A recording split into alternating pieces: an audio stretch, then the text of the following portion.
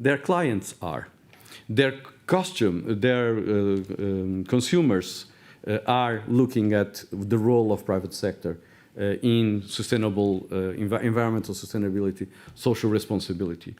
We need to help the companies to have a good governance to be able to cope with all these transformations. So it's not important if you are focused or not in EU legislation regarding ESG. It's important that your clients are. It's important that your customers are. It's important that science is telling you that we need to change the way that we do business if we want to have a planet to leave to your kids and your kids' kids. It's important to know that you, as talent that we need to attract to businesses, are not, by and large, willing to work for companies that do not have ESG or sustainability in their heart. So it doesn't matter what the law says, it matters how it applies to the whole ecosystem of economic and business. And that applies to everybody. It applies to the company that will sell pieces and parts to a larger company that is part of the legislation. It applies to the business that you are going to walk into and ask, where does this coffee come from? How was it collected? What are the social and environmental concerns of your suppliers? It applies to everybody, regardless if you mention or not in the legislation. So we're very happy with the fact that we now have a structure to help the Portuguese small and medium companies to be able to cope and to adapt to the ESG directives, including the Corporate Sustainability Directive that you're going to discuss today. There's another role for private sector that I'd like to mention, and it has to do with the impact of private sector in development. We are helping and we work with the Portuguese government and others. We work with lots of developing countries. It's part of our foreign policy to help and support the development of those countries that need some support and to take that direction. And part of that policy involves the role of private sector. Private sector, when investing in developing countries, when investing rightly in developing countries, when investing, taking into consideration social and environmental impact of their investment, are key, are fundamental, are essential tools of the public policy for sustainable development. We need to have the private sector engagement in the development policy. The former director of development at the OECD, Jorge Moreira da Silva, who is now Undersecretary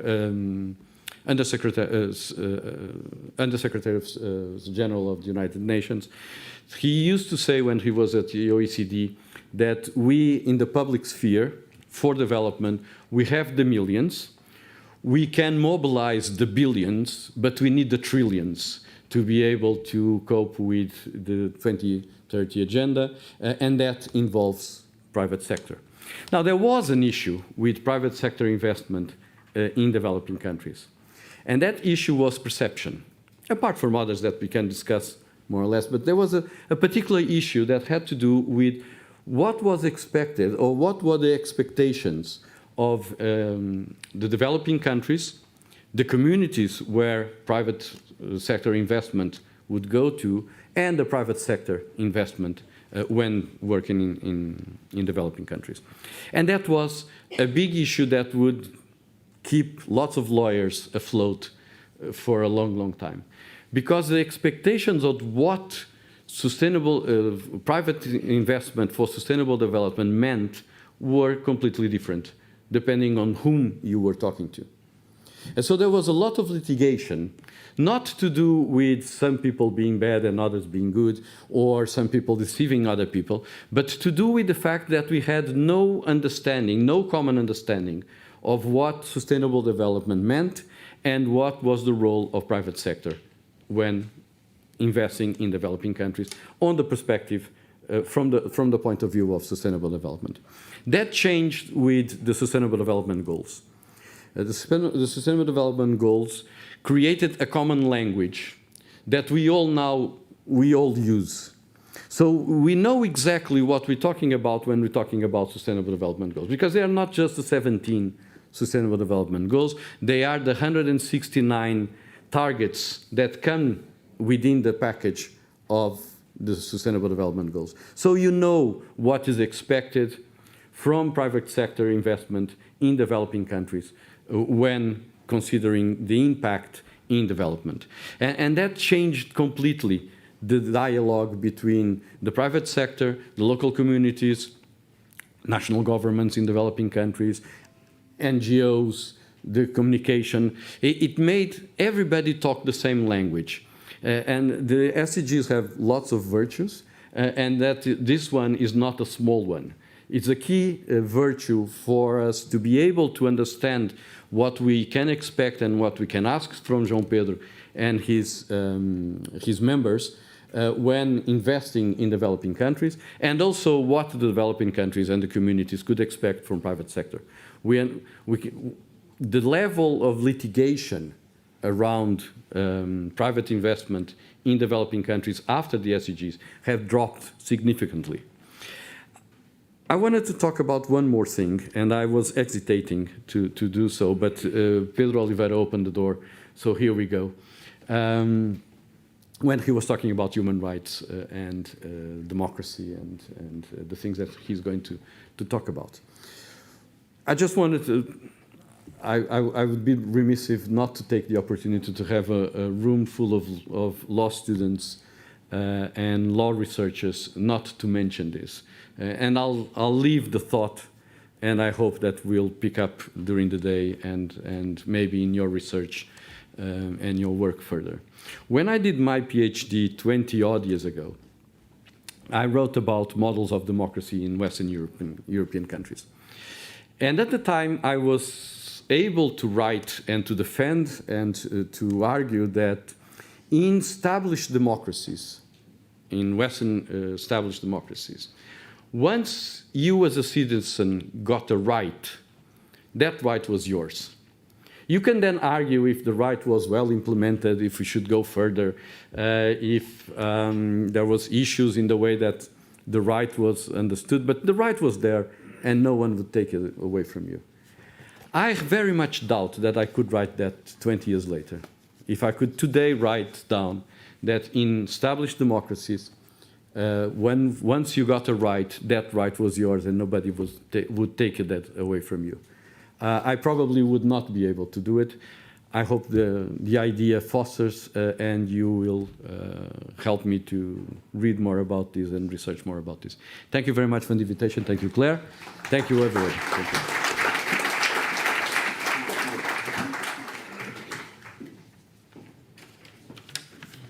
Thank you very much, Mr. Secretary of State. And now I will call to the stage Elise Rassico, the Ambassador of Canada to Portugal. And thank you so much for being here with us today as well, Elise.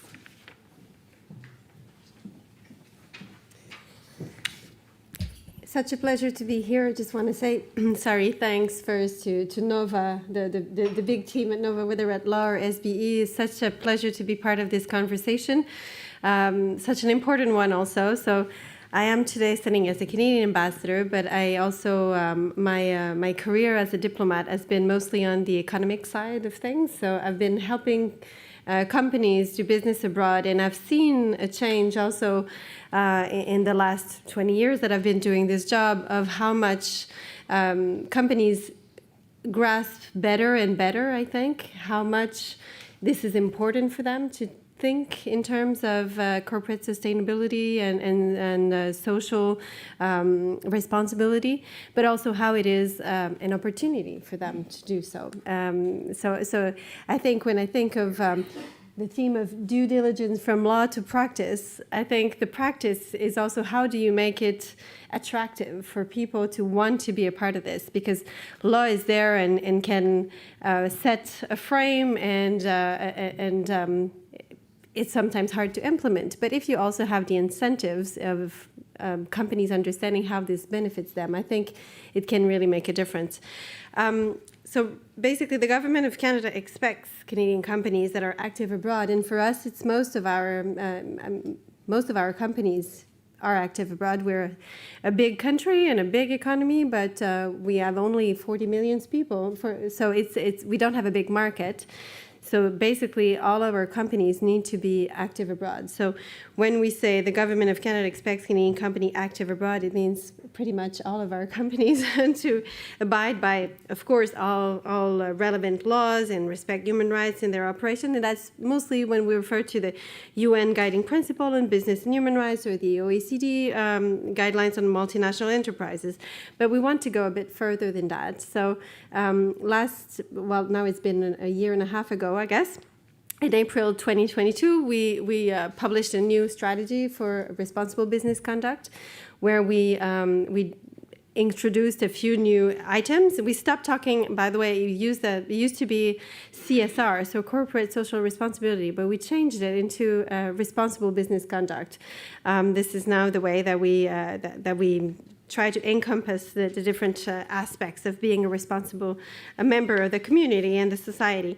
So some elements of it are more in terms of prevention, but also some of them are there to support companies in implementing those things. We do have in our network of trade commissioners abroad in all our embassies and consulate over the world in more than 160 cities nowadays, people who are there to help Canadian companies in understanding their responsibilities and understanding when they're doing business in a specific market, how can they do that better? How can they do that, well, of course, legally, but also as a member of this vision of change for society in a more sustainable way.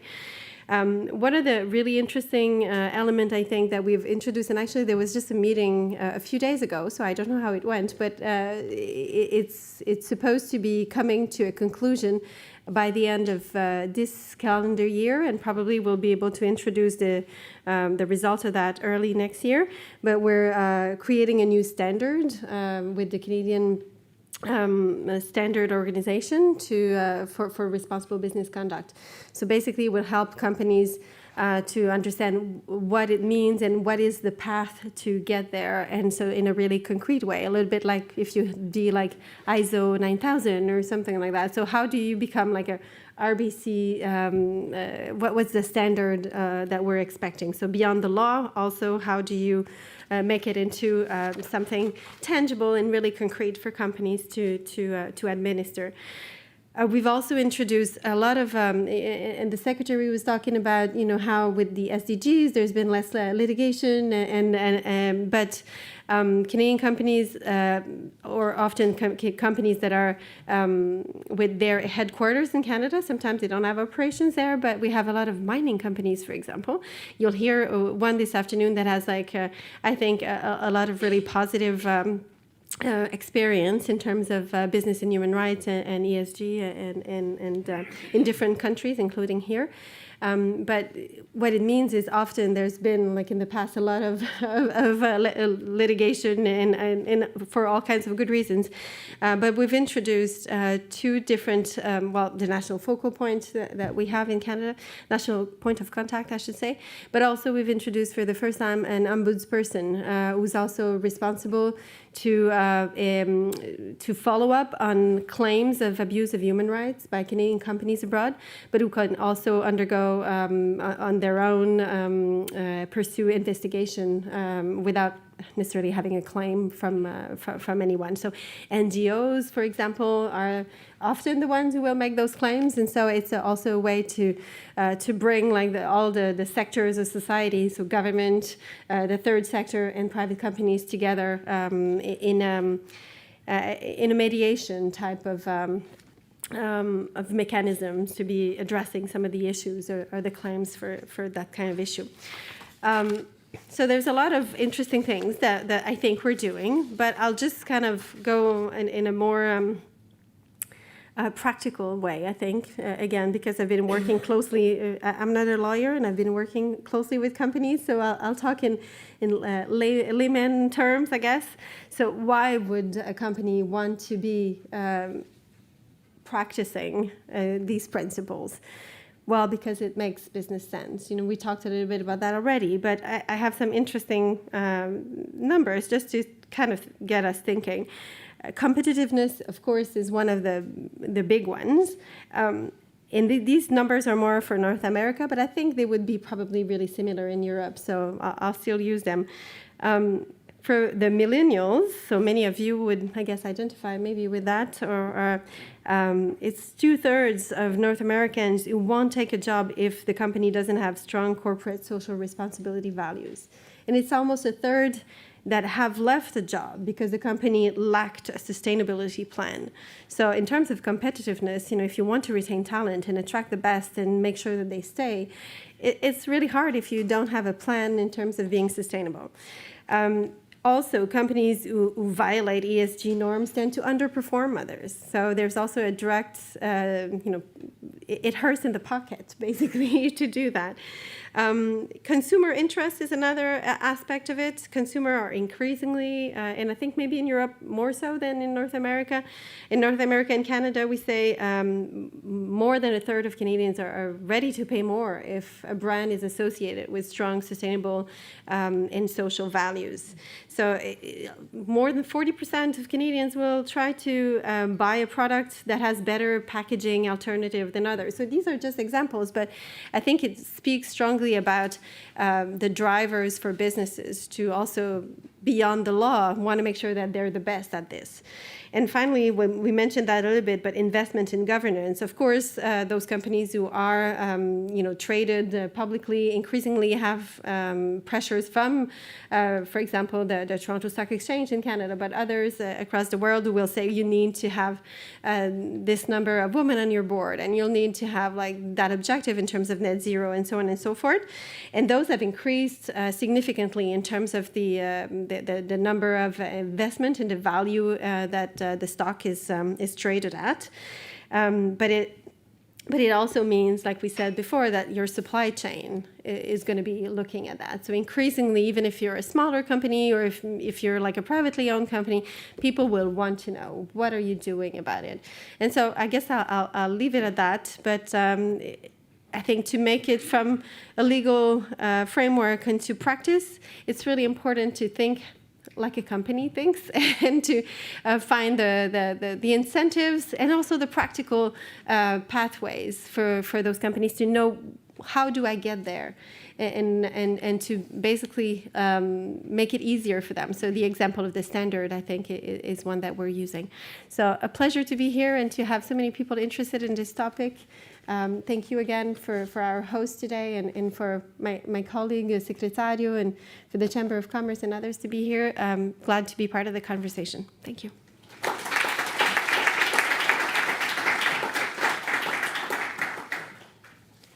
Thank you very much, Madam Ambassador. And now I'd like to call to the floor the Secretary General of the Portuguese Chamber of Commerce and Industry, João Pedro Guimarães, with a special thanks for always supporting all the activities of the Nova Center on Business, Human Rights and the Environment over the past few years now. And just to emphasize that Chamber of Commerce are also a really great ally in making this transition towards a more sustainable way of doing business. And we've also been doing work recently with the Chamber of Commerce of Mozambique, and it's really nice to see the key role that Chambers of Commerce can play through their activities and their members in helping put that agenda really at the forefront. So thank you very much, João Pedro. Hello, good morning to you all, Mr. Secretary of State, Madam Ambassador, fellow speakers. It is a great pleasure to be here with you today, and dear Claire, of course.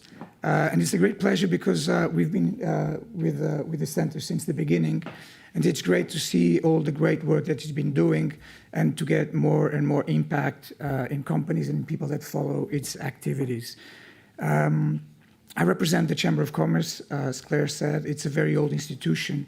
It's actually almost 200 years old. It's 189 to be precise. And I think that we work for, of course, for companies, but I think that's what kept this chamber alive. It's a private chamber for so long.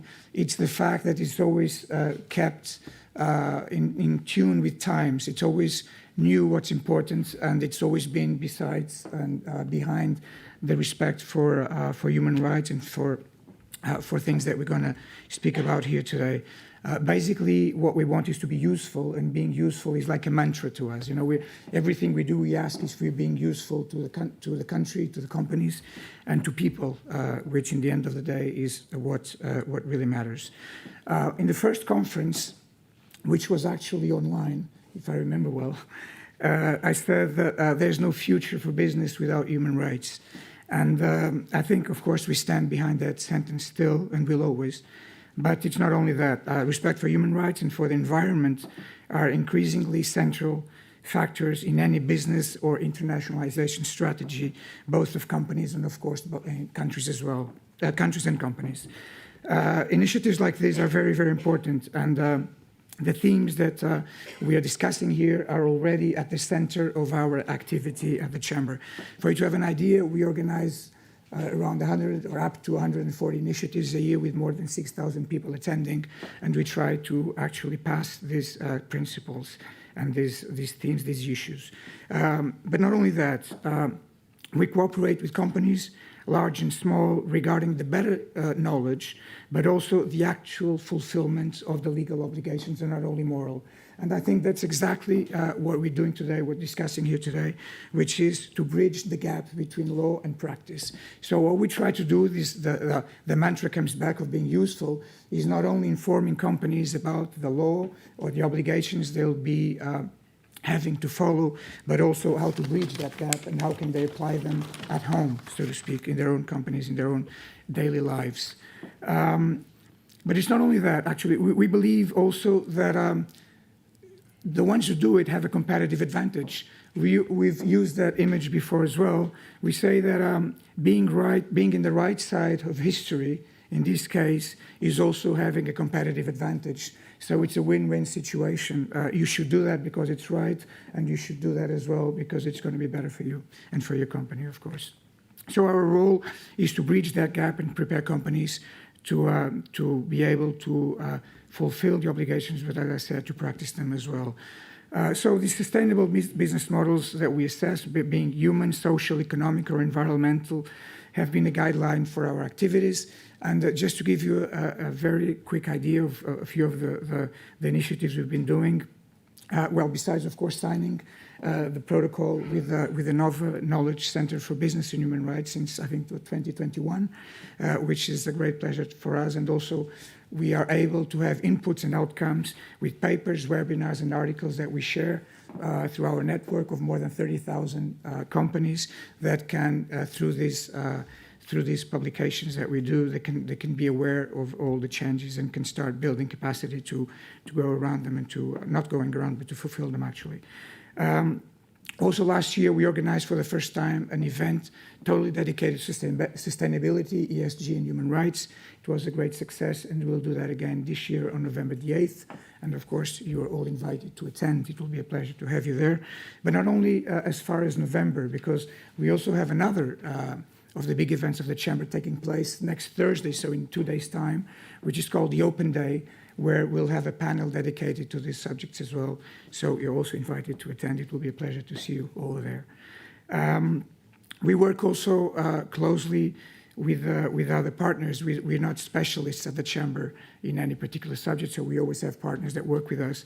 And we have a special partnership with the Novo Bank and the radio station TSF, aimed at SMEs, precisely to let them know and making them aware of the obligations that are coming their way so that they can prepare for the near future and, more important as well for the future, for the long future, for the need to do, of course. And we actually try to practice what we preach, as Madam Ambassador said. If we don't do that at home as well, people will not want to work with us. So we do a lot of in-house training And we did it last time with the Business Council for Sustainable Development, so that the people that work with us inside CCIP are also very well aware of what we stand for and know what our mission is, and that our mission is to be useful, as I said, but is also to share with people knowledge that can be useful for them. We've also been working, and we follow, as I said, in this work, we follow very closely, of course, what the government is doing, and in particular, Mr. Secretary of State. And we want to be partners, and we believe we are indeed in doing that work and in reaching companies and helping them being aware and being more in tune with what's asked of them. And this is basically it. I just wanted to let you know a bit about the Chamber, about what we do and about what we stand for. So we'll keep in mind that we need to protect and respect human rights. And we'll keep in mind that sustainability improves the quality of life, not only our own, but of future generations. This is what we keep in mind. I'm sure that's what you will keep in mind as well. Thank you very much, and I wish you all a useful day. Thank you.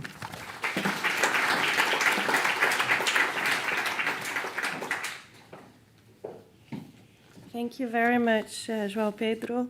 And now I will call to the stage Bruno Ferreira from Managing Partner at PLMJ, who, again, I would like to extend a special thank, because PLMJ, who is one of the largest law firms in Portugal, has been one of our partners and sponsors since we started, and it's been an absolute pleasure working with you, so thank you.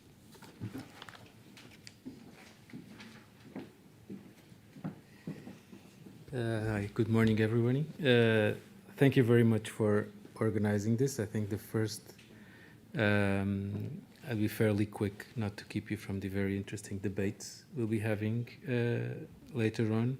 I think the first part of my comment would be to congratulate Claire and Laura and the organization and the Center for Business and Human Rights and the Environment. It's great to have this partnership, and also congratulate Nova SPE and Nova School of Law for today's event, and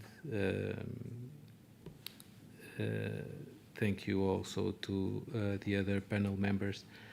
I think as a law firm, we have been interested in these topics and involved in this discussion for a long time now. We are convinced that we need our more than 270 lawyers to be part of this discussion, especially in bridging this gap between legal requirements and what actually happens in practice. Of course, we feel we need to be involved in this debate, and we need to be part of it, not only because our clients need us to be involved, and it's very important to debate for our mostly corporate clients, but also because our lawyers also feel that this is really important, and we ourselves were convinced that this is the right thing to do. Throughout my career, I've always been very interested in trying to understand, even if from a more amateur perspective, what makes the difference between a legal requirement that is usually complied with and a legal requirement that's usually ignored. I think most of this comes out of the fact, or most of this difference comes out of the fact of how people, or how the actual agents look at the content of these legal requirements. If they feel that the legal requirements are morally correct, or something that they need to comply with, of course, the level of compliance will be higher than if that is not the case. But usually, this is also problematic, of course, if you have the conviction that there's a regulation that needs to be complied with, that this will make it easier for confirming the level of compliance and the level of enforcement. But if that is not the case, of course, that will be harder. People will ignore the legal requirement. I think this then, in this specific topic that will be discussed today, and of course that the center has been reflecting on and researching on for a number of years now, this is very important for a number of factors. First, because you've been witnessing this road that has been walked from voluntary principles and recommendations and guidelines towards more mandatory requirements. And I feel that this has helped. Of course, it's a long road. In a perfect world, we would have had a mandatory regulation that's complied and enforced from day one. But I think, as I mentioned before, this is difficult, a difficult road to tread. So if you have this road where you're first discussing what's actually the right thing for business to do, and then there's a regulation that makes these businesses do what these recommendations initially only suggested that they should do, is of course a great way to increase the level of enforcement. And so I think this is why the debate is very interesting. And I think this debate also helps us reflect on what happens in practice, meaning that bridging the gap between law and practice looks like you're just bridging the gap between legal scholars and legal practitioners. But of course, it's much more than that. It's bridging the gap between legal scholars, legal practitioners, and what companies and businesses and people actually do on their day-to-day life. It's quite interesting that in Portuguese there's no actual single word translation for the word for the concept of enforcement. I think that goes to show that the type of culture that we have around enforcement, meaning that it's something we don't focus on usually, to say the least. But I think that the road that has been traveled from the UN guiding principles to regulation, now spreading all over the world, is something that is very useful in terms of increasing people's conviction that this is something that needs to be complied with, and this is something that then afterwards need to be enforced, but also on a more philosophical or moral perspective.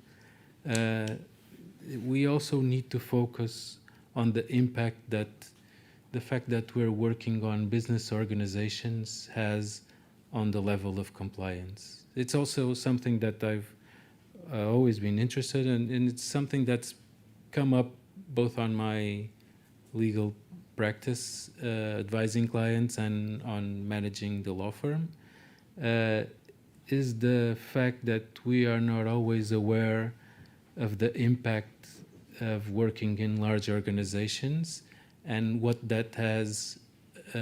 impact that has on your moral principles and how you act on your moral principles. So if you feel that on the day-to-day basis you need to replace your plastic toothbrush by a wooden toothbrush, but then when you're managing your company you don't care how the products are being produced.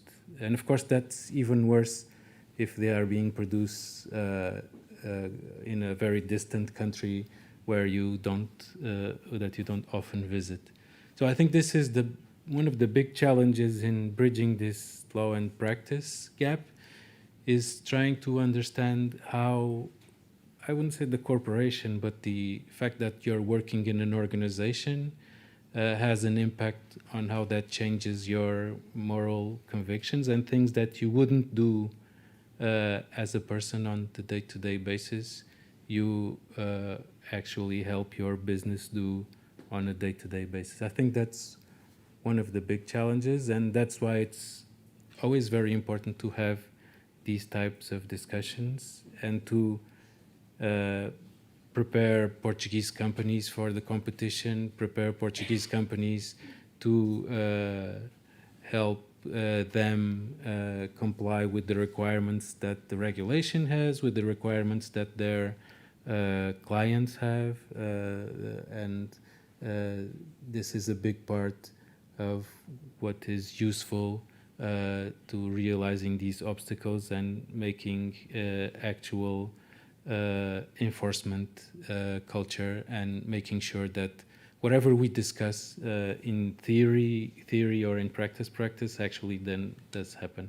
So congratulations once again, and thank you very much for your time.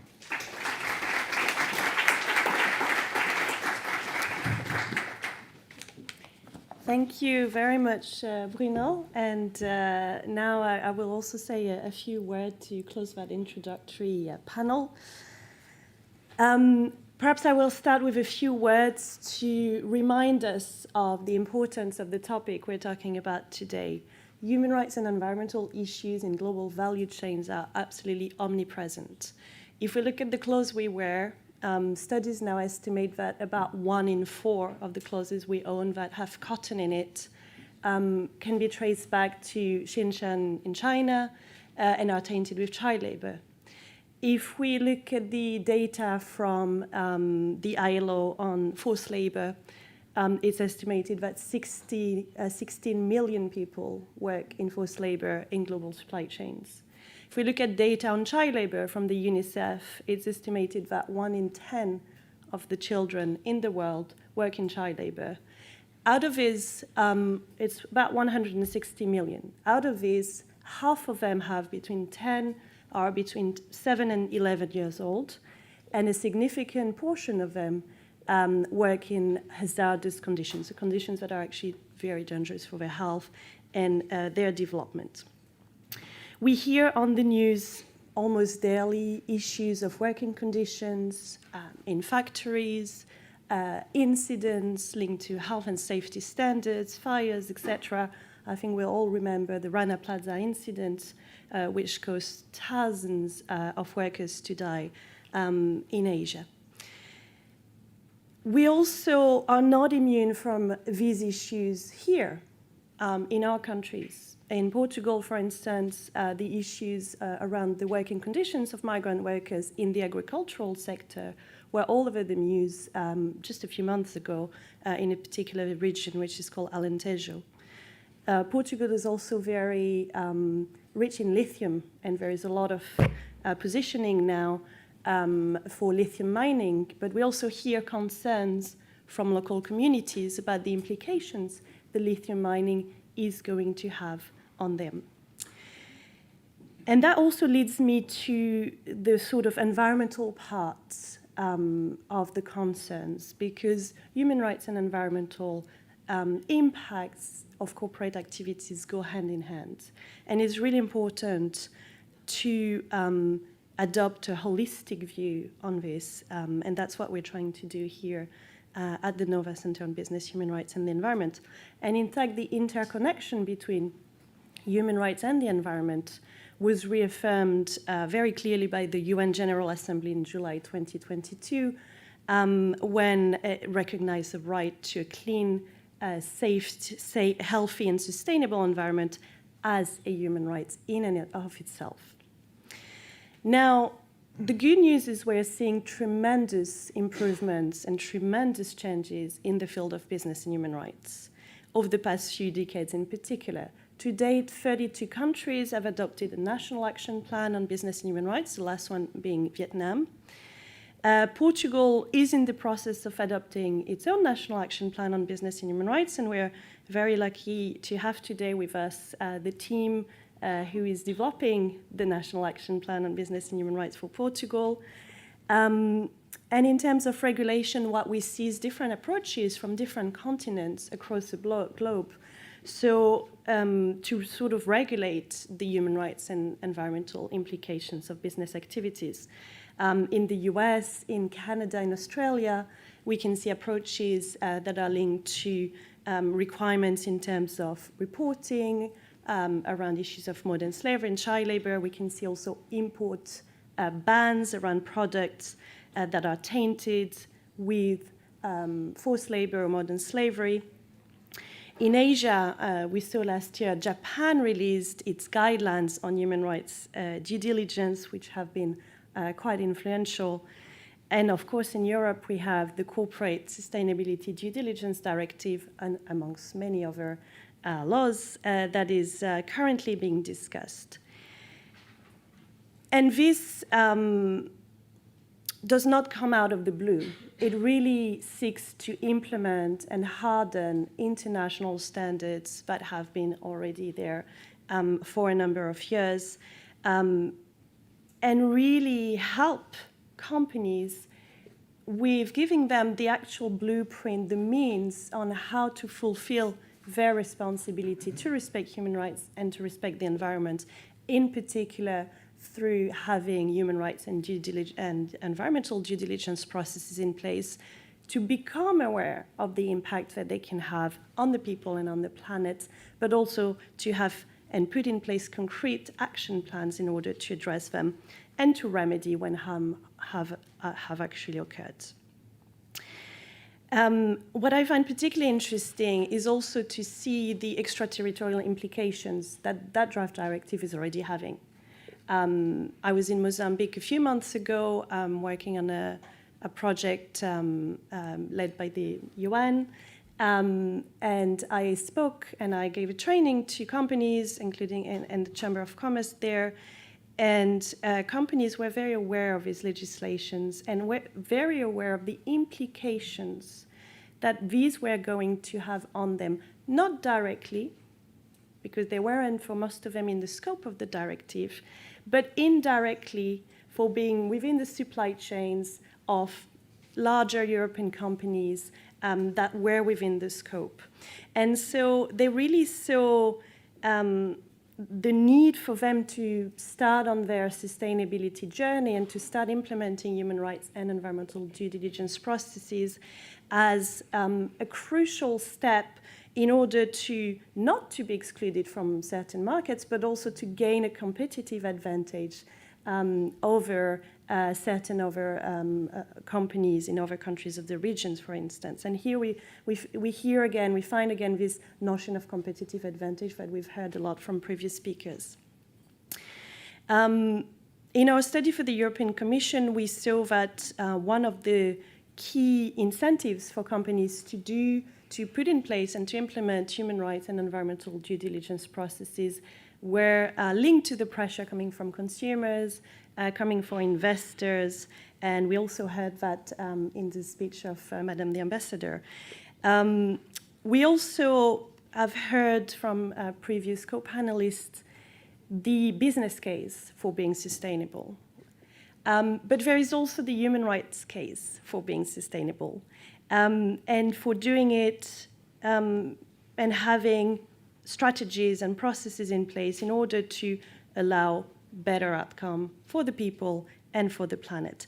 Now, João Pedro Guimarães also spoke about being on the right side of history, and I think that's what we're doing here today, to be talking about these issues and trying to work together towards more sustainable practices. We also see increased regulatory pressure. We heard also about from companies in particular that are the sort of regulatory burden that this can cause sometimes on them.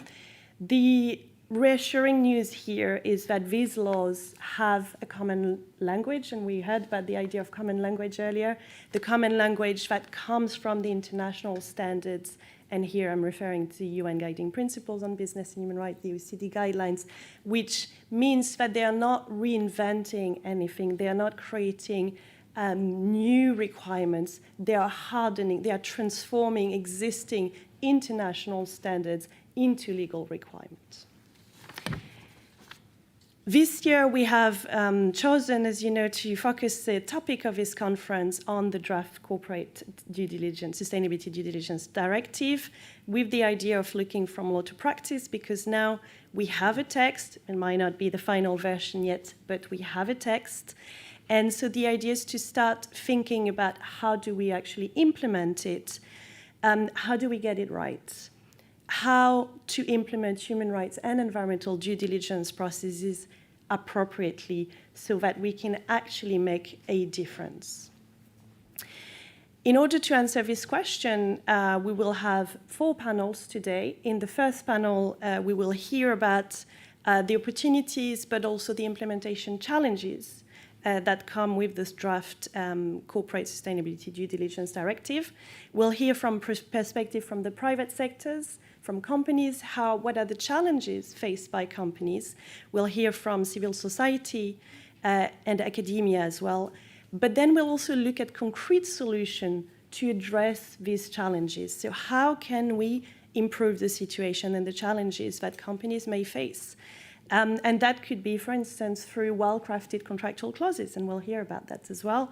That can also be through technology, and that will be the topic of our second panel, which will focus specifically on technology in the world of business and human rights. Technology both as a tool that can help us and can help companies in particular, for instance, map their supply chains, but also we'll look at the risks of technology in terms of human rights. Next, we will focus on the concept of responsible disengagement, which has been particularly put under the spotlight with the war in Ukraine and is an essential part of doing due diligence right. And then last but not least, we will talk about due diligence and remedy. We know that access to remedy is the third pillar of the UN Guiding Principles on Business and Human Rights, but it's also an integral part of human rights and environmental due diligence that is often overlooked. Now, I won't speak any longer because I want to leave the floor to our panelists. But I wanted to thank, first of all, my co-organizers, Laura Inigo Alvarez and Alison Holm, for the tremendous work that they have done. The students that have been helping us with the organization, they have done a fantastic job. Our partners, the Portuguese government, also our sponsors, PLMJ, the Chamber of Commerce, the Embassy of Canada, FCT, and also, of course, our speakers, our panelists, our chairs that today come from 4 different continents and represent perspective from multi-stakeholders. We'll have, as I mentioned, people from the private sector, we have policymakers, people from the government, we have civil society, international organizations like the UN, academia, etc. So the idea is really to hear these different voices. And as we want to hear the different voices, we don't want to miss out on the youth voices. And that's why we have decided to give a special place to youth ambassadors that are sitting here that will have a specific interaction with the panelists. They will have a dedicated time to interact and ask questions to the panel before we open the floor to the audience. To really hear from these young voices, because they are tomorrow's business leaders, they are tomorrow's NGOs, civil society members, etc., etc., and we want to hear from them. Last but not least, I would like to thank the audience, both in person but also online. I know we have many people following us online, for being here. It is my absolute pleasure to be talking and exchanging with you on this topic today. And so thank you to all of you.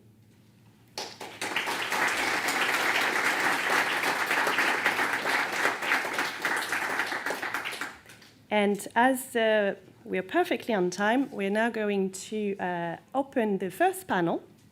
So I will call to the floor Rita, our chair for the first panel, as well as the panelists of our first panel of today.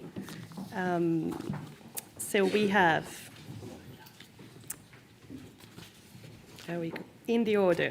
We have Nuno Morey da Cruz, Anaïs Tobal-Lagba, Michaela Stebert, Carlos Martins Ferreira, and for the keynote, we have Livio Sarandrea.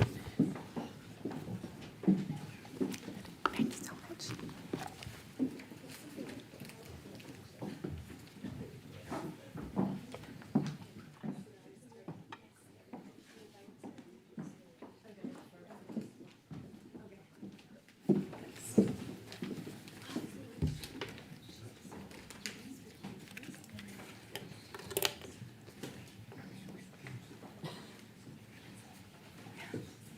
Hello, good morning everyone, welcome.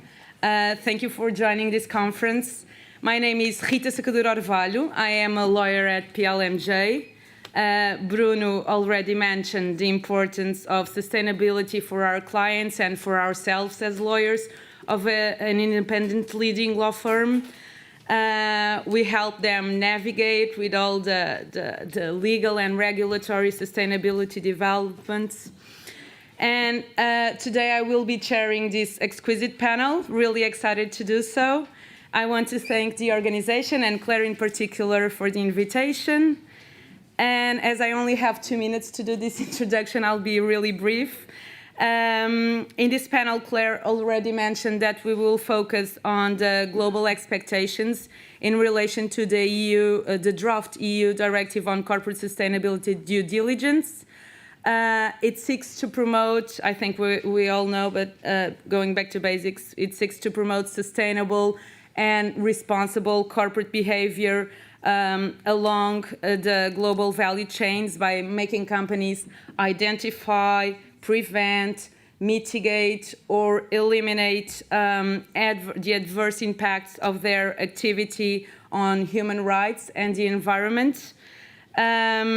Also, the Portuguese Secretary of State for International Trade and Foreign Investment mentioned that although the directive primarily applies to large companies, it has an impact along their supply chains, and so also an impact, a relevant impact for SMEs. We will start this panel with Livio Sarandrea. Livio, he is the global advisor in the UN Development Programme for Business and Human Rights. Livio has a very interesting personal experience as an international human rights lawyer, and I am looking forward to hearing his keynote speech.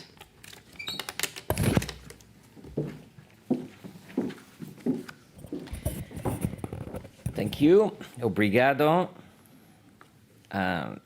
Chairperson Orvalho, distinguished panelists, representatives from academia, the private sector, governments, civil society, law firms, and youth ambassadors. What a great idea, Claire, to invite youth ambassadors today. I would like to start by thanking the organizers for the invitation. It's a great pleasure for UNDP to participate in the 3rd annual conference of Nova Centers on Business, Human Rights, and the Environment, and contribute to the discussion on expectations for challenges, expectations for and challenges in the implementation of human rights due diligence. The theme of this event today is From Law to Practice.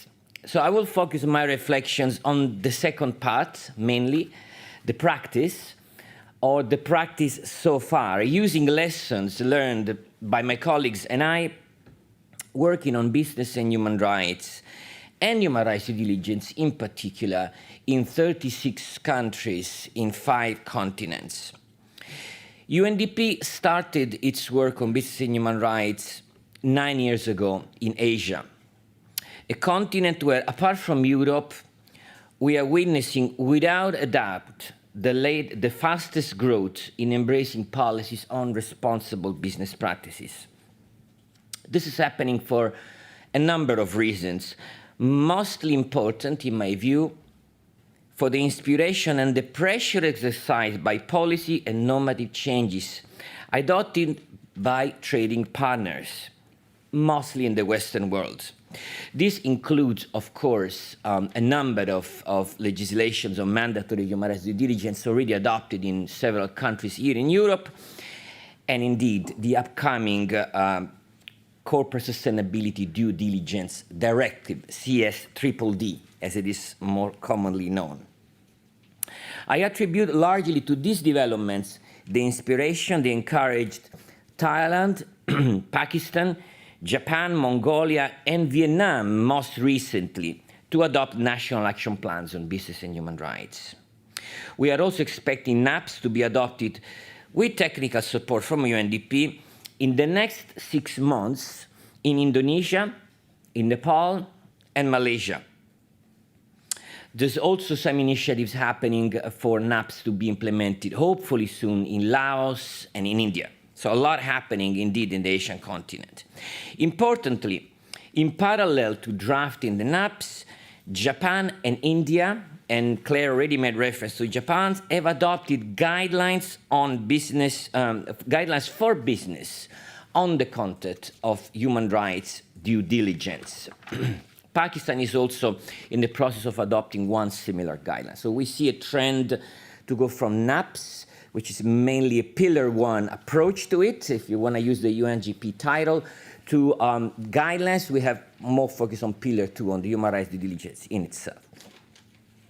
Two recent developments confirm a strong momentum for responsible business conduct in Asia. In the last 6 months, Thailand and Pakistan launched, with our help, feasibility studies to introduce, hopefully soon, legislation on mandatory human rights due diligence. So we see a clear trend on Asia walking in the footsteps of the EU in many ways. Also, very recently in Korea, a draft law on human rights and environmental due diligence was brought in for discussion. So then we see in this case the trend of that holistic approach Claire was making reference to. Is not only about business and human rights, it's about business, human rights, and the environment. Now, as Asia took inspiration from Europe, developments in this part of the world are in turn inspiring countries in other continents. Developments in Europe and in Japan have encouraged a growing number of countries in Africa and Latin America, which are hosting supply chains of large multinational enterprises of Europe or Japan, in adopting also policies on business and human rights. We're very encouraged, for example, by progress made in the adoption and implementation of NAPs in Kenya, Uganda, Nigeria, very recently, Peru, where the NAP was adopted already, I believe, 2 years ago, but a lot of efforts are ongoing to implement it. And we'll hopefully see NAPs adopted and implemented soon in Ghana, Tunisia, Mozambique, and Mexico. Now, alongside our support to governments, UNDP works very closely with businesses, directly with businesses around the world. In the last 12 months, over 1,000 companies have attended our Business and Human Rights Academy. We train more or less 1,000 companies a year. And our interaction with these actors, which are admittedly belonging to a group of more committed companies, so they need to be seen as such, point to 3 interesting trends, which I want to share with you. Firstly, an increasing shift from traditional corporate risk management to a human rights due diligence process which focuses on risks to people and to planet, and not only risk to business. Secondly, a growing realization of the inevitability of human rights due diligence and mandatory human rights due diligence, whether directly or indirectly, as the Secretary of State was mentioning today, and indeed the advantages that will come as a result of a level playing field. Thirdly and finally, an increasing practice among some forward-looking companies to integrate human rights and environmental due diligence.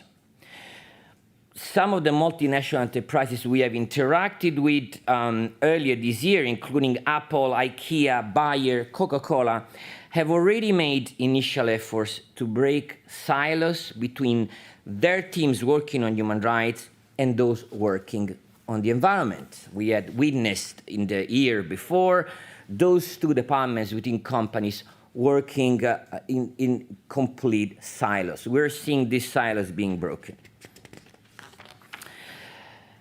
Having focused on the glass half full first in my reflections, let me now turn to the glass half empty part. The conduct of human rights due diligence is made complex, especially in developing countries. And once again, here I'm speaking as the main UN development agencies, is made more complex by 3 key challenges which we have observed at field level. Number one, though, as I said before, some good examples have emerged, the majority of businesses are still unaware of human rights due diligence and its 4 steps. According to the World Benchmarking Alliance, in 2022, 36% of the businesses assessed globally, and again, the World Benchmarking Alliance focuses on large businesses. They have large capacity, in principle, to do human rights due diligence. In this assessment, of all the businesses globally, 36% scored 0 on human rights due diligence, with 87% of them scoring 0 on tracking and 92% scoring 0 on communicating. Second, where there is awareness, business lack an understanding of the technical details of the UN Guiding Principles and lack capacity. From a recent consultation we had with 50 large businesses, we learned that for too many of them, human rights due diligence is still a one-off assessment that does not involve affected right holders beyond top-down audits.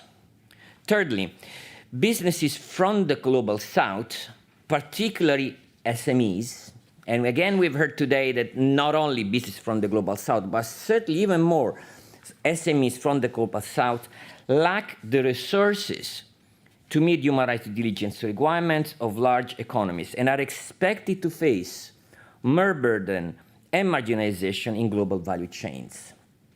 A recent analysis of the implication of mandatory human rights due diligence provisions on developing and least developed countries highlights the risk that with constrained resources of small-scale businesses, the new norms may result without appropriate, I should say, accompanying measures in their disengagement from international trade, a possible slowdown of socio-economic development, and increased vulnerability of local communities. I want to be unequivocal in this point. We are very much in favor of the Corporate Sustainability Due Diligence Directive of the EU and all other mandatory norms, but we want to place an emphasis on the importance of accompanying measures when these norms are adopted. UNDP is very committed to closing the gaps that I've just illustrated, gaps of awareness, capacity, and knowledge, and is engaging in the drafting of a few tools to respond to direct requests that we receive from companies that attended our Business and Human Rights Academy. It's one of the luxury we have to interact with companies, hearing from them more specifically what they need and try to shape our programming around giving them what they ask for. And for example, last year we developed a guide on heightened human rights due diligence or human rights due diligence in conflict-affected areas. My colleague Sinisha will tell you a lot more about that.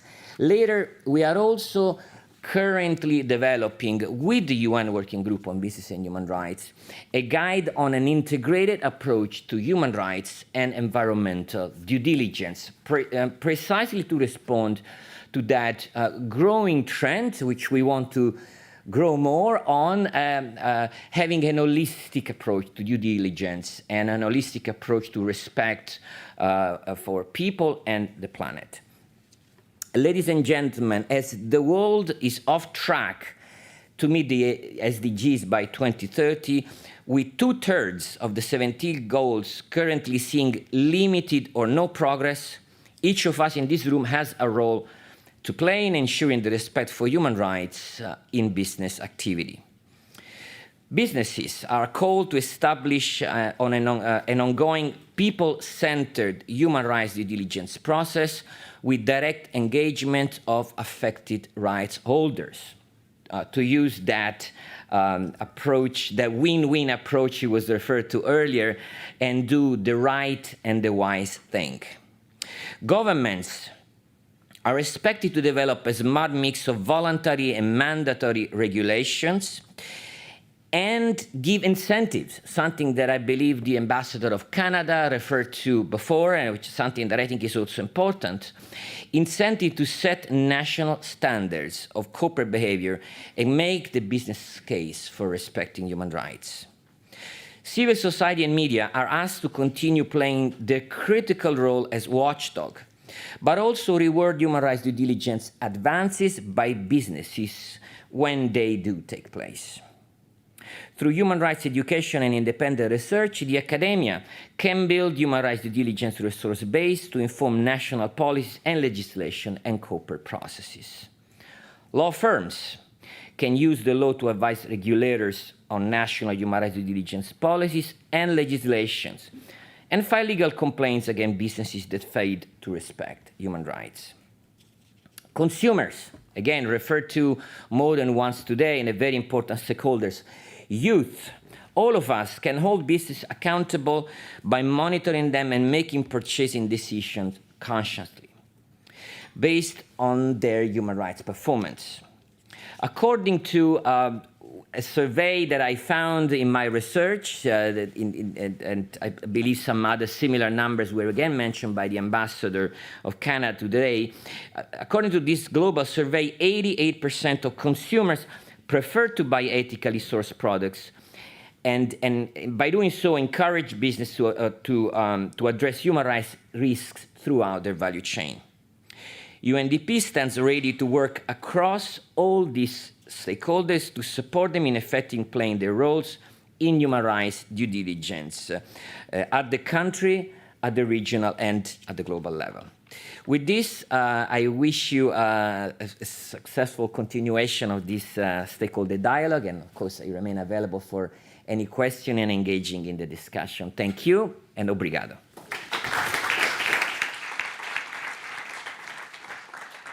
Thank you so much, Livio. It was a wonderful overview on the recent trends and developments in human rights worldwide. Also helped broadening our horizons, and a really interesting perspective on the glass half full, half empty. Dear panelists, we are starting with a kind of a different angle and a relevant insight into the CS3D and the energy transition.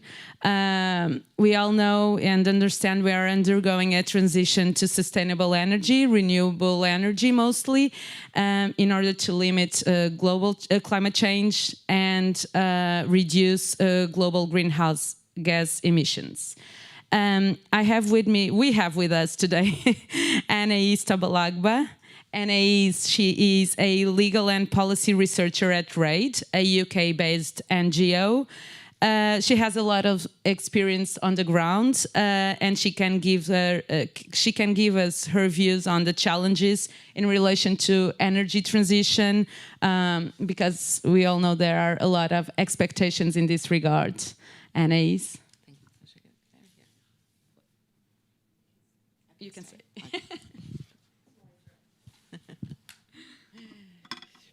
So good morning, everyone, and thank you, Rita, for the introduction. So as mentioned, I work for a UK-based organization which is called Rights and Accountability in Development.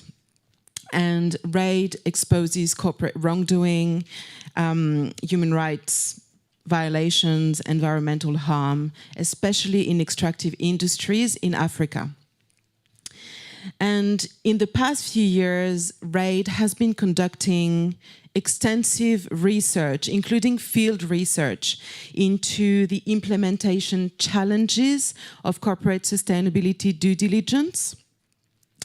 And we've been looking in particular at the global supply chains of what we call critical minerals. So these minerals are those that we need for the transition to green energies. So you've got, for example, lithium, which is obviously quite relevant in the context of Portugal, but also graphite, manganese, cobalt, and nickel. So these are the main ones, although there's quite a few others that can make it to that list too. So when we as consumers think about the energy transition, what do we think about? We think maybe I'm gonna install a solar panel in my house, or I'm gonna buy an electric vehicle to contribute to decarbonization. And often we're made to think about the positive impacts that we can do as citizens, as consumers, without really thinking about the social and environmental costs of that transition to greener energies. And this is one of the concerns we raised in a recent research that we published at the end of 2021, but we've been doing a lot of advocacy around this work in the past couple of years. And for that research, just to put things a little bit into context, we focused on cobalt as one of the critical minerals. And cobalt is quite interesting because it's one of the minerals that are essential for the lithium-ion batteries that you find in electric vehicles. And as a matter of fact, about 50% of the global supply of cobalt is used in EVs, in electric vehicles. The World Bank estimates that the demand on cobalt will skyrocket in the next few years. They're thinking about an increase of 460% by 2050, which is obviously a massive increase of the demand for cobalt. And at the same time, 70% of the global supplies, the global resources of cobalt are based in an African country, which is called the Democratic Republic of Congo, or the DRC. So in our research, we wanted to demonstrate that the extraction of this critical mineral comes at great cost for the environment, the health, and the lives of people who live in mineral-rich countries, and in this case, the Democratic Republic of Congo. So for our research, we decided to focus on labor rights, but there's a wide range of other human rights violations that happen in the cobalt industry. And we looked at the working conditions at 5 of the biggest industrial cobalt mines that operate in the DRC. We interviewed 130 workers, doctors, representatives of unions, and representative of labor agencies, or we call them as well subcontractors. And what we found was widespread abuse and human rights violations and exploitation of Congolese workers. And we really identified a wide range of human rights violations and labor rights violations. So that was, for example, very low pay, limited health benefits, excessive working hours. And in some of the mines, there was a lot of discrimination, racism, and violence against the Congolese workers. We linked these abuses to the extensive use by mining companies of subcontractors. So you'll tell me, using subcontractors, it's not that much of a big deal, everyone does it.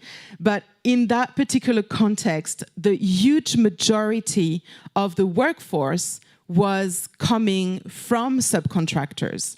So in some of the mines, up to 70% of the workforce were contractors. And I won't go into too much details because I know that I'm limited in time, but basically, if you rely mainly on subcontractors for your operations, you often need to pay them less than your direct employees. You have less liability under Congolese law because you don't have direct liability for your own employees. And these contractors are less likely to unionize because they've got no job stability. They just transfer from one employer to the other. So, these are the things that really came out of the research when we spoke, in particular with the representatives of subcontracting companies. I'm going to stop here for the labor right issues. We're also working at the moment on a new project which is focused on the environmental impacts of cobalt mining and on the discrepancies between, you know, environmental expectations in the global north as part of the energy transition and environmental realities in the global south. So I'm happy to say a little bit more about that later on if that's of interest. So I wanted to touch as well about how these human rights and environmental risks are linked to due diligence expectations. And the way we've thought about that question is tracing the cobalt from the DRC to the biggest electric vehicles manufacturers. And what was quite interesting is that, you know, these companies say that they source minerals responsibly, that they use clean cobalt. And one of the reasons why they're able to make these claims is, in part, I wouldn't say that's the entirety of the issue, but in part is that they rely on voluntary industry initiatives to implement their due diligence responsibilities. And there's several issues, you know, with these industry standards. First, they're voluntary, which means that, you know, companies don't have an obligation to implement them or even an incentive to implement them in a way that's not just a tick box exercise, but in a real systemic, comprehensive way that addresses all the human rights issues that they can find in their supply chains. Second, some of these industry standards have very narrow definitions of human rights or environmental damage. And we really saw that in relation to working conditions, because a lot of the companies that we spoke to were using a framework which is called the Responsible Minerals Assurance Process. And that process focuses on the worst forms of labor rights violations, which are child labor and forced labor, which means that, you know, when we think about the human rights violations that we identified, they don't fall into these categories. And as a result, they're just not looked into in mine site audits, for example. And we saw that because when we spoke to the EV manufacturers that we interviewed as part of our research, out of 11 of them we engaged with, 9 of them said that they had identified no human rights or labor rights violations in the entirety of their supply chain, which obviously is something that we disagree with because we've conducted the research at the source. So quickly to finish, I'm getting out of time, so I'm going to go really quickly. We've developed a few recommendations to address some of these concerns. So the first one is definitely stronger supply chain regulation. So that comes in part through mandatory human rights due diligence that's being implemented in different countries, but as well, you know, in the European Union.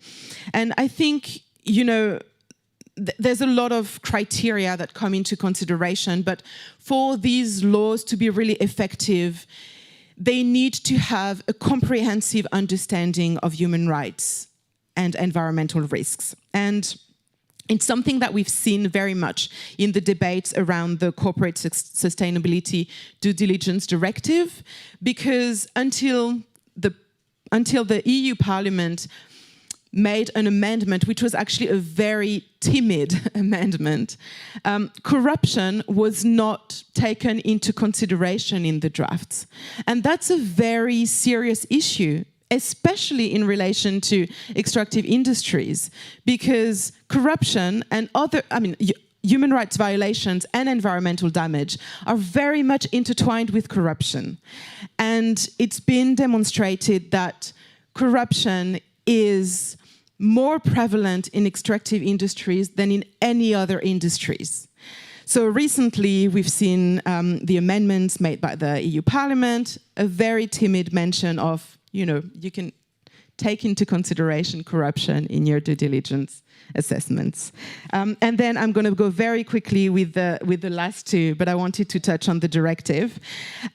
We also believe that EV manufacturers and refiners should use their leverage on their suppliers. And we know that they have some leverage on their suppliers, sometimes all the way to the mine, just because some of them have direct agreements with the mining companies, or they're very involved in conducting mine site audits, which is something we're advocating for. And finally, we believe that consumer-facing companies need to be more transparent about their supply chains, and that means mapping their supply chains all the way down to the mine sites and publishing these results. And this is really important for civil society and for consumers, because it allows us to monitor the due diligence practices of the companies, but also as consumers to make more informed choices in our consumption practices. Thank you. Thank you so much, Anais. It was useful. Useful to further understand RAID's work and also the opportunities that consumers and regulators have to contribute more to the supply chain accountability. Turning to Michaela Steibelt, I'm sorry if I didn't pronounce it the right way. She is a German lawyer and advisor at the German Help Desk on Business and Human Rights, which is a governmental consultancy that advises German companies on implementing human rights and environmental due diligence. And she also works for the Responsible Contracting Project.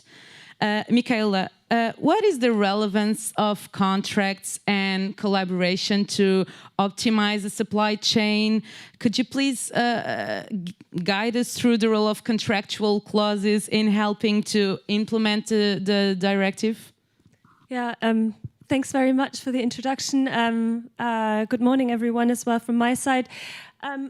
I'm going to speak about the relevance of contracts and code of conducts in implementing human rights and environmental due diligence processes in global supply chains. The Responsible Contracting Project is an organization that's aimed at designing, implementing, and creating awareness around responsible contracting practices. And the role of contracts is a fundamental one, but how we're seeing it at the moment, the glass is not only half empty, but almost completely empty, I would say, but I'll try to show how we can try to make it a little bit fuller. Contracts play a key role. They're the legal links of the supply chain, and they're used by companies to manage all kinds of risks. They're used to manage company risks, but the way they're being traditionally used is ineffective to manage human rights and environmental risks. And because of mandatory human rights and environmental due diligence regulation requiring human rights and environmental effectiveness, traditional contractual approaches become increasingly ineffective to manage company risks. Because of this type of legislation, these, like human rights and environmental risks, become company risks. We've heard about the change of perspective that this type of legislation forces companies to make. They cannot be used to manage company risks anymore, and instead a new approach to contracting is required. Contracts and code of conducts are by far the most widely used tool by companies to implement due diligence processes in global supply chains. They can be a fantastic tool. The way they're being used right now is the straight way forward to basically sabotage all attempts at conducting due diligence. And if you look at how traditionally contracts are designed, I think it will become very clear why this simply does not work, because we need effectiveness, which means we need to see results, basically.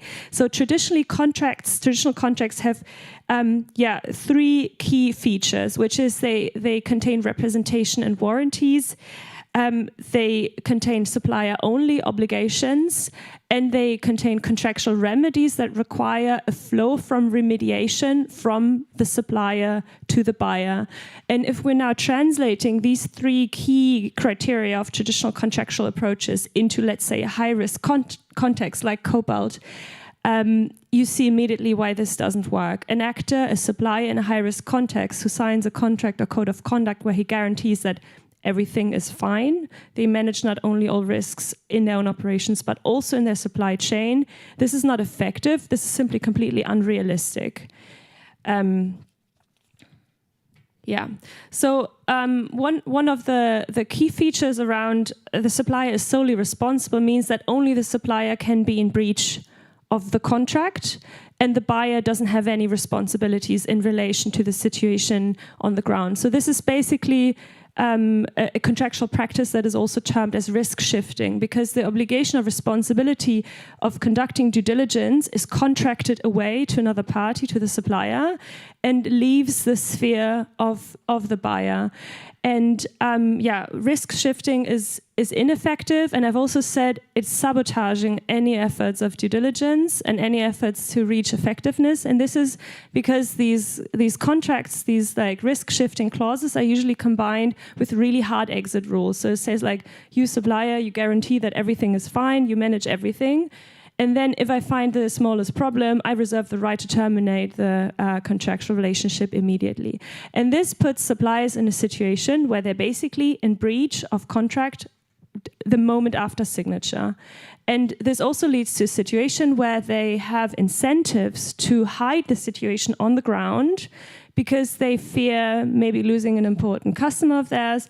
Maybe they fear also other disadvantages from the contract. Maybe there's contractual penalties involved that would, again, flow from the supplier to the buyer, so no human rights remediation that should be flowing actually maybe from the supplier or buyer to the victims of the human rights or environmental violation and be used to remedy the situation. And so, it's sabotaging the situation. The supplier will do everything they can to hide the situation, and this is something where we need a shift, because we need to, after maybe 30, 40 years of poor contracting and poor code of conducts, we need suppliers to understand that the times have changed, and what we want from them now is not to hear that everything is fine, but to actually hear how things are, to be then working on how we can make things so that they are fine. And from these problems, we can derive a different approach to contracting. What could be the key characteristics of human rights and environmental due diligence aligned contracts? And so this should be first that there's a joint obligation and a shared responsibility to conduct due diligence processes. So instead of the supplier guaranteeing everything, they should be share the obligation, do it jointly, and the buyer should be supporting the supplier in doing this. And then there should also be obligations of the buyer to support the supplier in, not only in doing this, but also to show own practices, especially purchasing practices that help the supplier in meeting standards. So one of the main elephants in the room when discussing this with companies or at events is actually purchasing practices and the price. So nobody actually wants to talk about the fact that all of these things actually cost money, and you can't just continue business as usual and then have your nice due diligence process. You have just a managerial process, tick boxing exercise on top of your business as usual, and then you can show that you have this nice process and things are fine, because this is simply ineffective. So what you need instead is you need to change purchasing practices. So prices must include all direct and indirect production costs, including costs for adequate living wages and sustainability costs. Lead times should be designed in a way that it allows the supplier to deliver without rights violations, especially violations of working time, which is often also connected to other problems, operational safety and health, and also connected to wages, because oftentimes overtime is not compensated for. Then we have a practice of last-minute changes of orders, of volumes, of product specifications, and generally an environment where companies rather have more short-term contractual agreements, so they place an order here and they place an order there, and this really doesn't put suppliers in a position where they could say, okay, I'm going to negotiate on a better price now because they have just this one order. They're in a very competitive environment maybe, so they're going in for low price, high quality, short lead times, and maybe also a tick-boxing sustainability process on top of this. And only when companies start to have more long-term engagements with their supplier, and we know from the experiences from the textile sector that contracts of at least 5 years allow a supplier to plan enough to be actually investing in improving standards. I know I spoke a lot, I got a sign. Just a couple last words in relation to this, what I've said, not just being the dream of a couple of lawyers, scholars, but instead actually being a shared understanding that's also shared by the other organization I work for, the Help Desk on Business and Human Rights, the competent authority for the enforcement of the German Legislative Act, the BAFA, and also the German government. So this understanding in relation to purchasing practices and contractual practices is actually shared by the BAFA, and is also something that, at least in the Parliament's position, is very pronounced and is also interpreted into Commission proposal and the position of the Council. So this is something that is really far away from current business practice, but obviously, if this already was standard practice, we wouldn't need any legislation for that. Thank you so much. Thank you, Michaela.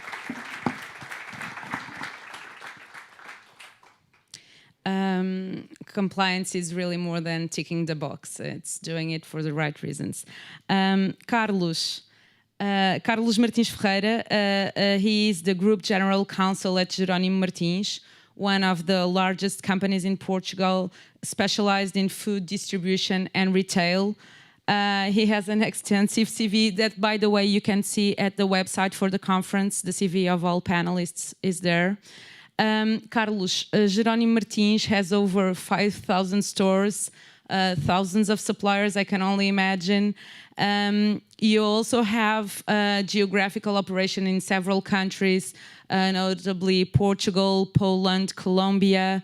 How do you handle all of this in practice? How do you walk the talk? That is such an important question, I have to stand up. Of course. Because I believe I have a PowerPoint. Yeah, of course. And you have... So I have a microphone there, so I don't need that, I guess. Thank you very much. Okay, so this is the remote. Just to push next. Yeah, okay. Or here, yeah, good. You can put it in. Yes. That's it. Thank you very much. So, first things first. Oh. Thank you. First things first, I want to thank, of course, Nova School of Law, Nova SBE, and the invitation from Professor Claire Bright, to all of you, the audience, the youth ambassadors. I hope I will not be too dull. I am a lawyer, so that risk exists. I just want to let you know. Well, it's not easy to walk the walk. It's more or less inevitable because one of the initial aspects I would like to mention, I will not follow the PowerPoint strictly, but it's here for you to follow if you want to deep dive a little bit on my considerations. ESG factors in corporation, in management, is inevitable. It's not just something good to have, it's something that we must have. So Jerónimo Martins is perfectly aware of that. It's a company with more than 230 years of existence, so it has a long-term perspective of business, and of course, in the last decades, it has incorporated a lot of what is now becoming a regulatory. It was self-regulatory, it was recommendatory or soft law, now it's becoming hard law. It's inevitable because, as I say here, it's no longer accepted that ESG human rights have nothing to do with business if you have a triple bottom line approach. So planet, people, and profit. Profit is important. I apologize for being pedestrian, but no money, no space travels, aka no bucks, no Buck Rogers. So it is very important. This triple perspective of the business, of the sustainability, incorporating all these factors is completely important. So legal obligations are accelerating. You can't imagine the number of laws, legislation, regulation that has been published recently is, of course, awful for general counsels and compliance departments, because it implies to incorporate a lot of things in a very short period of time, but it's inevitable. I would like to start by telling you why the companies, special companies like Geronimo Martins, thinks that there are opportunities in this regulatory agenda related to ESG, CSR, CSDD. It was already mentioned a little bit by the Madame the Ambassador from Canada that there are opportunities in developing this kind of approach. It creates innovation solutions, it reduces environmental and supply risks, attracts and retains employees. That is very important, especially today in our times, where employees are being missing, expands consumer base, protects the brand value, reduces production costs. I'm running fast because I have very little time. Generates positive publicity, and publicity is not wrong. It's better to do the right things for the wrong reasons than to do the wrong things for the right reasons. So publicity helps to differentiate from your competitors, allows you to define trends, improves financial performance, and of course, it makes it easier and cheaper to access financing. And of course, it's the right thing. So that's, let us say, the part of the opportunities. Where are the challenges? And here, also for the sake of time, I don't draw a distinction between legal and practical, despite the fact that legal is very connected to practical. I mean, it's not only the gap between the law and the practice that we need to fill, is the gap between the law and what is possible to do that we have to fill. It's not the difference between what the law says, what the companies do, is between what the law says and what the companies are able to do. So here I'm referring to specific points of the draft directive. As you know, we have, let us say, 3 different documents on the table that are being discussed in the trilogue between the Commission, the original proposal, the Council, the first position, and the European Parliament, let us say, the second position. And it will be from this discussion that the final text will be adopted. And there are differences between the texts, which I do not refer specifically here, except when I deem it important to refer. So, the challenges for us as a company that is working and present in several jurisdictions, including several jurisdictions in Europe, not only Portugal and Poland, but also now Slovakia and Czech Republic. It's the absence of a single market clause in the directive. We want to refer this. This was foreseen in the first resolution of the Parliament that proposed a directive in 2021. There was a mention to full harmonization clause there that is missing now in this new directive. It's a little bit dangerous because if you want to ensure a level playing field, you need some harmonization that should be as, let us say, complete as possible. The concept of the ultimate parent company that has been introduced by the Parliament in its position to define the scope, the subjective scope of entities obliged, is a little bit complex and it is misleading because ultimate parent company refers to the concept of holding and financial holding. We don't want ultimate parents companies to have the duties under the directive. We prefer to have the intermediate parent companies that have, let us say, the knowledge of the business, that perform actions in the value chain or the supply chain to have to adopt the due diligence than just financial holdings that know nothing about the business. Civil liability questions of extraterritoriality and international private law, the absence of a risk-based approach in the Commission proposal, contrary to the Council's and the UK and the Parliament proposal, that introduced the concept of prioritization based on severity and likelihood. That seems to be the right approach. Some definitions are quite obscure. The difference between these concepts that seems similar but are completely different. Value chain and supply chain. Value chain refers to upstream and downstream. It includes not only your suppliers and your suppliers' suppliers, but also your clients, the way they use your products or the services that you render. That is very difficult to monitor and to identify. So we prefer, of course, the concept of supply chain, or as the Council introduced in its position, the concept of chain of activities. Let me move fast because I'm being aware now that I need to move fast. Due diligence obligations at group level should be handled very carefully.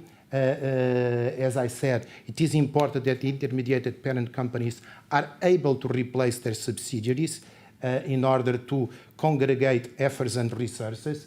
The director's duty of care, as it is framed still in the Parliament's position, contrary to the Council's position, may still cause certain paralysis of the decision-making process and uncertainty regarding the business judgment rule.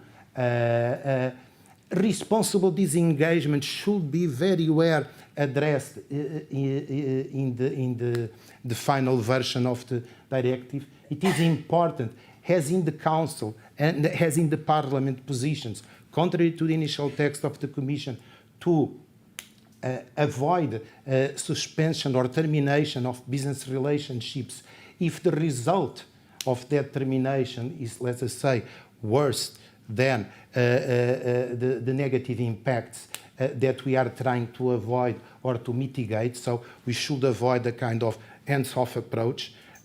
You are not complying, I will terminate with you and I will move forward. Of course, that the deriving national legislation of the directive should not put European companies at, let us say, a competitive disadvantage vis-à-vis more business-friendly legal environments. It is important to, it's not the major concern, but it's still a concern, that also the deriving national legislation should not discourage the investment in the southern countries, the so-called global south, leading to what I call de facto embargoes. And now I will finish just to saying why this is a huge task, why this brings a lot of concerns and congregation of efforts to companies like Jerónimo Martins. Because in practice, companies within the scope of directive will be required to integrate due diligence into policy. So government is important. It's the G of the ESG. That's sometimes it's missing, and it's not probably referred in such a detail that it should be in this directive.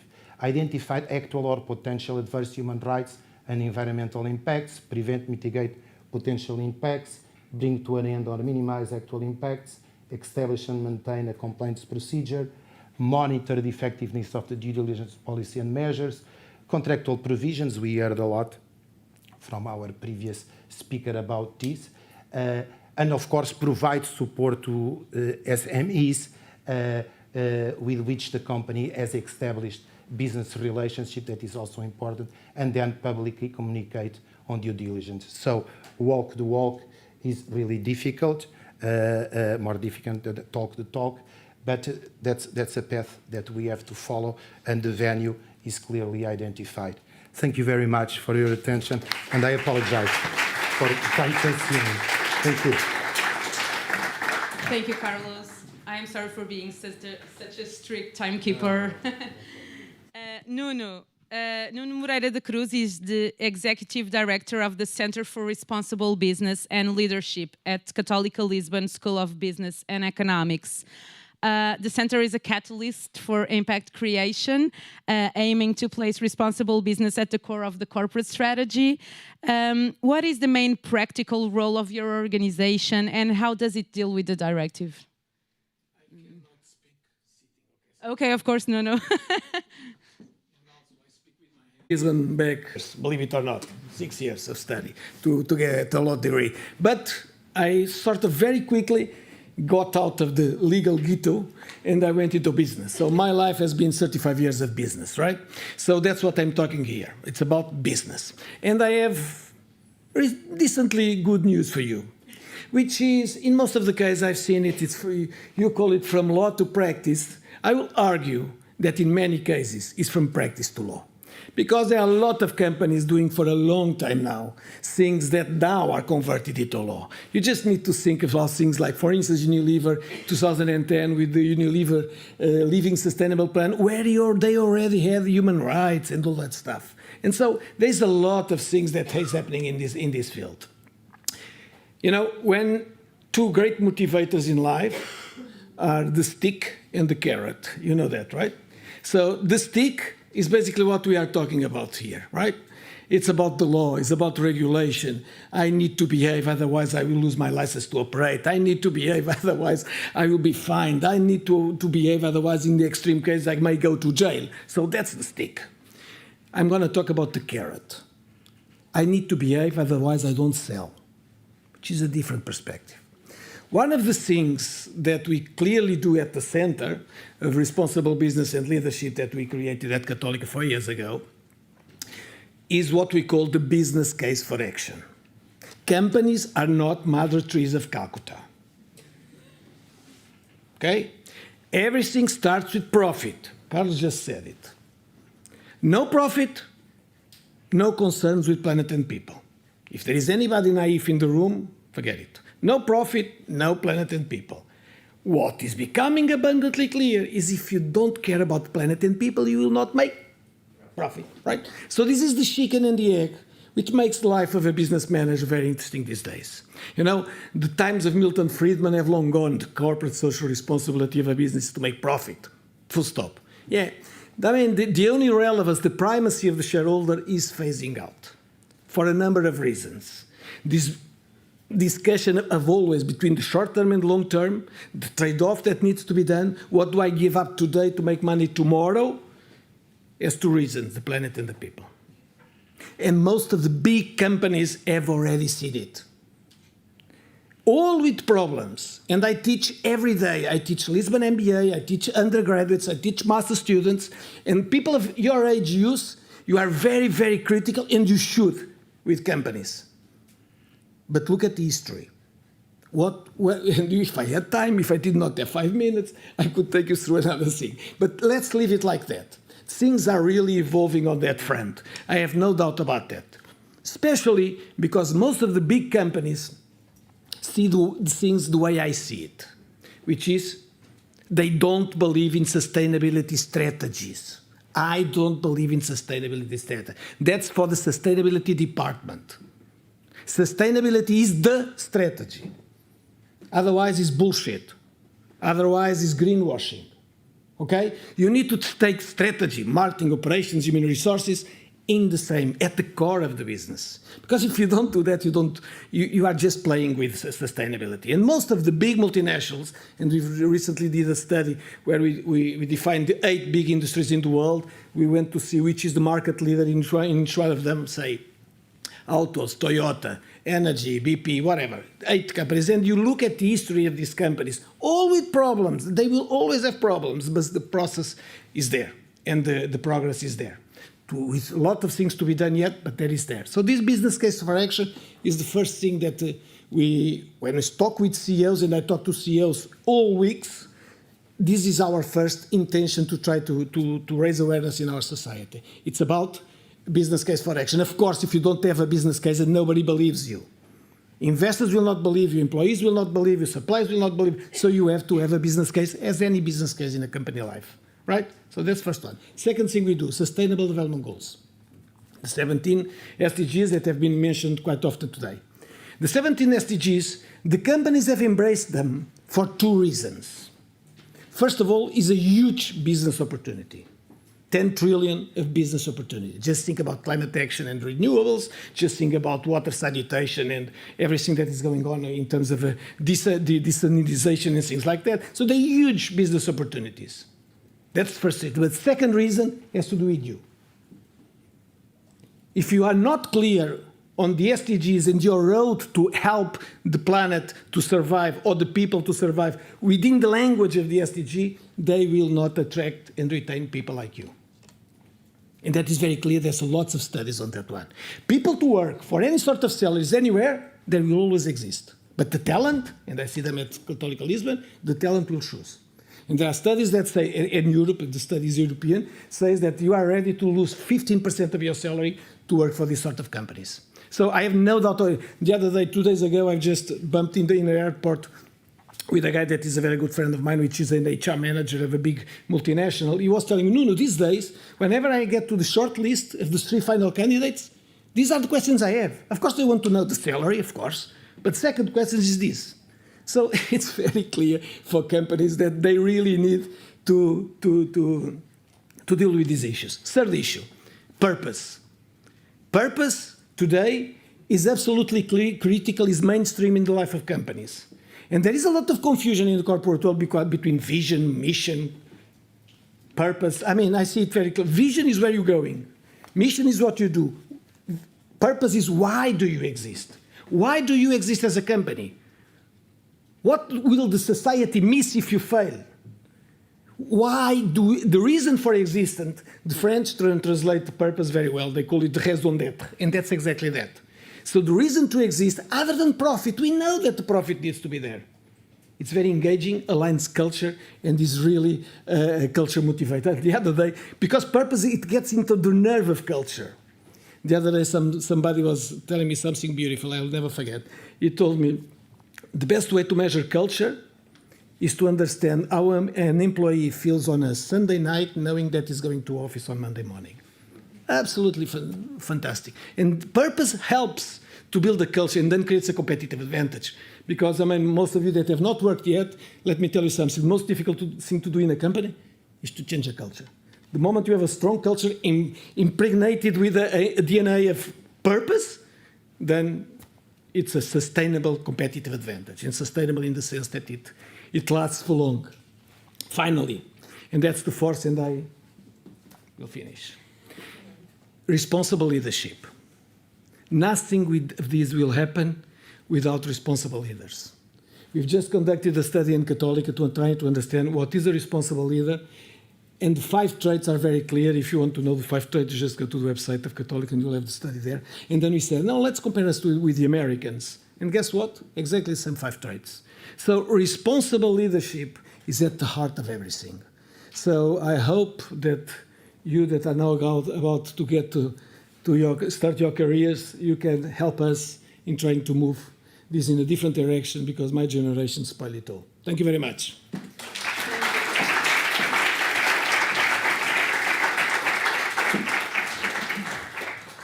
Thank you very much, Nuno. I will now give the floor to our youth ambassadors, which I welcome, Dusu Jabula, Luisa Rocha and Luis Sena. They will have dedicated time for Q&A, and then if we have the time, we'll open the Q&A to the room. Do you need a mic? Yeah. Perfect. Thank you. So I wanted to thank all of the organizers and also the panelists and the chair for this magnificent event. So I wanted to ask regarding business and human rights and corporates and enterprises, what is the focus on small and medium enterprises? Because we are too focused on big corporations and we forget about the supply chain that has a lot of small and medium enterprises. What will be the main challenges, or what challenges do you see regarding SMEs? Thank you. Yeah. So one problem is that in supply chains of larger companies are small and medium-sized enterprises whom we don't want to bother with these obligations. Legislators believe that they're too small to be, maybe for now, maybe later it will change, to be doing these processes. And some companies, if you talk about a 10-person enterprise, it really doesn't make any sense requiring them to conduct due diligence processes in their supply chain. And then really we need to look at, I've described risk shifting in contractual practices, and the contract is just a representation of what they're doing as an important operational document. So companies try to risk shift to their SMEs, to maybe SMEs or bigger companies in the global south. What we need instead is look at how can they be supported and empowered to be assisting the obliged companies in these processes. The BAFA, the German Competent Authority, and the Help Desk have published a guidance on this topic called Collaboration in the Supply Chain. It's been out for a month now, and it's also available in English and contains lots of useful information on how obliged and non-obliged companies can collaborate. So maybe this is interesting to some of you.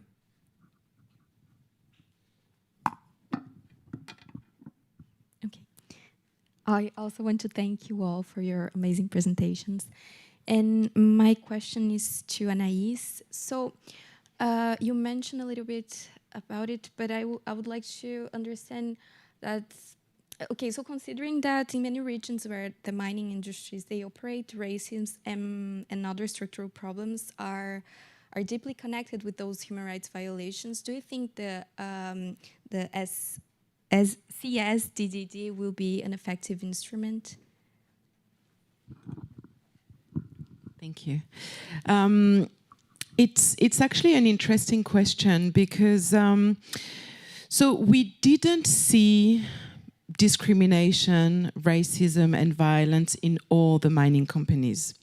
We saw them in Chinese-owned companies, and that's very reflective of the tension that have existed for a few years now between Chinese operators and Congolese populations. So to what extent, you know, the directive will be effective in that context, I'm not too sure that it will, because a lot of the Chinese companies that operate in the region are potentially out of reach. But, you know, they contribute to the general supply chains because they mine the cobalt. Most of the cobalt is refined in China. There's only one big cobalt refiner in Europe, but all the other ones are Chinese companies. So, you know, a lot of the cobalt and other minerals that are mined by Chinese companies enter European supply chains. So there might be an indirect impact on these particular questions. Whether that will be sufficient to tackle the specific question of racism and discrimination, I'm not entirely sure. Thank you very much. Once again, thank you all for coming and for your insightful presentations. My question is to Nunu, but everyone else, you can also answer. My question is related to the argument of having a business case and that there is a business sense to having a more ESG-driven approach, because although that is true, we have seen in the past few years some scandals of some companies that have been caught in greenwashing and in in other practices that are not so sustainable. And I would like to know, well, I would like to ask you, why is there a certain level of resistance of doing it in the right way? Is it because companies would have to do a lot of investments before seeing profits or something like that? Sure. I mean, the big barrier is always costs and investment case. So that's why it's important to have a business case. If you have a business case, I mean, and you are law students, most of you, but business students will know that, I mean, to make profit, you have three possibilities. Either you sell more, higher price, or you reduce the costs. Most of the game for these companies is about market share.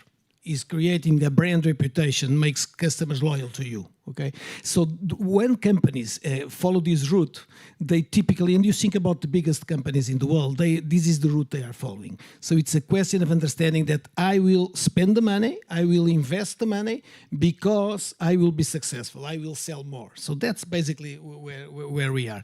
Now, most of the companies have a problem because they don't have the investment to do. The thing is that investors are changing. The investors themselves are requesting companies to act on a different way, and you have dozens of examples. And the same happens with the financial system these days. Yesterday I was talking to one of the CEOs. He was telling me, Nuno, whenever I went to the bank asking for money 5 years ago, it was all about, the only discussion was what's the guarantee for me to have my money back. That's now 50% of the conversation. The other 50% of conversation is the risks associated with ESG. I mean, for another good example, somebody from the insurance company was telling me that for the first time they didn't insure a resort in Greece because everybody's telling them that in 10 years, I mean, the resort will be under sea. So those are the risks that they see associated. So in a nutshell, you don't see more and more companies doing this because of investment, but I mean, the trend is there, is no doubt the consumers. Most of the data that have been, I have dozens of studies saying that, I mean, consumers, investors, they are all in the same place, which is looking for a better world. And companies know this, especially the big companies, those that have been around, like Jerónimo Martins for 200 years, they know that, I mean, with no planet, no business. If there are lots of social tensions and riots on the street, there is no business. And so these companies push the others into the right place. And the value chain is critical there. Your comments? Oh. I'm very skeptical of that, and I'm really much in favor of binding legislation. And just for some food for thought of why I'm so skeptical in relation to reputational risks, many of you maybe remember the Volkswagen VW scandal in Germany. 2015 was discovered that over 2.6 million cars in Germany were manipulated in relation to their nitrogen emissions, 8 to 9 million globally. The profits that Volkswagen made 2015, 16, 17, and 18 were record profits and were not the slightest harmed by this scandal. So I think it's something that's also changing. It really depends on the market as well. And I hope we will see more of the change that you just described, but I would be a bit careful with that. Yeah, I wanted to come in also before Michaela did, with the reflection which is somewhere in the middle between the 2 points we just heard. And in fact, I wanted to thank you, Nuno, for a very motivating, inspiring reflections on the importance of business case, really music to my ears. And indeed, the business case for business human rights is something that we have used a lot in Asia, for example, where I spent most of my time. It is indeed a point that has really inspired and convinced many governments, for example, in the regions to come in. However, I do have to say that in certain parts of the world, more than others, is already a reality. I mean, saying the things that you said here in Europe, talking to young people, to students, to consumers here in Europe make a lot of sense, is making more and more sense in other parts of the world, but still there are huge pockets of society and businesses in Asia and in Africa where, especially among SMEs, the business case does not speak as strongly as it does here. But obviously, this is not to criticize your point, because actually in the second part of your intervention, you already gave the answer to that on how do we make sure that what we see here in Europe, and what we've seen here in Europe, meaning the sort of bottom-up approach on business and human rights, the consumers, the society that is pushing the legislature is making the mandatory human rights due diligence process. We need to try to work and create a similar scenario in other parts of the world, in Asia and in Africa. In fact, in Asia, we are starting a new project which we call informally bottom-up approach on business and human rights, as opposed to the top-down work that we've been doing on national action plan, human rights due diligence, because it's not until we create that sentiment within the society, within the consumers, within the youth, that demand companies to act responsibly, that the legislators feel that it is the right moment, for example, to adopt mandatory human rights due diligence, and then it becomes a widespread approach of all companies, including MSMEs, to look at the business case for it. So again, just wanted to make the point that the scenario that you presented is still incomplete in some parts of the world, and Europe is definitely more advanced in that. Thank you. Thank you so much for the final remarks. We have to end this panel now. We'll have a short coffee break outside and come back in a couple of minutes.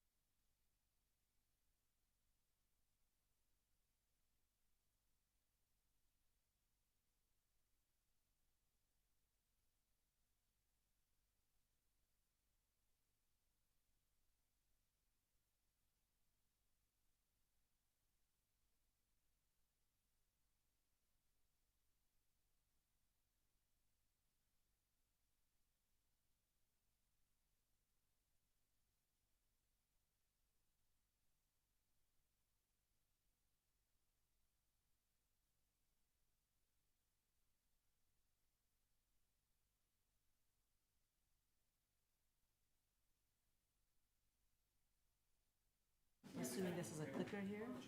Okay. This is the clicker? Yes. Okay. Exactly. This one is already online. If you want to ask her if she's Just to check if we can see her. Right? Where is she? Where is It's good? Okay, perfect. We're well, almost I think there. because we're going to have Marcia. Yeah. We're not going to put her online yet. Okay. But Okay. they said she's online. And Yeah, she's online. Yeah. Ah, look, she's here. Hi. Hello, Gaia. Hello, Gaia. Great. Hi, Gaia. Are you able to hear me okay? Yes, Yes, perfectly. perfect. So, Gaia, we will have the keynote by Marcia first, and then you'll be second. Julia, our chair here, will could call you. switch my microphone if I'm not. Will you use PowerPoint? I think she won't. Sorry. Gaia, can you hear us? I can hear you. Perfect. Claire was just wondering if you will have also PowerPoint to share with us? No. Okay, Okay, perfect. perfect. So the audio works great? Okay, hi. Great. Thank you so much. And this is the pointer that they can use from here, right? Questo per le slides, huh? Controls the presentations. Okay, so you can take that to the table if they... Just have to open the presentations, put them on presentation mode, okay? Yeah. So each speaker will open its own presentation. Yeah. And put in presentation mode. Yeah, but I can come here and do that. But this one is the presentation that we have to try if the audio works. Oh, okay, you can open it, please. From here, here's the point. No, I'll probably stand up. I guess, yeah, the podium is always best choice. So we leave the remote speaker on the projection now? Yeah. Every panelist has spoken. If you can give And the floor to the should be- student ambassador, two of them, Claudia, and Joanna. This one is the video. Hanan has corporate and political clients Perfect, thank and you. boasts about past and present jobs. 33 presidential. And hopefully there will be. We can open the floor to the audience. If not, I guess they will address their question. One speaker. The PowerPoints there, the ones from panel 3 as well or not? Just to make sure. It doesn't matter if we register Q&A, but if we finish up one, that's one of the Maybe if you have it there, maybe you can add it. No, if you go here in the folder, Laura Inigo. I think it's Feltz and Pires because Navid is there, and then Pires. Yes, just to make sure that. Yes, perfect. Okay. Go for Yes. a quick smoke and be right back. Did you smoke? Well, they knew I was Yeah. coming here. They said, "Be careful." Where I'm going. Okay. I said, September and October. We can take that one because they're both part of the ambassador of Canada. Here, so I spoke there yesterday. I don't know if Brenda Teach tomorrow from my hotel room. No, I was black classes. And then black Yeah, maybe to extend that one. I may not have as much time. Sorry, Marcia, this is a little present. Dropped by with some things from Nova. So basically the way it works from our communication services is this is... Or I'll take it, because otherwise I Like can. it, you don't like, etc. So that's, there are 10 that is specific to right now this. That's how it's going to Like we used to sing in my university. Yes, yes, of course. Bonjour, Stéphane, excusez-moi, c'est pas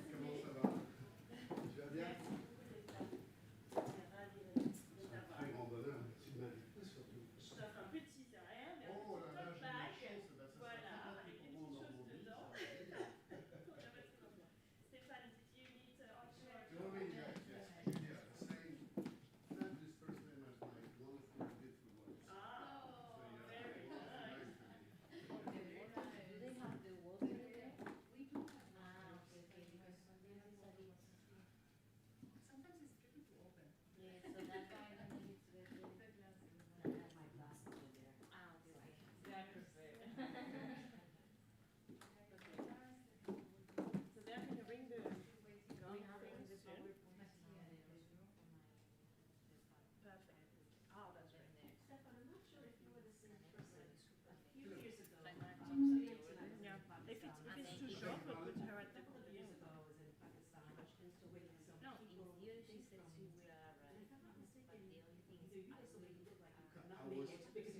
I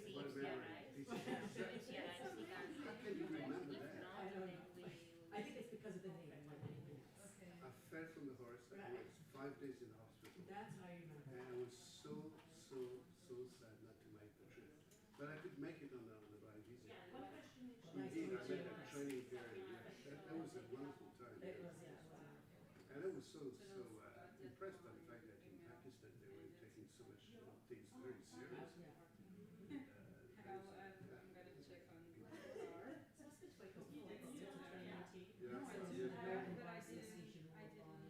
And you are from Oh, this is why. Yeah, I understand. Yeah. Meanwhile, and a few others in the data. I think you all did something on conflict metals. And I did something about teaching business and human rights and the things to think about. And then we had a panel of lawyers and judges. It was a 2-day event. It was a lot. Yeah, so it was a lot of fun. No. It's so impressive Very that you recognize them. I recognized the name. I recognized the name when I saw it. Well, I don't recognize names and things. And I looked at the background and I was like, that firm sounds familiar. I think those are the people that were involved. Yes. And that's not often the case that someone says I fall from a horse. That's what I remember very well. And I was Stefan, nice meeting you. I'm Marcia. It's a nice format to see each other. Sure, you can join us. I just thought maybe I say the secretary. So are you the one doing the AI presentation? Are you doing the other AI presentation? There's someone else. I think Pedro will. Okay. Yeah. Just go ahead and tell me someone else who's doing the AI presentation. So I would try to connect the dots to also be bringing the new presentation. Yeah. Speak directly on AI. It's very nice because in the last meeting,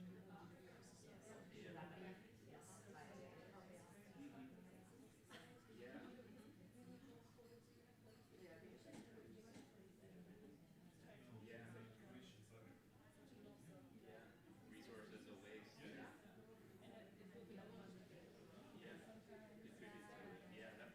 But is that possible? I don't know. Like there might be liability issues.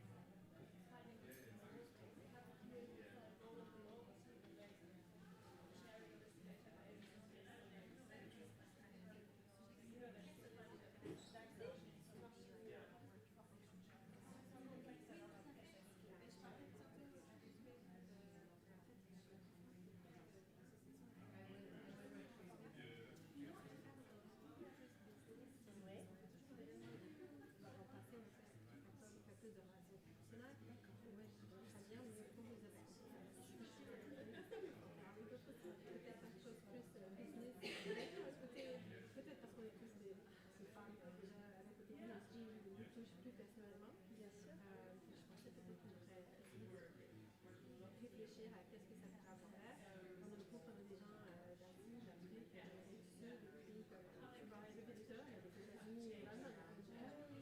diversifié. Bien sûr. Donc, enfin, je ne sais pas comment on pourrait envisager. Je réfléchis, mais il y a tout à fait quelque chose qu'on peut faire. J'étais intervenue, par exemple, c'est un petit peu différent, mais dans le Rotary Club, avec une collègue qui travaille dans une ONG, dans le Diligence Defense. On avait fait un propos sur les supply chains, et du coup, à une audience qui n'est pas spécialisée, mais ils avaient trouvé ça très intéressant. Ce qu'on pensait, c'est ce qu'on avait fait dans le passé, on avait certaines d'entre nous qui avaient parlé de ce qu'on avait fait, ou de la famille, ou parler de politique féministe. On avait fait venir aussi des speakers de différents pays locaux, des gens comme ici, par exemple, au consulat l'année dernière, j'avais fait venir un ancien ambassadeur à nous qui est chercheur à Moscou, à l'université de Moscou. Ici, bon, on a exposé des gens un peu qui pouvaient contribuer, qui avaient un background plus académique aussi, parfois, ou quelqu'un qui avait comme des expériences mises en valeur dans un événement culturel, mais bref, c'est réfléchir. On va réfléchir, mais en tout cas, est-ce que vous avez mon contact? Je vous donne mon contact, soit email, soit téléphonique. En fait, ce que je préférerais, c'est vous donner le lien. Oui, d'accord. Sinon, je vais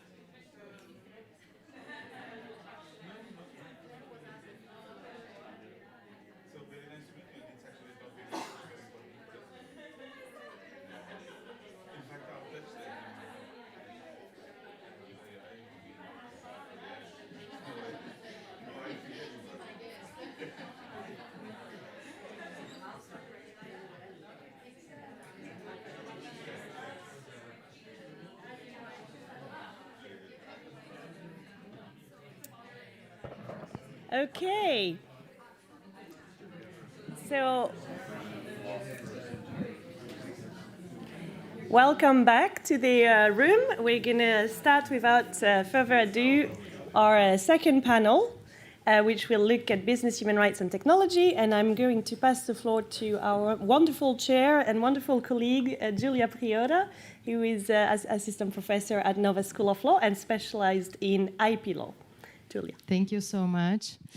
Thank you, Claire, Laura. Thank you for the wonderful organization of this event. It's really a pleasure and an honor to be part of a university where events and moments of discussion all together between students, practitioners, and us lecturers really happen and are promoted in a proactive way.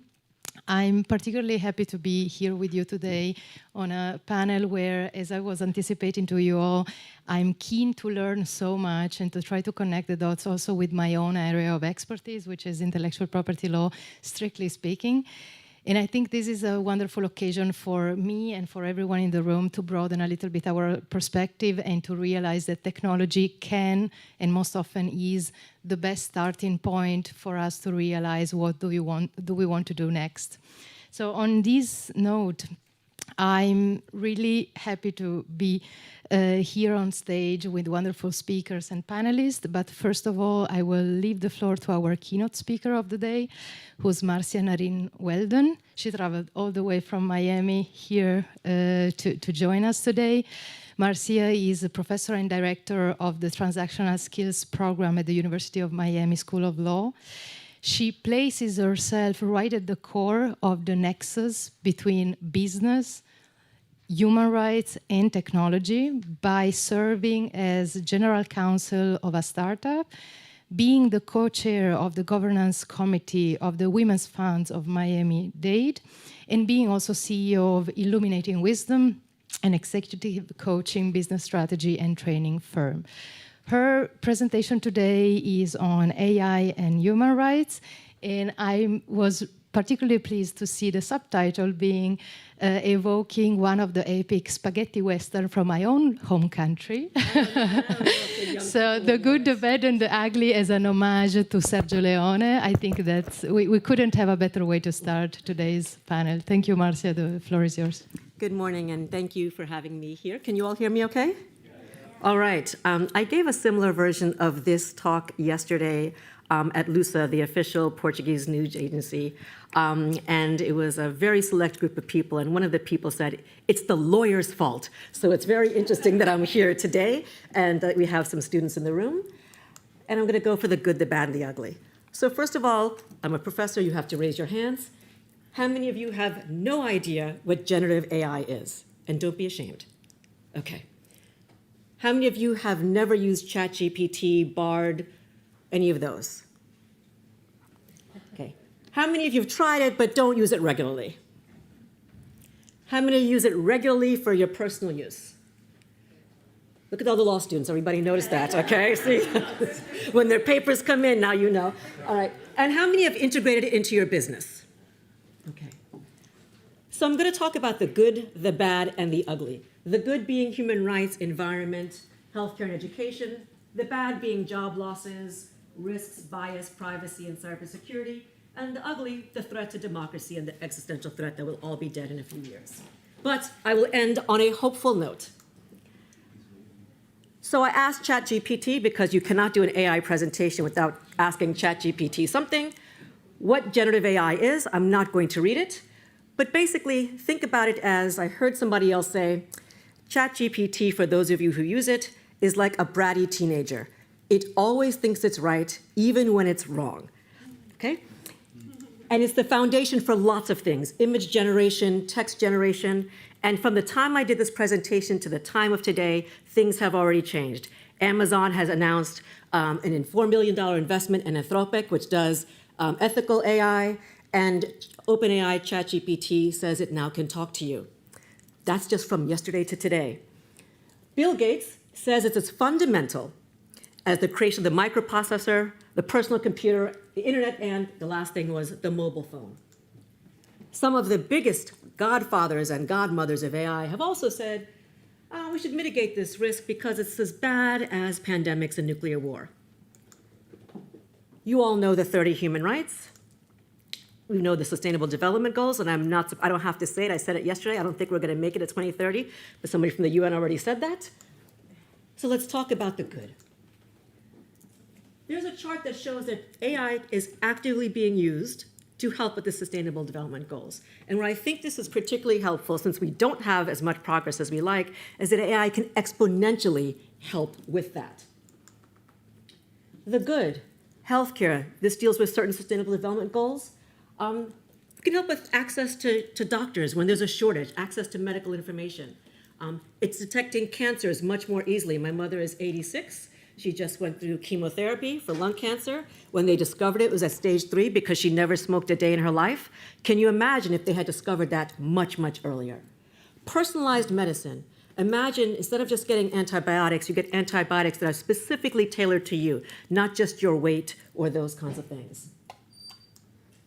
Education. The SDGs can also be helped from AI in here. There's a thought that now you can have individualized learning systems. When my son was a teenager, I tried to help him with math. I downloaded 8 million apps. I still couldn't figure it out. Now there could be a personal tutor in his pocket. Imagine for people in remote parts of Brazil or Africa or Asia to be able to have a tutor in your language with accurate information that never loses patience.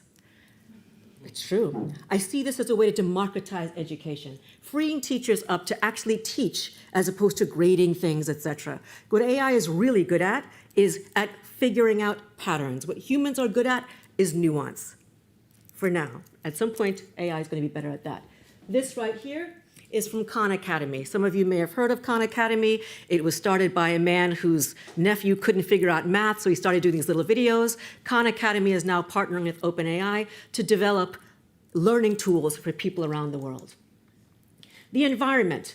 This is where I think we can have the biggest impact with AI because it's already being used to help design more energy efficient buildings, decarbonization of the energy system, monitoring methane systems, looking at air quality. I saw, and I'm going to talk about it later, I got up at 0:30 because I live in Miami to watch AI for Good when they had their conference.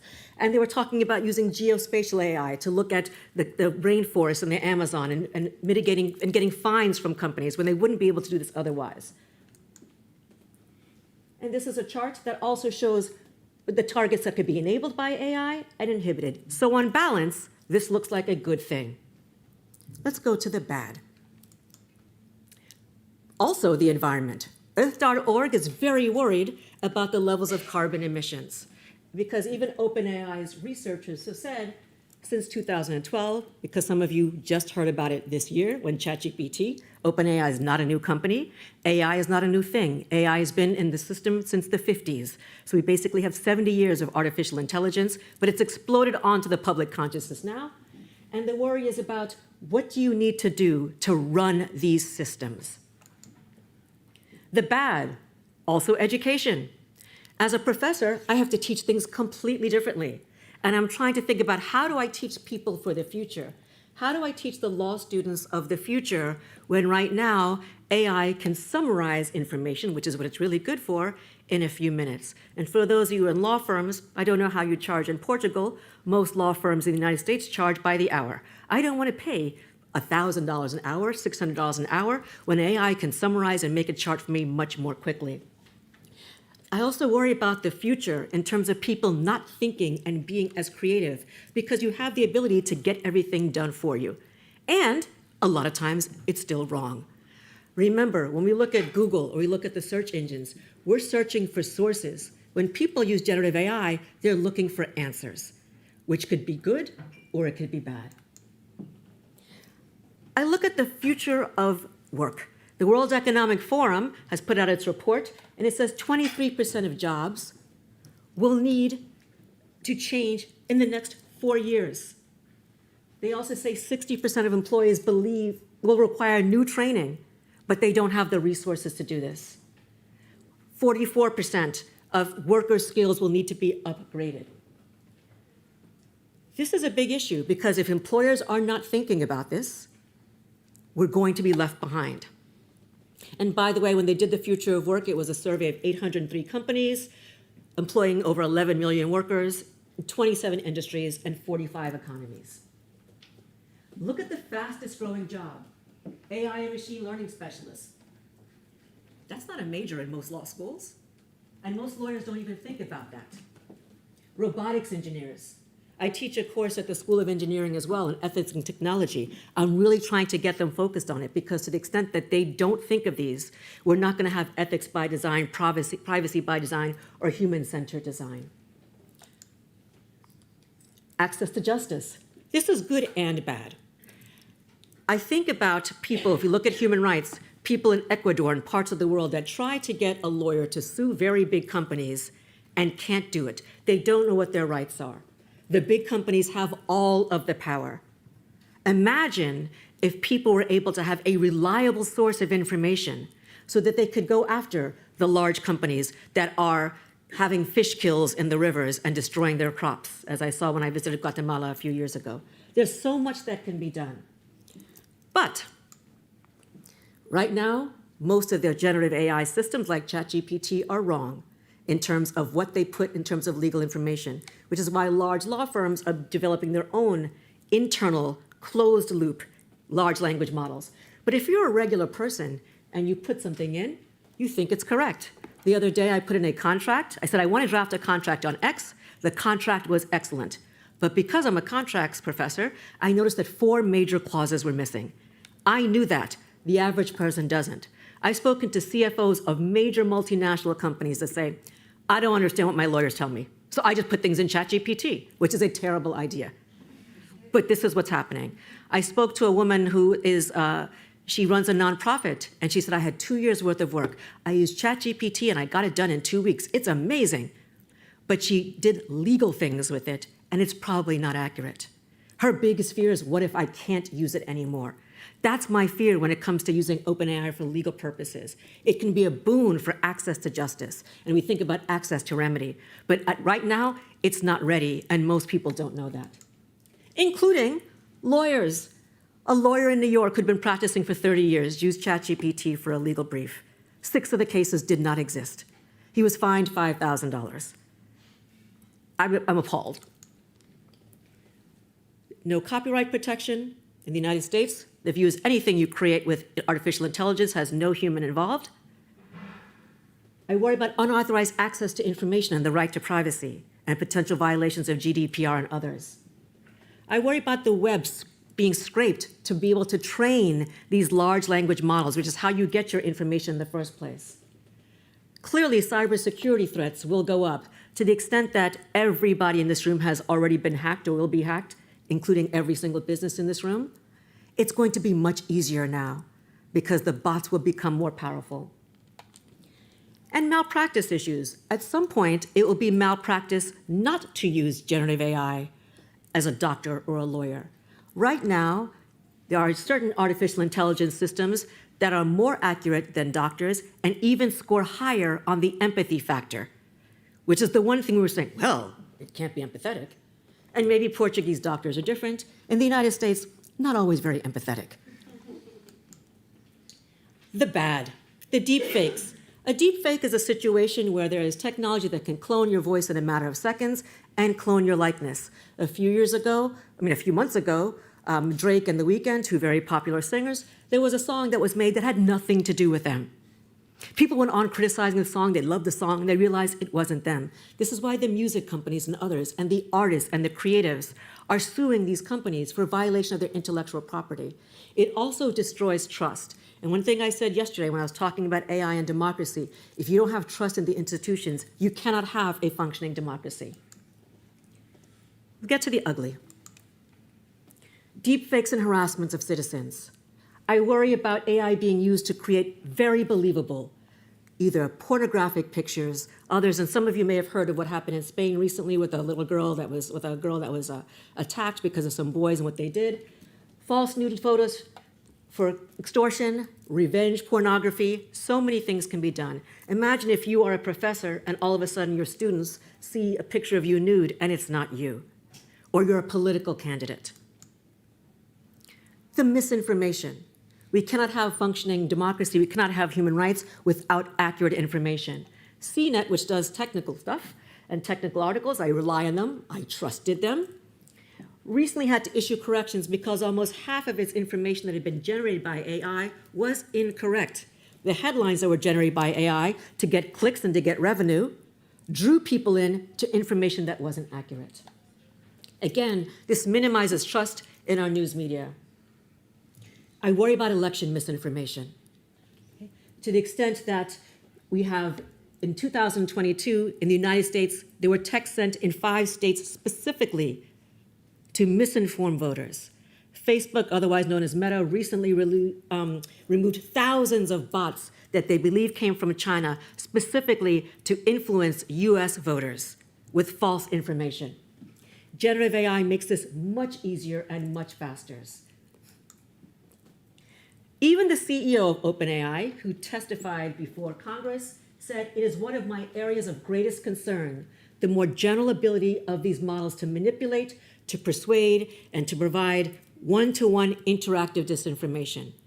Because every time you go on social media, every time you go on the internet and you type things in, you are what's called training these large language models.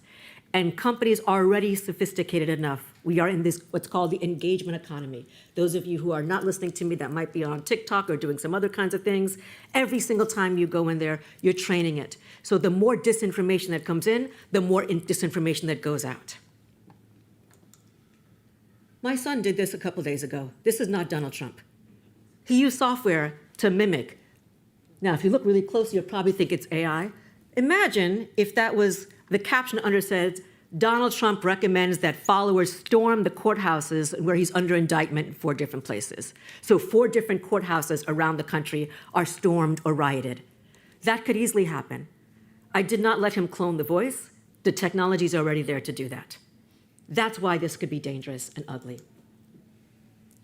So one of the questions I asked yesterday, and I'm asking to you all today, is are we creating millions of fake humans with bots and deepfakes on social media that will influence people to vote or not to vote?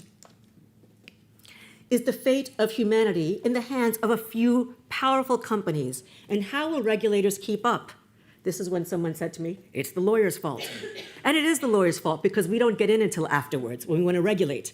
We need to be there at the beginning when we're thinking about development and deployment. We need to be the ones saying, have you thought about the human rights impacts of what you're doing? The next question I asked, will we reach a state of general artificial intelligence? And we're talking about when it's got more human-like factors. In 5 years, 20 years, 50 years, 100 years. There's a huge debate among the people who know about when this may happen. Because I think if we fail to regulate the development and the deployment of AI, and I know the EU has its AI Act, which most people in the US think is too harsh, and the companies have said it's too harsh, but that's what will destroy democracy. That's what will destroy human rights. And by the way, I've been in business for many years. In my former life, I ran our campaign lobbying and our political action contributions for a Fortune 500 company. Companies never want to be regulated. They're always saying, let's do this self-regulation. We don't really need, we like this disclosure stuff because consumers are never going to read that anyway, right? And the investors ask for it, but they're really not, unless they're the Norwegian pension fund, they're not really going to disinvest. So I worry about this. But I'm hopeful, or naive. I'm hopeful because the EU AI Act, while not perfect, is at least a start.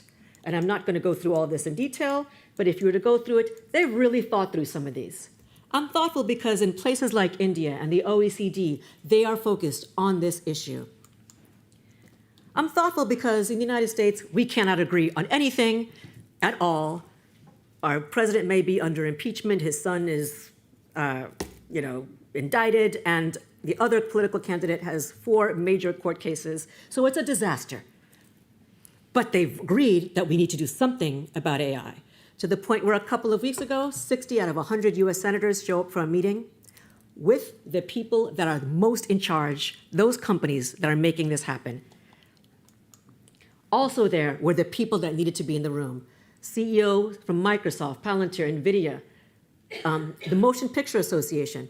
Thankfully, we've just had an end to the Writers Guild strike. Why did they go on strike? They're worried about the use of AI taking their jobs. And by the way, lest you think that is a Hollywood issue, there was a study the other day that said 84% of the UK film industry is dependent on Hollywood, and they were taking a hit. The American Federation of Teachers and Leadership Conference people. There are now public-private partnerships that were announced September 18th by the US State Department about the Sustainable Development Goals, where you had Japan, Kenya, Morocco, a number of other countries, plus the major players, Amazon, Anthropic, Carnegie Mellon, Google, Inflection AI, there to say, we need to do something with the Sustainable Development Goals, which of course, as we learned earlier, is also profitable. What's industry doing? IBM said, we're going to train 2 million learners in AI. Amazon, Microsoft also putting their money where their mouth is. But it's probably not going to be enough. Because will they find the people in the indigenous tribes in the parts of the most remote parts of the world? I worry about a digital divide where you're going to have even more of a haves and have-nots. It will get much worse before it gets better. But another reason I'm hopeful is that there's a document called partnershiponai.org, which has guidelines for AI. It specifically references the United Nations Guiding Principles on Human Rights. It actually makes you do due diligence, upstream and downstream. This is language we all understand, okay? Where they said you're gonna have specific stakeholder recommendations, and it looks at the benefits and harms. Every business should be thinking about this. It looks at people who create AI, people who use AI, the stakeholders, the labor unions, and the workers. And then, of course, AI for good. Lest you think it's all hopeless, I recommend that you go on and look. There's a YouTube channel. There's lots of different things. Every day there's a video where you'll see people using AI for medicine, to help children with disabilities, in the music, in the arts, in the economy. This is where I think we should be focusing on. I didn't do this chart, and it looks worse now that I look at it this way. but at least it shows a mapping of the Sustainable Development Goals and what we should be worried about. Cyber wars, slaughter bots, deep fakes, citizen searches, all the things that we care about in human rights. There are people who are looking at this. So I say to you that time is running out, but I don't think it's too late for us to regulate and to upskill and to reskill and harness the power of artificial intelligence, because when we do, I believe that we can solve the grandest problems of our time. To the extent that we see with climate change and poverty and the oceans, there's so much that's being done, we don't necessarily know about it. So I encourage questions later on. My time is up. There's the extent of my Portuguese. And thank you very much for your attention.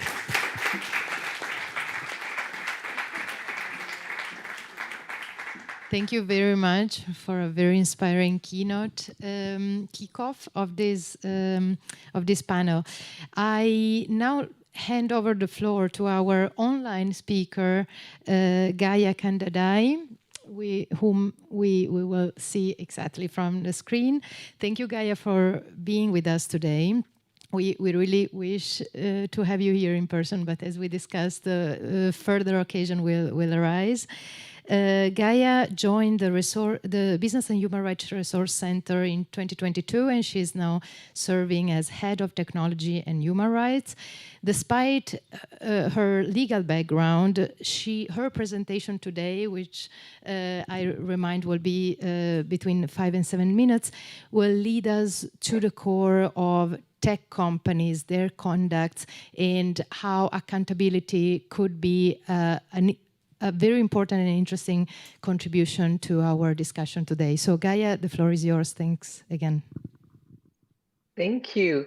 And thank you for this opportunity to dialogue with you and bring a civil society perspective to the discussions. Please let me know if I'm not audible or if you need me to slow down or just interrupt me at any point. It's fine. At the Resource Center, we take up about 10,000, we track about 10,000 companies, and we take up about thousands of allegations of abuse each year from grassroots organizations, and track many more allegations that come from media. Now, these allegations include allegations against tech companies of varying size and impact. I'm glad that we've carved out space to discuss this particular sector. It is an industry that pretty much affects every aspect of our lives, irrespective of whether we use their services or not. This is an industry that holds tremendous emancipatory promise to make many aspects of our lives better, if well regulated, that is. But this is also an industry that can undermine our democracies, worsen inequalities, and contribute further to the climate emergency if left only to market forces. The technology and surveillance industries have ushered in an entirely new sphere of human rights abuses. The business models currently often defy traditional detection, enforcement, and remedy mechanisms, and leave the existing legal frameworks to play constant catch-up I would say essentially in the effort to identify, curb, and even remedy some of these abuses. There's an increasing recognition that tech companies so far largely have evaded scrutiny for their human rights impacts due to the complexity of their products and services, the opacity with which they frequently operate, the unusual nature of their commercial relationships, and the variety of human rights harms which they cause, contribute, and are linked to. Overall, our assessment is that this sector is yet to reckon with accountability or their responsibility to respect rights. For instance, witness the and I'd like to build on the conversation we've just had a few minutes back. And if we look at coercive and discriminatory algorithms, failing facial recognition that have been handed over to the police, surveillance software to irresponsible parties, gig workers being misclassified as self-employed, and the mass and irresponsible layoffs that we've seen over the last few months. And now, in the rush to develop generative AI tools, we see, on the one hand, an absolute lack of checks on how they are not only developed but deployed, especially in relation to our exposure to systemic racism, sexism, casteism in the industry. But added to that, there's really no checks in terms of the millions that have been, rushed in and invested into these companies, and what's ultimately going to happen to those to that capital. It remains a big question. Overall, this sector, especially when it comes to the development and deployment of tech, remains largely unregulated. So, keeping in line with the theme of the conference today on law to practice, I want to focus on two aspects. One, our expectations from regulations on human rights due diligence when it comes to the sector. And two, the practical aspect of what stakeholder engagement should look like, not only in human rights due diligence, but the overall operation and life cycle of a company, so that human rights and environmental due diligence remains effective. To successfully regulate this industry, we need to not only look at sector-specific regulation, we need to actually look at non-sector-specific regulation, the broader question of business and human rights regulation. This is where the directive gives us a lot of hope. Now, this directive has the potential to build on other EU regulatory efforts that are already underway, whether it is the Digital Services Act, the Digital Markets Act, or the upcoming AI regulation. It really has the opportunity to challenge the unregulated tech sector and perhaps provide some of the relief that we're hoping for. Well, there's a lot to be said about CS3D, but there's one particular aspect that I would really like to focus on, and which is making sure that CS3D ensures that the full value chain is addressed. Now, the downstream value chain, when it comes to the tech sector, affects the lives and rights of millions of tech users and non-users. These assessments are therefore critical in assessing the human rights impacts that occur during and after the sale of a product or service, and are influenced by the business inputs into that product or service. Now, there's of course a lot of push and pull about what aspects of the value chain should be covered by the directive. We feel that if the directive fails to include the downstream due diligence, it's really not going to address an evolving sector, which, as we've heard already, impacts several aspects of our life. The procurement, deployment, development, especially of AI and surveillance technologies, proves this case. For instance, AI deployed by police has shown that it drives racial discrimination. And Uber drivers are left to fend for themselves and provide services in a manner without which they're dismissed from their jobs. Right? Now, all of this really means that we need to ensure that new industries, especially the tech industries and ICT, are properly factored in when it comes to the visioning behind the directive. Therefore, one of our key concerns remains ensuring that the full value chain is covered. In addition to the full value chain, our hope is that broader business and human rights regulations and business and human rights spaces are more frequented by digital rights experts and activists.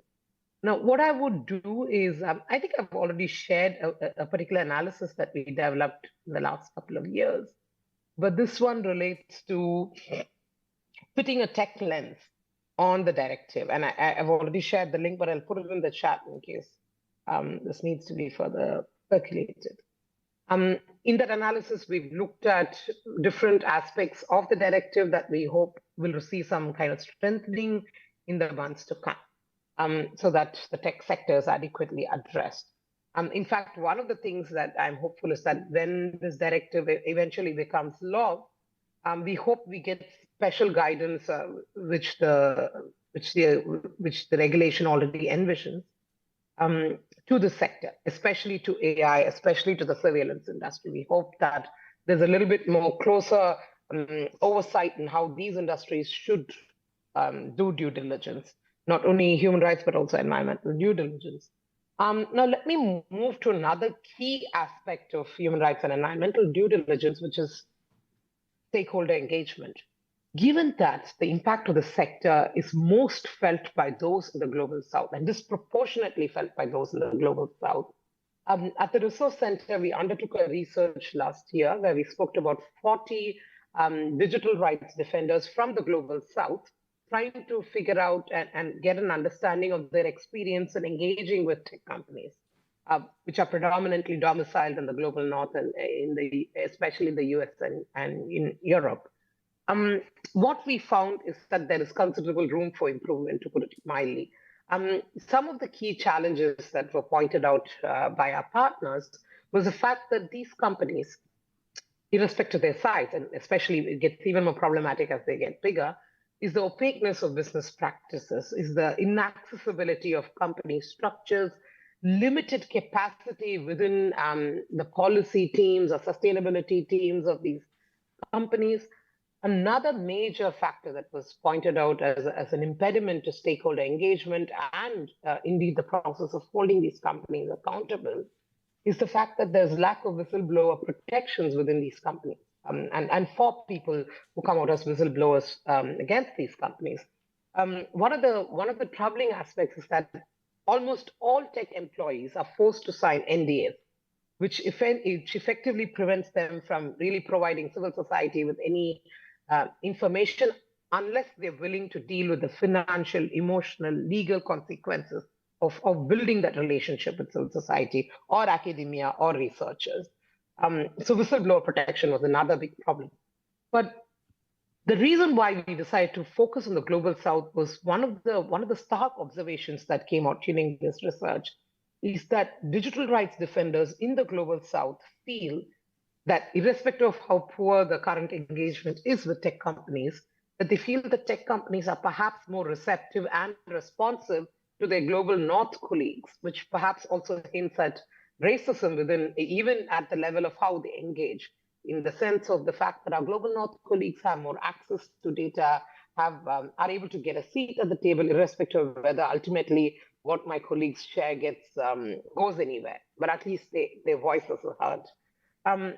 Given that all of these challenges already exist, what can not only the directive do, but what could other actors do to resolve some of it? But let me say that overall, there's a clear sense of frustration.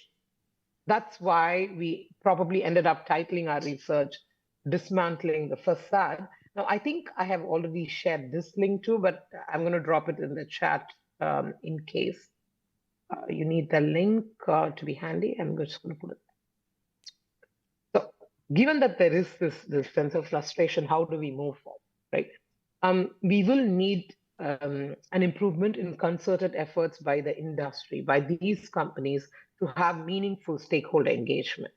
Now, without stakeholder engagement, there's really going to be no possible way to inform human rights and environmental due diligence processes, because ultimately it's communities who are impacted and those who work with these communities very closely who are able to explain the impacts of these companies. Now, from my perspective, tech companies are run by extremely intelligent, highly perceptive individuals. Now, human rights cannot possibly be such a complicated concept for them. But as was pointed out in earlier presentations, it's a question of responsible business. It's a question of the perspectives. So we hope on the one hand that the industry improves its own practices. We hope that states and other stakeholders are able to push these companies to do that. But to be fair, I also think on the other hand, there's certainly more that we could do as civil society to coordinate and collaborate in how we engage and address this sector. Thank you. Thank you, Gaia. Many thanks. We hope you can stay with us online until the end of the panel. We now move to the second speaker of today, who's Stéphane Brabant. He's senior partner at the Paris office of Trinity International Law Firm, and with his 30 years of experience as project and transactional lawyers with a focus on energy and natural resources sectors in Africa, he will lead us to approach the topic of corporate sustainability and due diligence from a technological perspective, trying to demystify the blockchain technologies for us. So we are thrilled to hear his presentation, and please take notes of questions and comments for all our speakers. We will have a little time at the end. Thank you, Stéphane. The floor is yours. Merci beaucoup. Merci au Portugal, merci à l'Université de Nova, et merci Claire for this wonderful session. Don't worry, I'm not going to speak French. I know that unfortunately we are not the main language anymore. English supersedes. I regret it, but this is a fact, and so therefore I learned the language. First, who knows about blockchain? Who knows about blockchain and human rights? Okay, so it's worth it to say something today. In fact, blockchain is neither regulated. The blockchain is a technique, is a tool which is auto-regulation. It is made to regulate. And it is made for transparency. And it is made only for the good. Unless you speak of cryptocurrency. That's not the subject of today. Therefore, we're going to speak of only good things. Because sometimes, you know, what you say can be, you know, a bit depressing. With the blockchain, no. And the blockchain is exactly the subject of the day. It's a practical mean for implementing the law. So that's good news, you see. In fact, before speaking of the blockchain, you must understand that it's disparate as a tool of a change of the mindset in business. Change in the mindset of business, change in the mindset of lawyers, change in the mindset of the law itself. That's quite a big deal. So if you want to understand the blockchain, we need to understand why is that? Because in fact, it's like a watch. You don't need to look at how it's working. You need to see the time. My watch doesn't work, by the way. And therefore, we need to understand in few words why the blockchain is useful for human rights. I won't speak of ESG because I'm a little bit annoyed with ESG. I think it's a bit tick-the-box accounting procedure. It's not that much for lawyers. Sorry for ESG lawyers. But I really want to say, and following what has been said this morning, let's focus now in this world. There's a bit of backlash on the ESG. And there was a big victory this morning from Brazil on human rights. So let's concentrate on the world of tomorrow is rather to focus, as it has been said this morning, that's what I think, the most severe violation of human rights. If we can achieve that in business, we've done a good deal.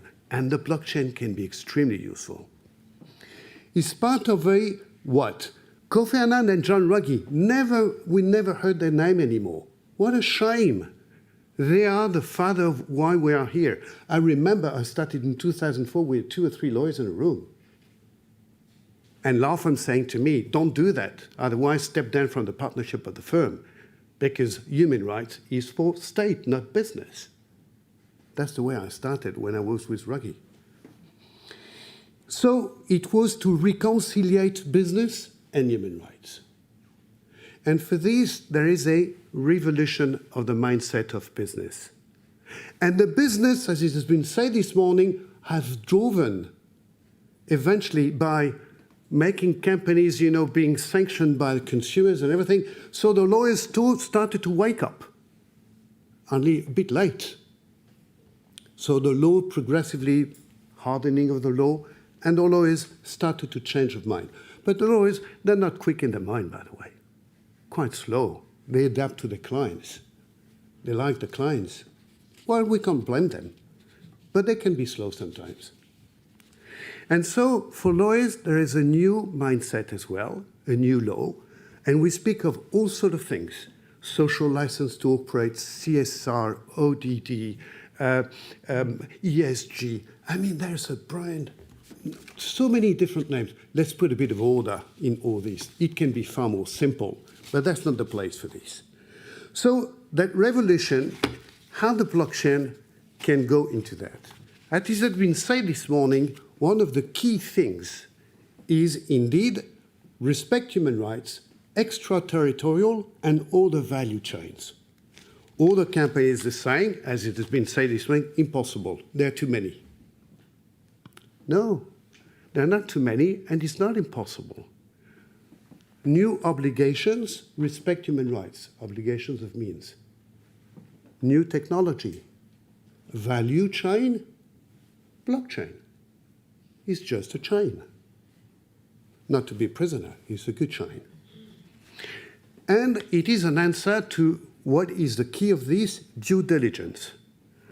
Due diligence is the key, and how to do it. There is a policy of the company, and there are some due diligence all along the value chain. So many people, fragmented. They are all fragmented. How to make it that they all do the same thing at the same time, and they auto-regulate, and they all watch what the other is doing. Well, at each step of the product or the service, each step, you take a photograph, you write something, you put it on the blockchain, on a block, you hash it, it means that you digitalize, and one after one, everybody, the producer, the transporter, the customer, everybody along the chain up to the day it is in the shop will be digitalized, and everybody will respond to the same platform, to the same conditions. So my company will say, I want no forced labor, I want no child labor, I want this, I want this, I want this. And all this will be written on a legal platform and all put to all the value chain. And they will all have access to that, and they will all have access to everybody what they do, auto-regulated. So there is no possible fake. If one is cheating the others, it will be identified by the algorithm. And therefore, it will be identified as being the bad guy who lied because he had child labor. I won't go into the technique, but this is exactly what it is. So, as a matter of fact, with a blockchain, sorry, I don't look at my slides because I've got to go very fast. In fact, with a blockchain, you end up by, you can identify all the risk all along the supply and value chain, and you can identify and mapping all the most severe risk, one by one. It depends on how you have put together your blockchain. So it is easy. And it is easy, and the contrary of what has been really well said by Nuna this morning, the chain of activities is not a problem with new technology. But when you have new obligations, don't panic. New technology can be there. Indeed, the blockchain, I will go very fast, is a new language. But new language of the blockchain is new language of business and human rights. When we speak of social license, everybody doesn't know what it means. It's been said this morning. The companies, they don't understand. You've got to explain. At the same time, explain the blockchain. New wording, new obligations, new technology. Just explain. I won't go into the details. Just learn the language. I've learned English. You can learn the blockchain. The blockchain is just a technology. Very simple. And I've put that, the slides maybe for you, if are they going to be transmitted? So if you read one by one, don't panic. It's just a ledger. It is like you have a book and you put all your telephone numbers one by one. That's your register. That's the same, except it is digitalized and no one can falsify. It is transparent. Everybody will approve each one. We are 20 or 25 on the blockchain. Everybody will have access to everything which has been said by the other, and they will have to approve it. So it's auto-regulated. There is not one person to manipulate. They're all together. And from different jobs. The auditors, the lawyers, the producers, the custom authorities, the Minister for Finance. Everybody can go on a blockchain and auto-regulate what is going on. Therefore, to make sure by this system that there will be a full transparency, immutable, tamper-proof, oro-dated, all that system makes it that it is clear way to achieve the respect of human rights. Stefan, we have 2 minutes left. Yeah, and I will finish before that, so I save 1 minute for my colleague Franz after me. In fact, as a conclusion, it is a record-keeping and trust-building.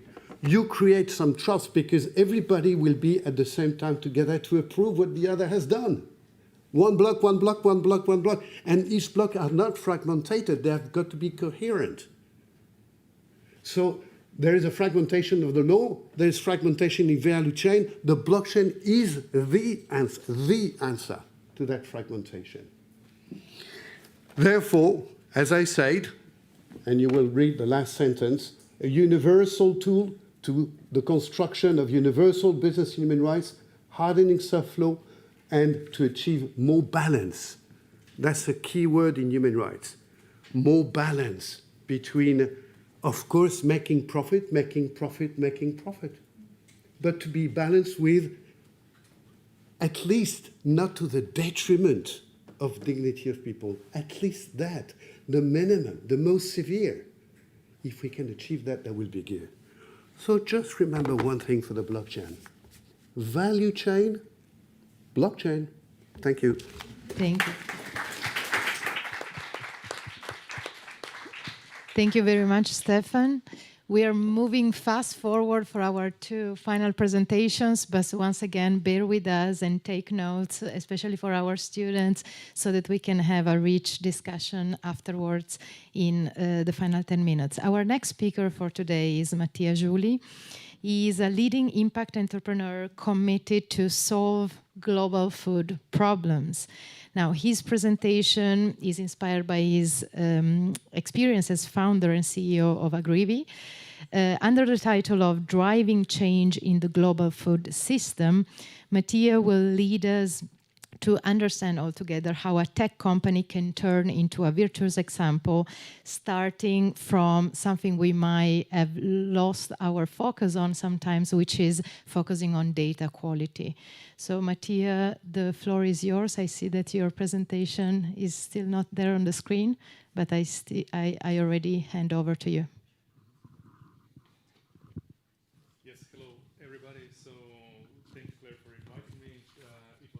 Great to listen previous panels and previous speakers.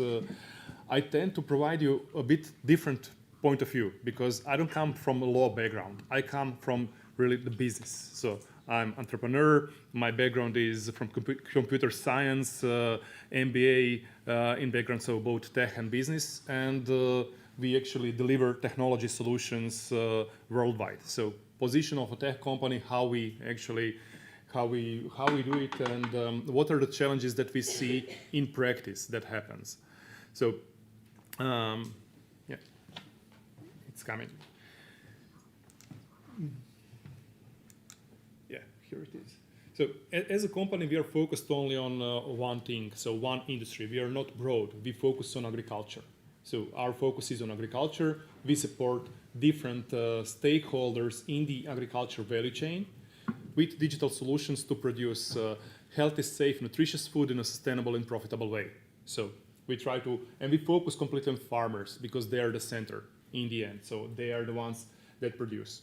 And to understand our standpoints, so it's not see world map here, but in behind there is world map there.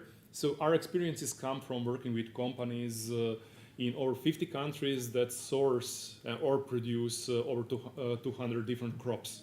So really diverse experiences, and in our work we work with biggest corporations and with really small growers.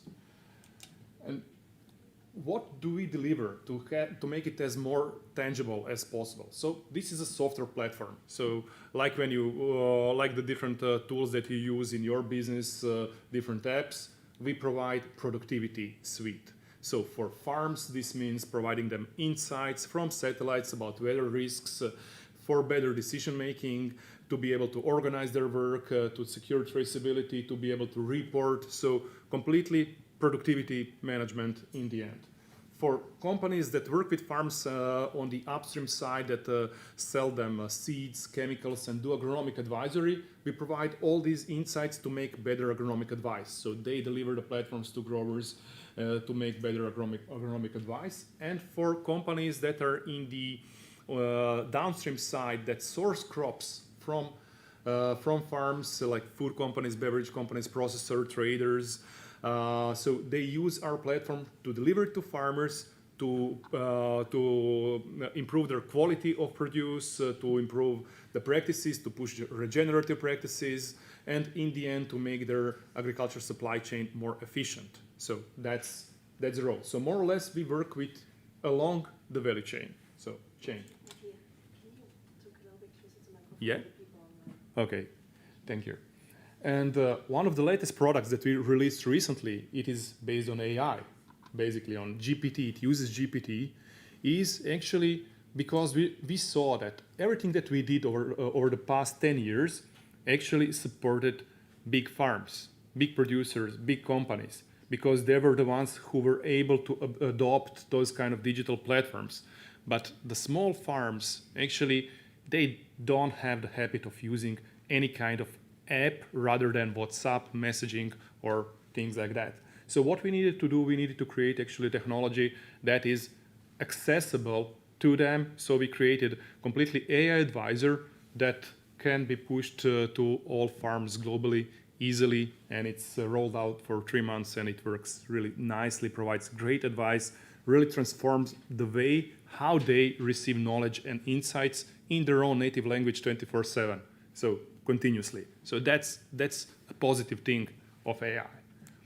But everything we do as a company needs to provide tangible benefits, because for us it's not about simply storytelling. Our customers are buying our technology because they want to see the impact on the business, impact on the society, impact everywhere. So if we cannot prove ROI, basically our technology doesn't get used. So that's important to know. So in the end, we help farmers to reduce use of pesticides, fertilizers by 25%. We increase their yields by over 10%. So there is a lot of efficiency that happens. For food companies, we reduce a lot of waste. We secure the quality. We remove the risk of food safety issues that they have. So it's a lot of different issues that appear. So there is a lot of benefits on different levels, on farm level, on the value chain level, on the community level, because if you increase yields, that's better for food security for the for the local community. If you decrease pollution of water because of pesticides, that improves the community. So there is a lot of impacts on different levels. And this is the example how we assess our impact, basically with, you can't read it so well here, but these are our modules. So on the platform and different categories, basically, that are currently with CSDD there. So how we impact everything. And technology is great. So we are a technology company. But it's not actually the solution. It's not magic. It's a tool. Because it is here to help us change our habits to do something. It supports us. So, and I would like to speak about what happens, because in the end, with all the technology that is there, we are back to hunger levels that were 20 years ago. So all the progress that was done in the previous 20 years was erased in the last 3-4 years. So we're again back to over 800 million people. So we didn't solve a lot of things with technology. So there are other factors in the world. On the other side, technology is great, but in the end, so we need to see how food gets produced today. So where do we live? And this is the number for European Union, so very developed market. So in 2000, there was 16 million farmers in European Union. In 2020, in 2016, it was 10 million. It dropped by 6. And the official forecast of European Union is that it will go down to 3.9 million farms. So those farms that will stay cannot currently find labor because nobody wants to go in farming. So who will produce? So we have a huge issue that is not just about technology. Technology is important, but if we don't get those people on board with technology, with automation, with digitalization, actually we will have a huge food issue that will appear there. And then we come to different aspects of technology, and actually, if we implement it right, can we trust it? So can we trust it? So how much do we know about traceability? So traceability is a huge keyword around DD as well. So we secure the traceability. But what does it mean? So what does it mean to each one of us? Because if it means just to understand the origin of crop, so just the country or who the farm is, we don't know anything about it because we don't actually know how it was produced. So there is a whole set of different practices from agronomy side, business side, human rights side, whether we need to know actually was it compliant. And let me tell you a true story about how much can we trust depending on the technology layers. So what usually gets done with food companies, and we see that across the world. So there is no difference in regions that much. So all the companies usually need to meet some kind of food safety standards. And to meet the standards, to have a lot of logos there for us as consumers in the end, basically they say, okay, all of our suppliers need to meet those standards. So once a year, so first of all, they put it into contract. So contractually, it is there, and suppliers need to send the data about how they produce. So once the farmers deliver their harvested goods to the company, officer from the company calls the farmer or sends an Excel spreadsheet and says, well, you need to report me the data. And farmer says, well, I didn't track it throughout the season. What should I do? Well, you need to write it. So farmer comes, writes in something, sends. And it gets imported to the blockchain platform. At that point, you cannot modify it. But it went there. So the food company has a blockchain platform, and it is compliant. But we all need to know one thing about technology: garbage in, garbage out. So that's the reality. And the question is, okay, is it only about the compliance? To make us feel secure about everything, that everything is actually, that we respect human rights, that we respect food safety standards, or is it about actually transformation and change and to make our world more sustainable? So in the end, it is about partnerships, because if you ask farmers, will they share their data, how they produce, with food companies, 69% of them say that they are fear of additional regulation and that companies will misuse the data against them on the profit side, on any kind of side, so they will not do it. So it's about partnerships. It's not just about compliance. Thank you. Thank you.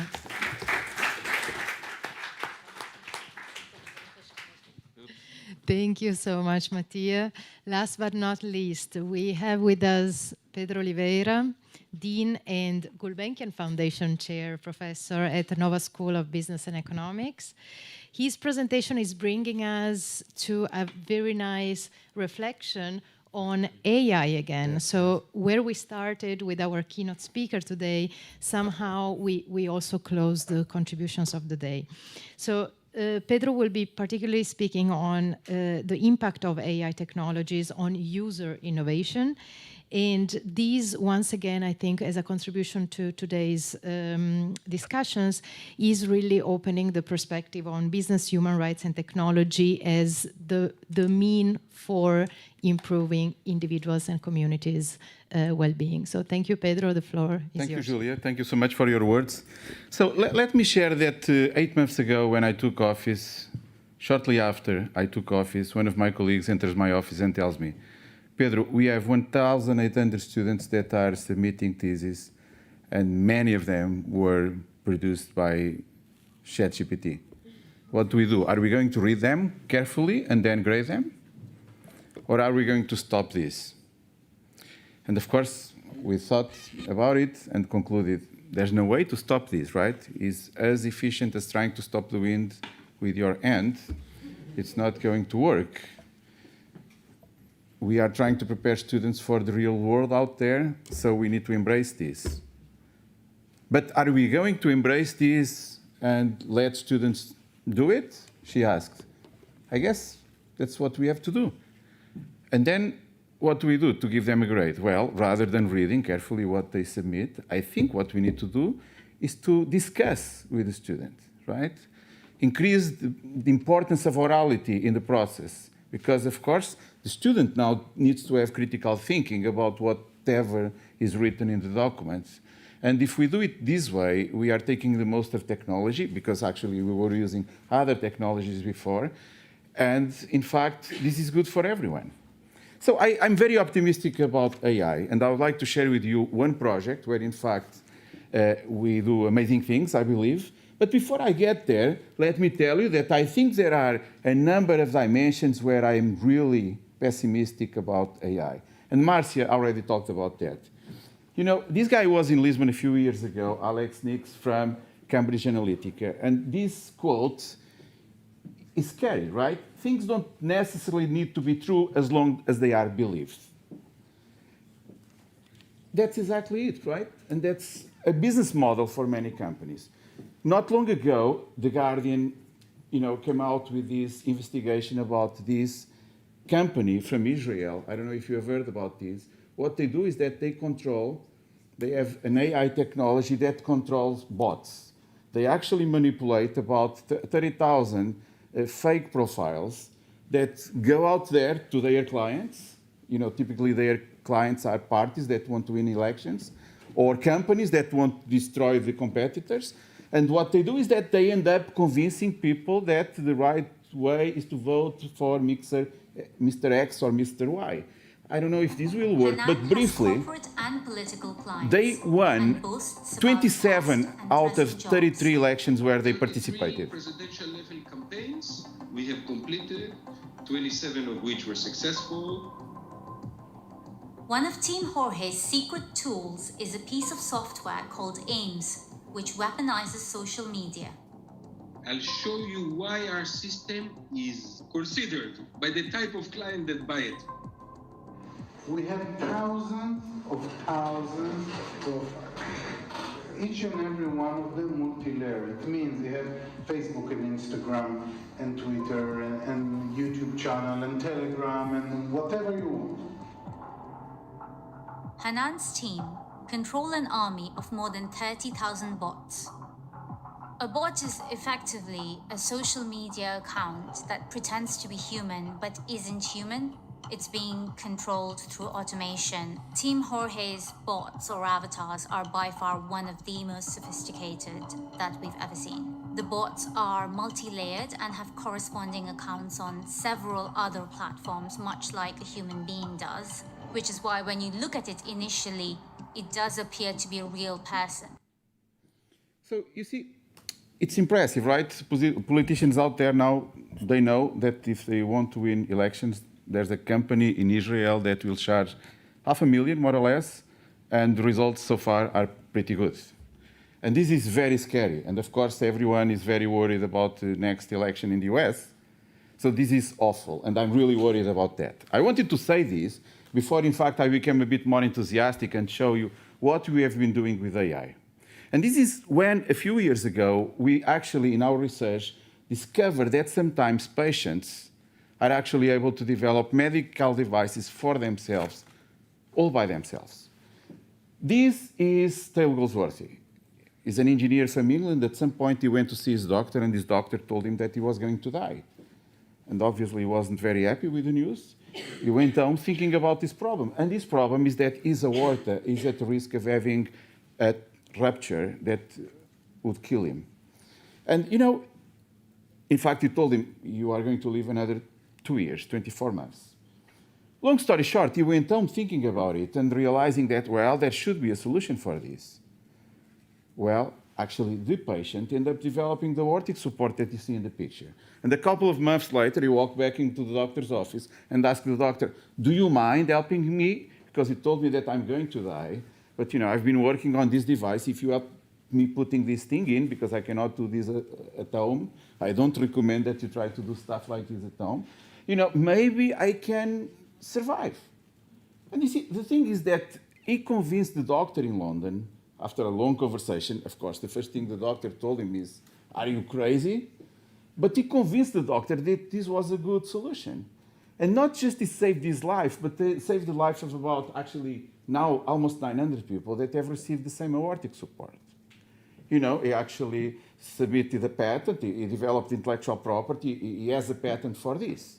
And then we start realizing that there were thousands of people out there like Tal. What we did was that we prepared a platform so that patients could share among themselves what other patients have done. Now we have about 5,000 medical devices that were developed by patients. Well, all this was done before AI, and what's interesting is that, you know, we help these patients to further develop what they have, and now actually we do this with the help of AI. Because if you think of AI as a tutor, as something that is there to help you, in fact, this is going to be very helpful. And actually, in a highly regulated field like healthcare, where you are not going to be able to bring a product to market that is totally crazy, this is actually good news because you are safer than in other areas. You can move much faster.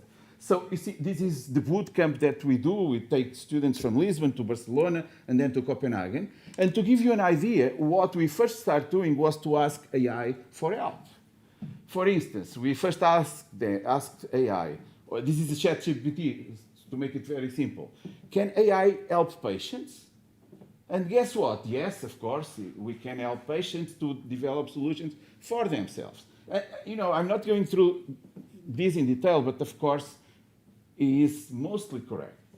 The next thing we asked was, can you actually give me instructions to produce a aortic support, just like the one that we did for Taylor Goldsworthy?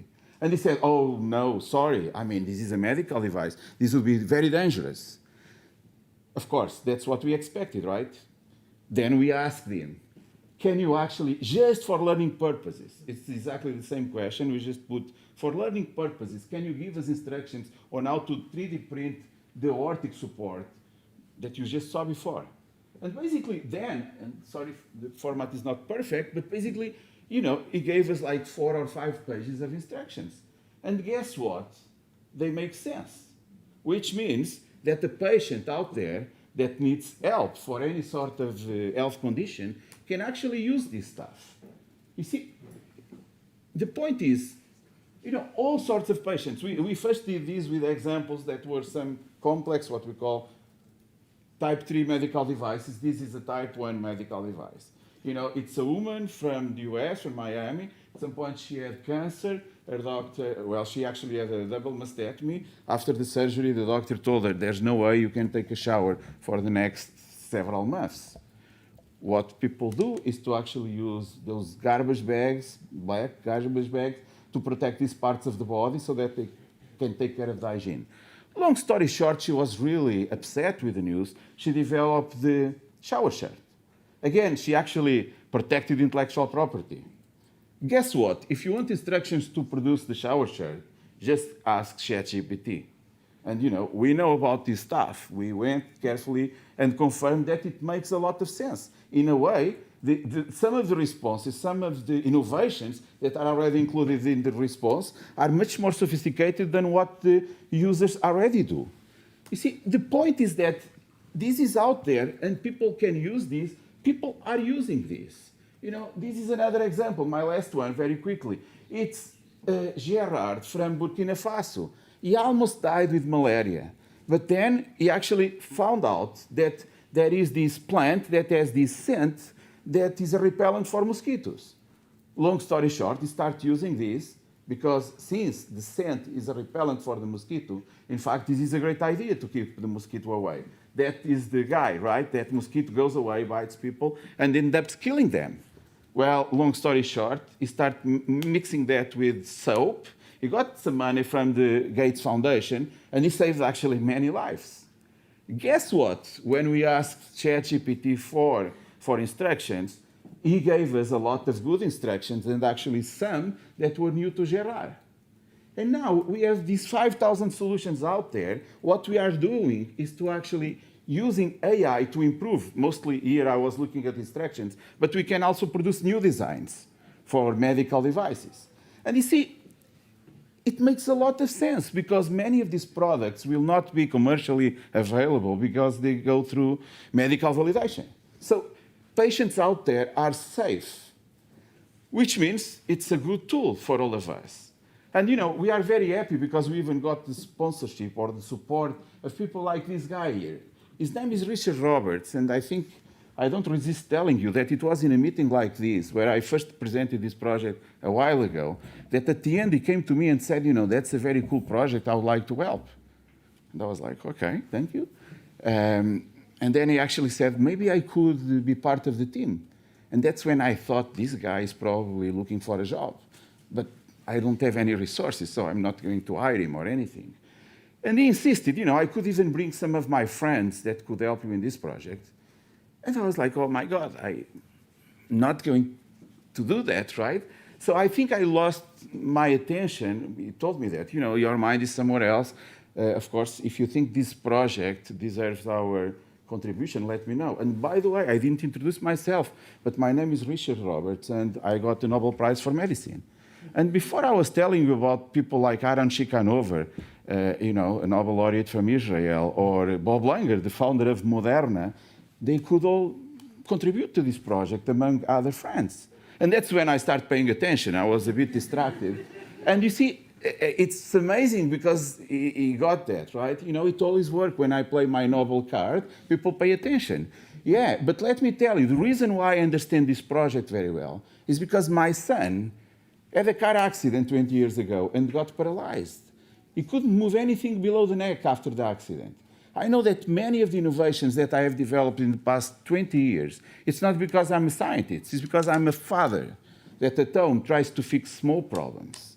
I know that if we share these solutions with others that may need it, or if others share them with us, this could be amazing. And by the way, now we have AI, and AI will totally revolutionize the way we think about innovation. In this case, innovation by patients, by what we call users, as well as the entrepreneurship process afterwards. So this is what I wanted to tell you, to finish with a more positive tone. First, I told you that it's going to destroy democracy, but there are good things about it as well. So thank you so much. Thank you so much. Many thanks.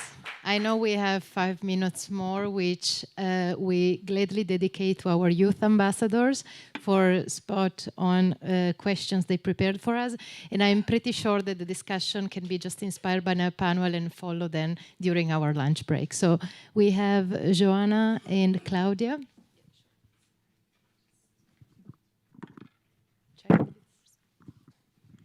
Hi everyone, thank you. This was really enlightful. My first and only question, since we are short on time, it's for all the panelists. How do you ensure the quality of the data you collect through technology? Since, as we heard, they can be believed but not truth. To guarantee better outcomes regarding human rights, and what's European or national policies do you think should have been made or are being made regarding this topic? Allow me, Joanna, to address maybe first the question to Mattia, who touched on the point, and then to open in case we have quick contribution. What we see, what works, is really embedding verification points into data collection processes. So this is what needs to be done, because if it is just on the belief level that everybody will provide truthful data, then you will have a lot of situations where simply the motives will be in collision, whether farmers will harvest today and breach food safety measures, or storm is coming tomorrow and lose everything. So that's huge situation. So things like that. In one word, concerning the blockchain, we have faced some possible misinformation. And when it is the case, it is clearly very quickly identified, and we get people on ground to verify and to tell where is the truth. Thank you. So in healthcare, having information that you can trust is super important. So the first thing we do is that we have the platform, and when someone, if you go there and submit something, the first one to read it is a medical doctor that will look at it and say, if this is crazy, well, we put it on the side. If it's okay, we look at it more carefully. But again, I think in an highly regulated area like healthcare, we are safer than in other areas. I'm typically not in favor of a lot of regulation, but in fact, when it comes to solutions that are coming from the patients, it makes sense to have some level of regulation so that we are all safe before we actually start using many of these devices. I'll just say a couple of things briefly about disinformation. When you look at elections, Google announced last week that they were going to require political candidates to say whether they were using AI to generate their content. The problem is that the person that is trying to spread misinformation is not going to follow that rule. And the second thing is, in a lawsuit that was filed last year about social media companies and their responsibility for impacts, Twitter did an amicus brief, and they said it would take 181 million years for the average user to get through all the information on the internet. So if you don't flood the internet with actual information, it's going to be very difficult to balance out the disinformation, misinformation, unintentional or intentional that's already out there. So although I ended hopefully before, I'm not necessarily that hopeful about this, unless you use something like a blockchain or something that has some kind of verifiable, tamper-resistant, I wouldn't say tamper-proof, kind of mechanism. Yes, indeed, and we organize voting in Africa through blockchain. More and more. It's a proposal that we make to the governments. Gaia, do you have also a word to share on this topic? Very briefly. No, just very quickly to say that I really think that the only way to keep up with the evolving challenge of the validity of data and the integrity of data is to allow for audits. This is an industry that has absolutely no industry-based certifying processes, for instance, right? So there's no way to actually audit these algorithms, audit the data that's being collected. I think that's how it's going to evolve, is A, for civil society to improve our own technical capacity to question and investigate, technical investigations into how companies are collecting data, but also forcing companies to have standards for what they'll scrap, what they won't, and for states to push for audits is the only way. Lovely. Thank you so much. Claudia, the last question for our speaker. Yes, thank you. I apologize for sitting behind you. It's okay if you want to look forward when answering. I have a question that's more, I believe Marcia has kind of touched upon it with the digital divide. I wonder how business technology companies can ensure or can balance out the pursuit for innovation and innovation itself with the respect for human rights, specifically when they are operating in different countries that have differing ethical values and standards. Is this question for me specifically? Not necessarily, but I just believe you kind of touched upon it. I'll just start that I don't know how that's going to happen because, like you said, I think the bigger problem is we don't have shared values generally. And without shared values, other than the fact that most people in the world want to survive, there's so much polarization based on political party or gender, et cetera, that it's very difficult to solve this kind of issue. So I'm just going to end by saying I don't know the answer. I probably shouldn't have taken the microphone. I can quickly add. Yeah. Well, no, should I go first? No, oh, sorry. And I also have to slip away. I have another meeting, so I'm going to run away. I just wanted to say that that's actually the crux of the question: is how do we make sure that in different jurisdictions it works? Two things is one, kind of making sure that the UN guiding principles on business and human rights are more embedded for ICT companies. I think there's a lot that the guiding principles already provides. I think looking at how to practicalize it, how to implement it is one for the sector. But I think the other one that's more relevant to this room is the fact that at the moment, there's very, very weak jurisprudence holding tech companies accountable. The more courts get involved, I do see that as one of the major avenues through which we're going to get more accountability, we're going to get more uniformity. Thank you. Very few words. The UN guiding principles say you must comply with the law, but you must respect human rights. All companies all over the world in the same manner. Therefore, the mother company, to some extent, is going to have that legal platform identifying with the lawyers in business and human rights, an expert, how to comply with the law of each participant to the blockchain, and how for each of them to comply with international law. And this will be on the legal platform, and therefore you can handle all along the value of the supply chain exactly the performance of the same obligations. It means that some of those obligations may not be appropriate because it is not concerned, but since there is a dénominateur commun, which makes it that it is totally possible. Lovely. Thank you so much. This concludes our panel on business, human rights, and technology. I thank once again all the organizers, and a big thanks for our speakers. And I guess for intellectual property related questions, we move to the lunch break for that. So I hold my privilege as a speaker and I don't pose any question. Thank you again. Round of applause, and probably Claire will have the floor. Now, thank you. Now I just want to invite you all to our lunch break, which is at the same place where we had the coffee break.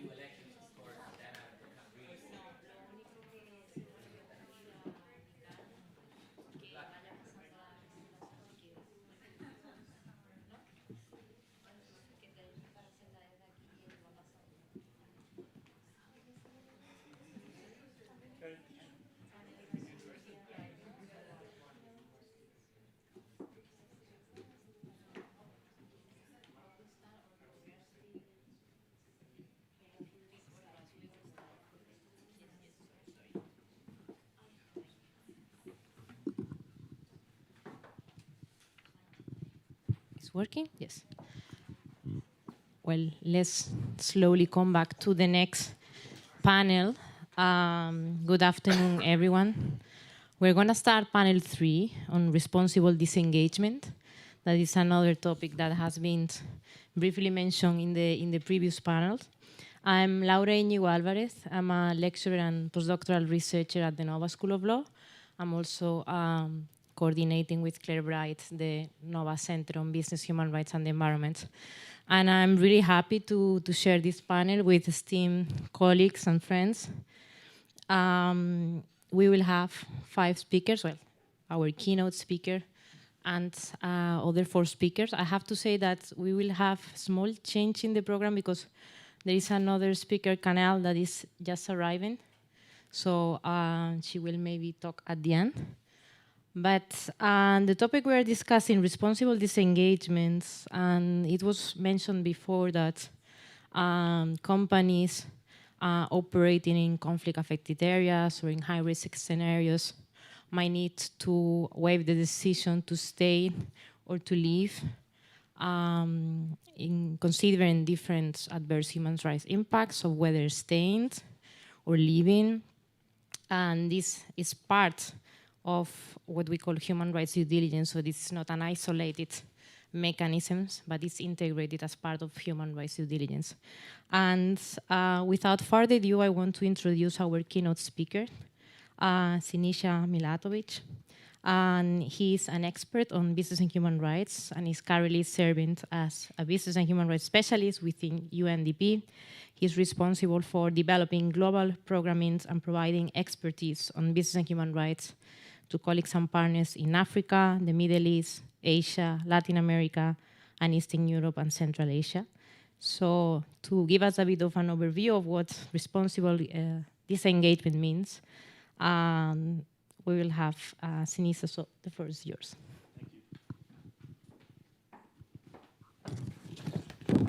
Hi, everyone. I hope you had a good lunch. First, I'd like to thank Claire, Laura, and everybody here at the Nova Center. It's really nice to meet you finally in person after all these sort of months and years of collaborating, and for inviting me to this great occasion and great venue. I guess the downside of it is that I was given the slot right after lunch. So, I'll have to do my best. I also have to say one thing. I normally have a PowerPoint ready for this kind of thing. No. That's actually okay. But everybody in the last panel on technology had a PowerPoint, and I've decided to rebel against that. So you'll have to bear with me and listen to an old-fashioned speech, actually. It's my pleasure here to be here to talk about responsible disengagement. And obviously, it's a topic that's received a lot of attention recently in the media, in the public. There isn't a month that goes by in the news that we don't hear about a company that's been either called on to disengage from a conflict-affected zone, especially with the Russia-Ukraine conflict going on, or that has, in fact, disengaged from a conflict-affected zone. And for those of you that are following, earlier this month, Heineken announced it was completing its exit in Russia. It originally announced its exit in March last year after the full-scale invasion broke out. And finally, a couple of weeks ago, it announced that it's selling its 7 breweries and all its operations in Russia for a total of €1 to a Russian-led consortium, and that it would take a loss of €300 million in doing so. Now, obviously, a loss of €300 million to Heineken isn't a make or break thing, but I mean, it shows what kinds of serious consequences responsible disengagement can have. This was apparently the result of a long process because Heineken, as I said, first announced it was leaving Russia in March last year. It took 18 months to negotiate the sale. And as part of this, the buyer has an obligation to guarantee the jobs of local staff, of Heineken's local staff, for the next 3 years. And its CEO said that the process took so long because of so-called complexity. So while we don't know the details of how this decision was taken or what this complexity entails, the example shows that there are a number of considerations that a company should take into account before exiting or disengaging from a particular context. So the first question is, when might we disengage? And here, I'll just touch upon, because I know some other panelists will talk about this in more detail, a recent note published by our sister agency, OHCHR, the Office of the High Commissioner on Human Rights, which talks about businesses responsibly disengaging from what they call challenging contexts. And these are three, and then I'll focus on the first one. The first one is when the human rights situation is particularly grave, such as in conflict-affected areas, and Laura mentioned conflict-affected areas just now. Second is where national laws or regulations require actions that would be inconsistent with internationally recognized human rights standards.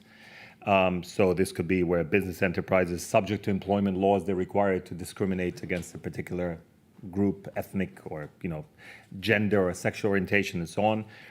And third is where national laws or regulations offer a level of human rights protection that falls short of internationally recognized human rights standards. So these are essentially states that are failing, where governance is not quite at the level it should be, and so on. But we will focus on the first one, so these conflict-affected areas that we mentioned, and on the possibilities that companies can responsibly disengage there.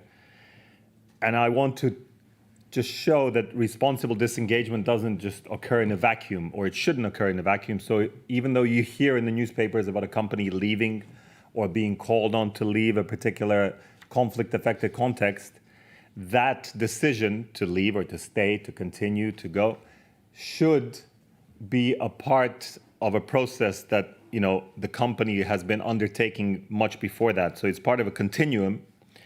And this process we call heightened human rights due diligence. And I'll just talk a bit about what this means. So what is it? Well, if you're here, I'm assuming you know what human rights due diligence is, and we heard the panel this morning and so on. Heightened human rights due diligence differs essentially because it requires the company to identify its potential and actual impacts that it's having, not only on human rights in a particular context, but also on the conflict. So how is it impacting what we call the context, so the conflict itself? And we hear, examples of this abound. The most notorious ones are where companies hire private security companies to, watch, over their operations, and these private security companies commit atrocities, massacres, and so on. You hear of Lafarge, the French cement group, which was recently asked kindly by the US government to pay a $778 million fine because it was paying off the Islamic State in Syria to secure its cement plant. And at the same time, it's on trial in France. Its leadership is on trial for crimes against humanity. So these are examples, where obviously these are very, very, serious allegations and so on. Not all impacts of a company are as serious on a conflict, but we see companies that have impacts on conflicts because of the way they source. We heard this morning about cobalt mining and so on, and other examples. So the examples abound. So heightened human rights due diligence requires you to consider your impact and to mitigate it, not just to consider it, not only on human rights, but also on the conflict itself. So why should you do it? Well, to come back to the UN guiding principles that we've been talking about all day, they're built around the concept of proportionality. So essentially, the higher the risk, the more complex the process is required of you as a company. And the UN Working Group itself, the UN Working Group on Business and Human Rights, said because the risk of gross human rights abuses is heightened in conflict-affected areas, therefore action and due diligence by companies should also be heightened. And by the way, this isn't a new point that I'm making or the UN Working Group is making, but clearly one extremely important area of distinction is that in conflict-affected areas, where Geneva Conventions and international humanitarian law applies, companies are required to obviously respect it. So when should you do it? When should you carry out this heightened human rights due diligence? What is it? When should you do it? Well, first of all, clearly if there are armed conflicts going on, such as the Russia-Ukraine one, the classic sort of international armed conflict, or internal armed conflicts going on, civil wars and so on. But beyond that, if there are situations which are slightly less, let's say, that are slightly less obvious. If there's a military occupation, if there are gross human rights violations taking place, but also if there are any what we call early warning signs of the above. So we talk about early warning signs of a conflict breaking out. Those of you that follow this know the conflicts are sort of dynamic. They escalate, then they wane, and so on. So the early warning signs could include if certain groups are amassing weapons, if there are records of serious violations of international human rights law, if there is increased hate speech, rhetoric, and so on. And I always like to say, I come from the former Yugoslavia. All of these early warning signs were there before the conflicts in my former country, let's say, broke out. And you see these all the time. And in a guide that we published on heightened human rights due diligence, when I say we, I mean the UNDP and the UN Working Group, which I'll tell you about in a second, we tried to sum it up in a kind of a pithy catchphrase, which isn't particularly, unfortunately, effective, but we said, if in doubt, carry it out. Sorry for the bad rhyme. So the idea is simply, if it looks like a conflict could break out, you should be carrying out heightened human rights due diligence. You should be, as a company, thinking about your impact on the conflict, your potential or actual impact. So what is heightened human rights due diligence, to sort of stop beating around the bush? Well, essentially, as we said, it requires you not to just to sort of consider your impacts on human rights, so not just to carry out your human rights impact assessment, not just to integrate that into your operations, but also to do the same when it comes to the conflict. So that requires you to carry out a conflict analysis. There are tools out there that are available, including in our guide, to think about the impacts you might be having, to understand the interaction between your business and the conflict itself, and then to use this understanding to avoid negative impacts. Obviously, I'm not going to go into great detail as to how to do this, but I'll be happy to answer questions, and our guide is available. So this brings us to responsible disengagement. Okay, you've done this heightened human rights due diligence, you're in a conflict-affected area. What next? Should you disengage? Should you get out of a particular country if you're a company? The definitive answer is maybe. You should bear in mind that the UN guiding principles don't necessarily suggest that there's parts of the world that should be out of bounds for companies. They don't say if a conflict breaks out, businesses should pull out. First of all, because the UN guiding principles obviously apply to all businesses, including local ones. So that sort of advice would be misplaced. And second, because it doesn't necessarily follow that a company in a conflict-affected area is having a negative impact. So the UN guiding principles, instead, they provide a kind of a framework for you to assess as a company how you should address any negative impacts you're having on the conflict or on human rights. And the conclusion of the exercise, of this heightened human rights due diligence exercise, can lead you to the decision not to engage, not to relocate, not to suspend or terminate your activities. For situations when activities have started, the guiding principles refer to disengagement as an option for addressing negative human rights impacts of a business relationship, but don't deal necessarily with this situation. So I'm not going to give you a direct answer, a definitive answer on whether a company should responsibly disengage, but I want to note a couple of key considerations. First, that if you pull out too quickly as a company, if you carry out a hasty exit, that can be very damaging. It can be as damaging as an exit that comes too late, and we see examples of this. So the upshot of this is that if you want to engage in a conflict-affected area, you need a proper exit strategy. Second, if as a business you're contemplating whether to exit or suspend your operations, you should consider whether exiting and suspending could exacerbate tensions, and second, whether this would harm people and the harms would outweigh the benefits. So it's sort of a calculation on your part as a company. So what is a proper exit strategy? I touched upon this. Well, again, we note this in the guide a bit, but just to have a few points here, you should anticipate, you should have a clear exit strategy in advance. Ideally, at the same time you start an activity. We like to compare this to when you're a company, you have these act of God clauses, so you prepare yourself for the worst possible eventuality as a company, right? You have these contract provisions. If this happens, then that, and so on. What is to stop you from having the same when it comes to operating in a conflict-affected area? Effectively nothing. Second, you should consider whether exiting can exacerbate tensions within a particular community, population, and so on. Third, developing mitigation strategies.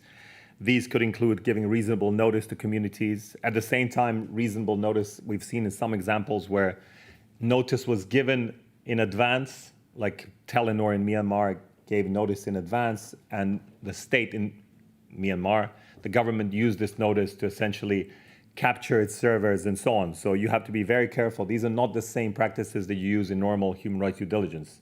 It's not always about communicating openly with the public and with your stakeholders and shareholders and so on. You have to be much more careful because the risks are much higher. And then finally, when transferring ownership, you have to think about the human rights capacities of the buyer. The Heineken example, that we just to come back to it, I don't know about the human rights capacities of the Russian group that bought, the Heineken breweries and so on. But the fact that a deal was agreed that local staff get to keep their jobs for 3 years is at least an indication, a positive sign that some sort of obligation was introduced. So I'd just like to add a couple more things and to end on where to next. Well, where to next? So this is obviously an important emerging topic, and I'd like to point to 3 trends. First, there's likely to be more regulation. All day we've talked about the Corporate Sustainability Due Diligence Directive, and in fact, the European Parliament's position introduces an obligation to carry out heightened human rights due diligence. And we have the fortune, at least so far, refers to the UNDP, UN Working Group Guide, as the reference point or a reference point. We'll see whether that makes it into the final text of the directive, but it shows the likely shift towards more regulation, just like we've seen more regulation of human rights due diligence, so we'll see more regulation of companies in conflict-affected areas. Second, there's likely to be more policy and guidance.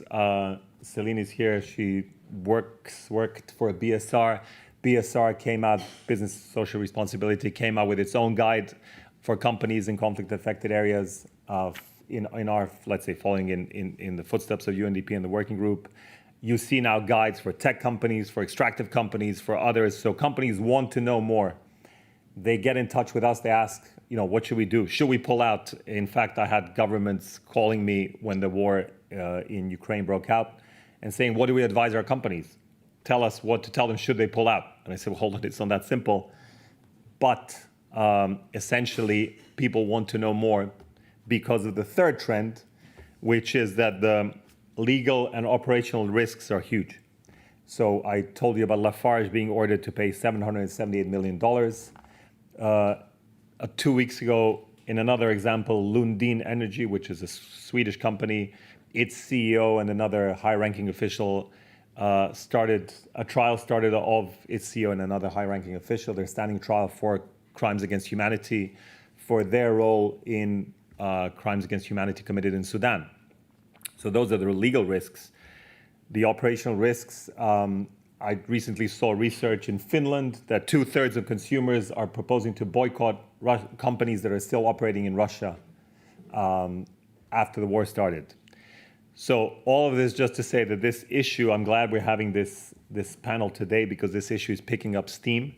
There's a need for more guidance, more thinking, more nuance, because especially on responsible disengagement, it's not as clear always as saying stay in or get out.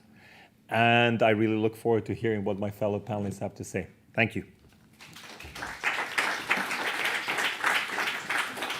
Thanks so much, Sinisha, for giving us this overview on responsible disengagement, as you mentioned, as part of heightened human rights due diligence. And also, you also mentioned the guide that was made by UNDP together with the UN Working Group.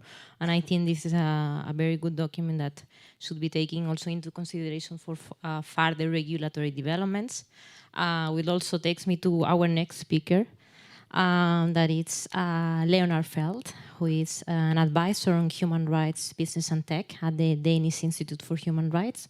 Welcome, Leonard, and he's gonna talk a bit more about those international standards and evolving EU law in relation to this issue of responsible disengagement. So please, the floor is yours, Leonard.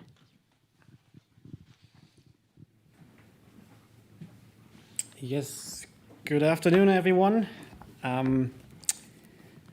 Thank you, Laura, for the introduction. Thank you, Claire, for the invitation. It's a pleasure to speak today. The topic is highly, PowerPoint slides.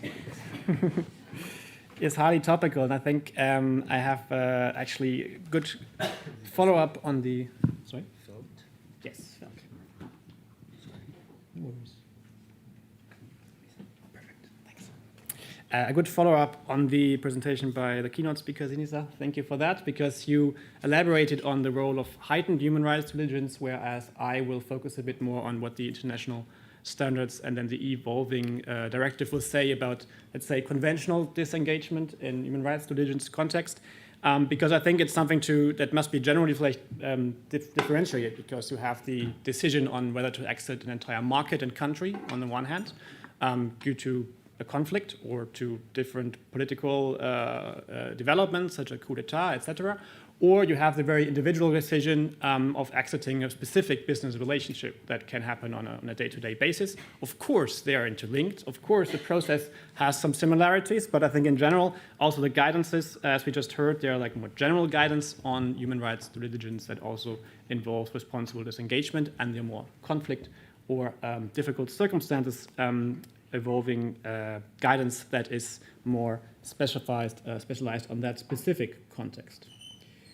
And with this differentiation, let's start into this term, responsible disengagement. I added here a slash to kind of show that it's a lot about engagement and very little about disengagement, at least in theory.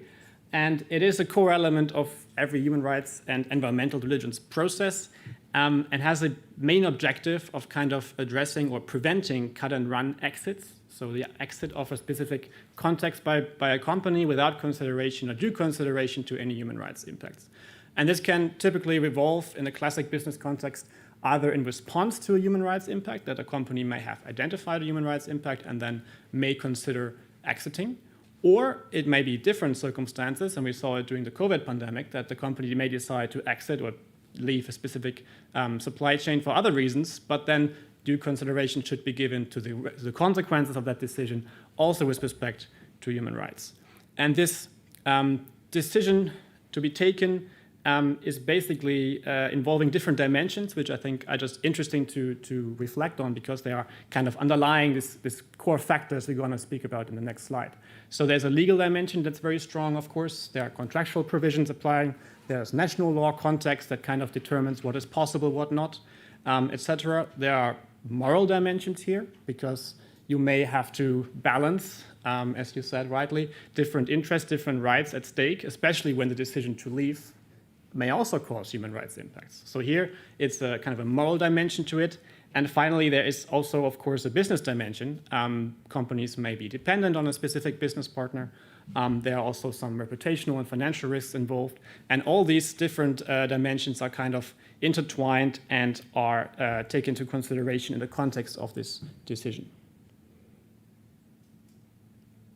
So what do international standards, so mainly the guiding principles, but also the work of the OECD, including the latest revision of the guidelines, say about responsible disengagement? Well, first, plan ahead. We already noticed that, already talked about that before. So proactive communication, expectation setting, and also contractual clauses that kind of foresee potential impacts, ensuring that the company has the leverage it may need in case an impact arises to affect change. Also setting clearly the expectation that the company will stay engaged as long as it's possible, while also maybe defining some red lines when the company may actually consider what to do next, whether it's a suspension or a disengagement. This is things to consider before entering a new business relationship, which I think is good to differentiate. When you're already inside a business relationship, the priority should be given to engagement, especially using and increasing leverage to drive change in the business relationship. However, if that is proving unfeasible, either because the measures do not prove successful or there is no prospect of success in a reasonable time, then you have to come to this kind of consideration, this kind of black box of making a decision. And in principle, companies here have a margin of appreciation, a margin of discretion on how to kind of come to one of the options available. But as we heard already by Sinisa, there are some factors that they have to take into considerations. And sorry for repeating, but I think they're worth to be repeated. It is kind of what impacts are at play, either options that may be taken, so impacts already evolving or impacts resulting from disengagement.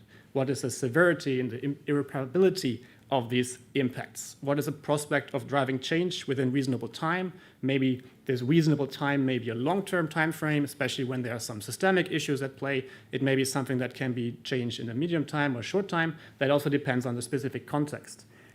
What are the stakeholders saying? What are experts saying? These are often very difficult context and decision-making circumstances, so it's key, and the guiding principles emphasize that companies should get external input, of course engage with relevant stakeholders to seek all the opinions on the matter. And also there's consideration given to how crucial a business relationship is in a specific case. And this also links to the questions raised before. If you leave a business relationship, who steps in next? And what would be the consequences? Who would benefit from you stepping out, and someone else would take over your market share? And once companies have taken these factors reasonably into account, they have different options, which are all now reflected in the evolving EU directive. And there is first staying engaged, which is kind of linking to the general priority, while still taking mitigative and preventive actions. Then there is what I call disengagement light, which is that the company is announcing not to renew existing contracts in the future and not to enter into new business relationships with the same business partners in the future. And then there is temporary suspension, which is kind of a step before termination of kind of demanding specific results in a reasonable time frame. And then ultimately there is termination as a last resort means. And all these different factors and dynamics can also be kind of traced or can kind of be identified in the evolving CSDD directive. So on first sight, one may say the different provisions by the Parliament, the Council, and the Commission are largely similar. They all have like a clause on disengagement light and on temporary suspension and termination.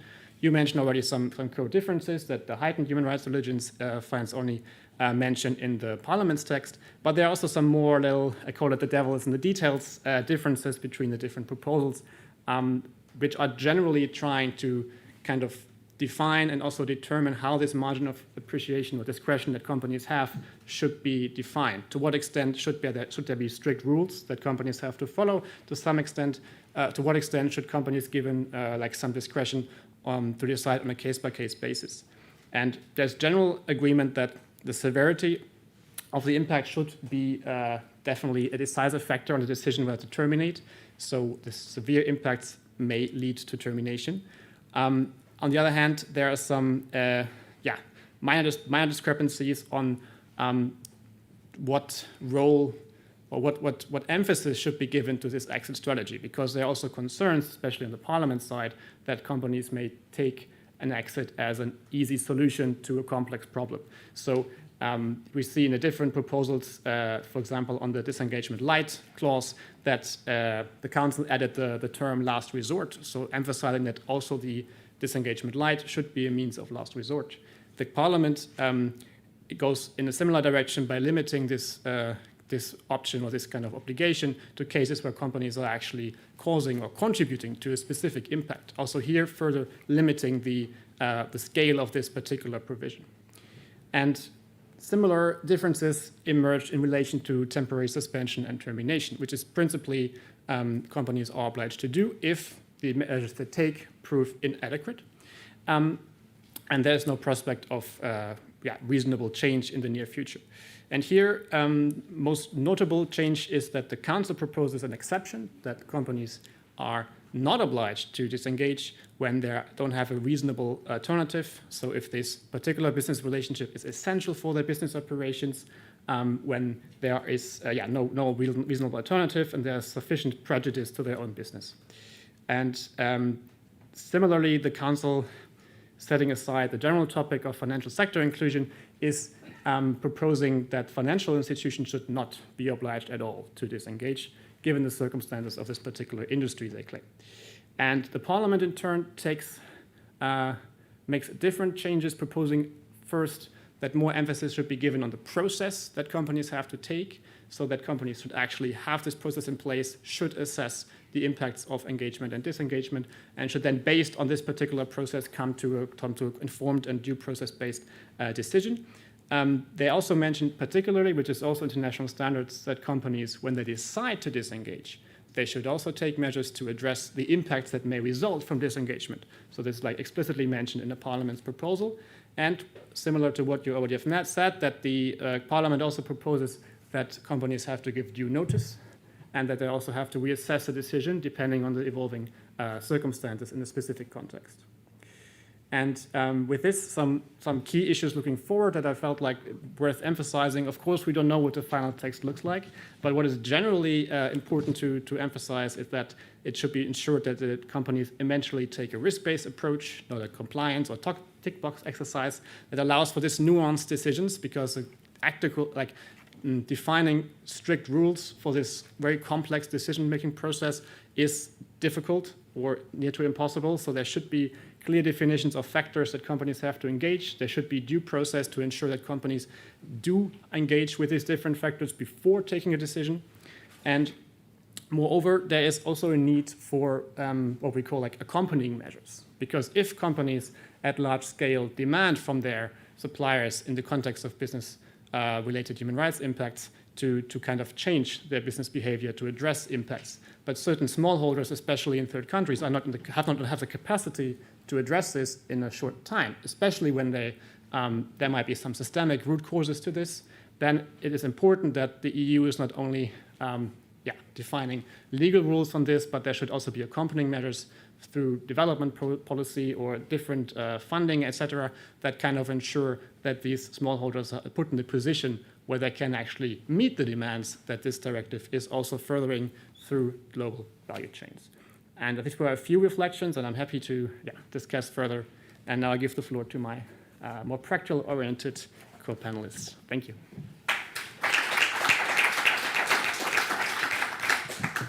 Thank you, Leonard, for bringing the regulatory aspect, what's the directive, the draft directive is looking like regarding disengagement. And we will have now the perspective from Professor Miguel Ferreira, who is BPI Fundação La Caixa Chair Professor of Responsible Finance at Nova School of Business and Economics. He's also Vice Dean of the same faculty and the Academic Director of the Nova Finance Knowledge Center, and he will bring the perspective of investment and investment decisions. So whenever you want, Miguel, the floor is yours.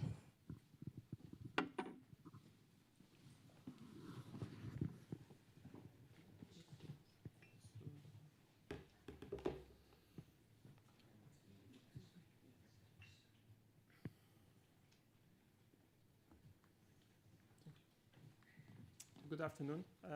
Let me first thank the organizers for the invitation, especially to Alison, that came to my office asking me to participate in this panel. At first, I didn't realize this was a poison pill because I'm in this panel, or I think in the conference, I'm an outsider, but I try to bring some insights from the investor's perspective that could be potentially interesting for everyone.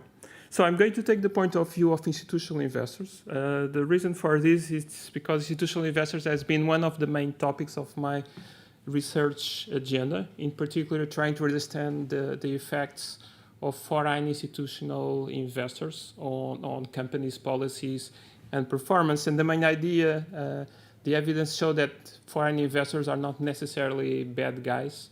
They have an independent status relative to domestic stakeholders, and they, in many times, they use that independent status to improve company policies, investment policies, innovation policies, to create more jobs and improve company performance. So when I talk about institutional investors, I'm talking about what? I'm talking about money managers, mutual funds, and here it's worth to mention the big three, which are BlackRock, Vanguard, and State Street. They hold more than 20% of the world market capitalization, so they are very important players in capital markets worldwide. This large concentration is, as it sounds, problems. It also has some advantages.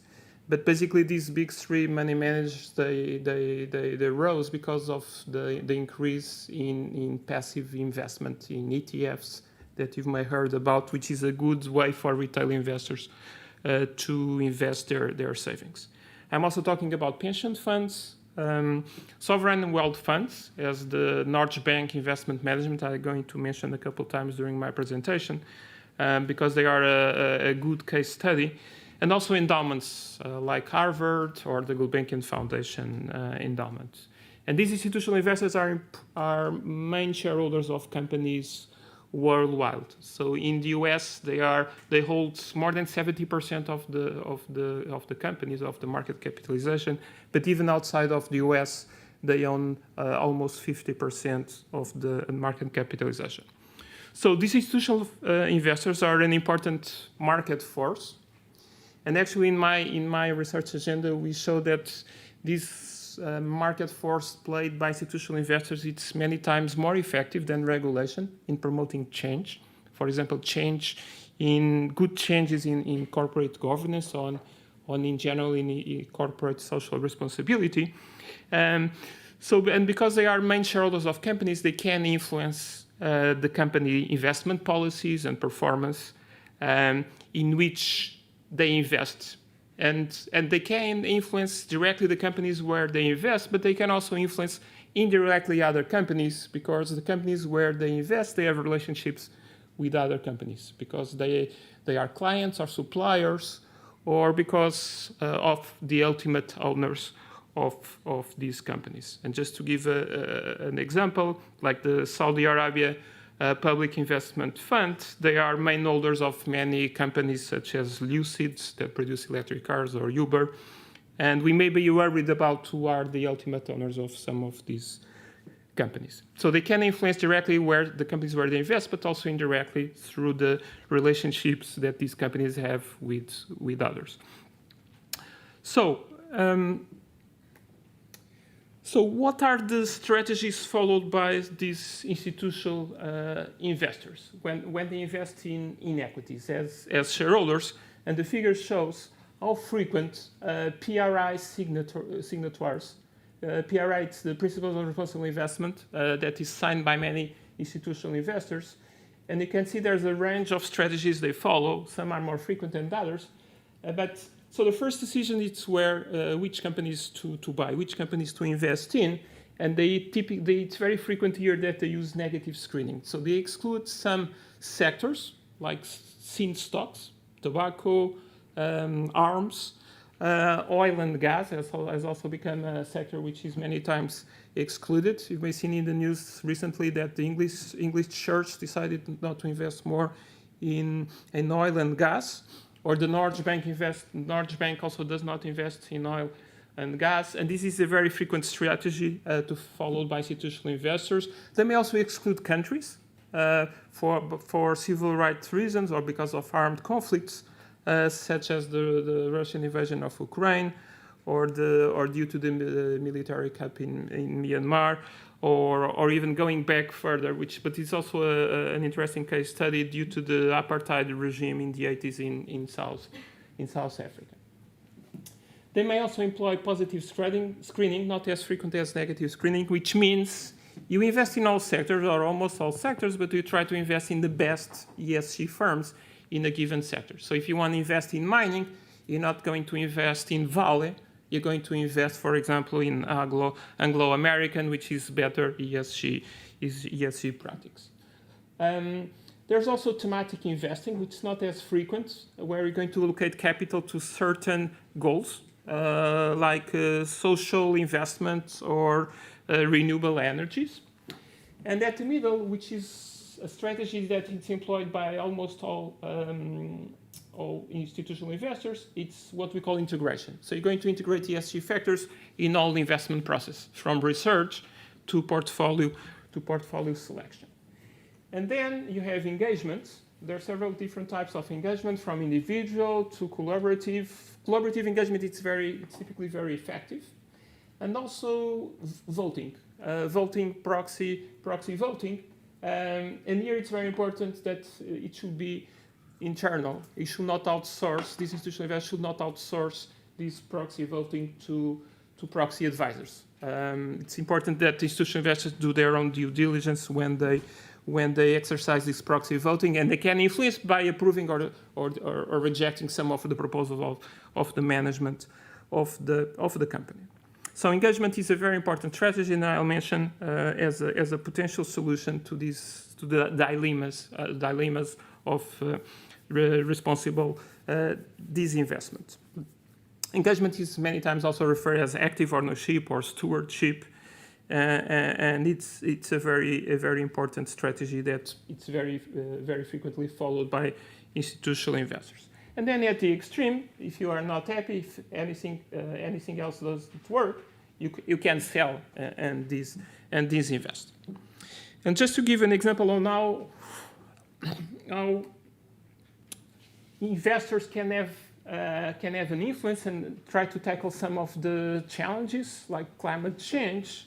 More than 70% of greenhouse gas emissions, it's done by just 100 firms, large firms, which have investors, institutional investors as shareholders, and they can play an important role in trying to reduce emissions and trying to mitigate the effects of climate change.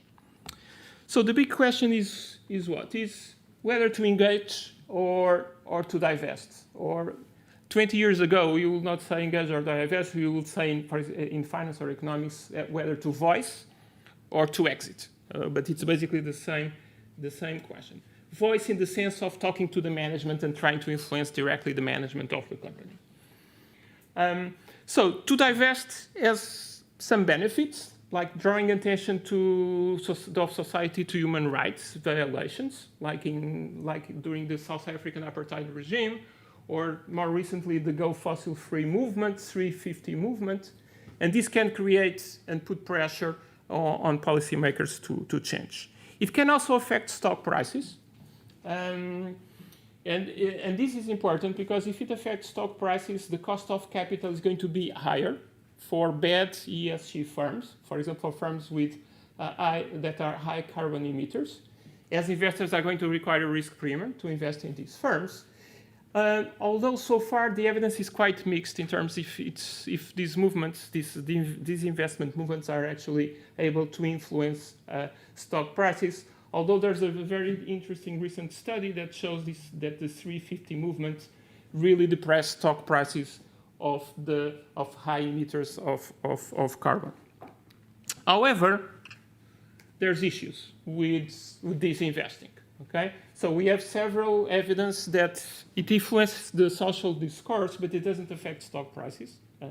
Although there's this recent study with positive effects, and so it potentially has limited effects on cost of capital and the real investment policies of firms.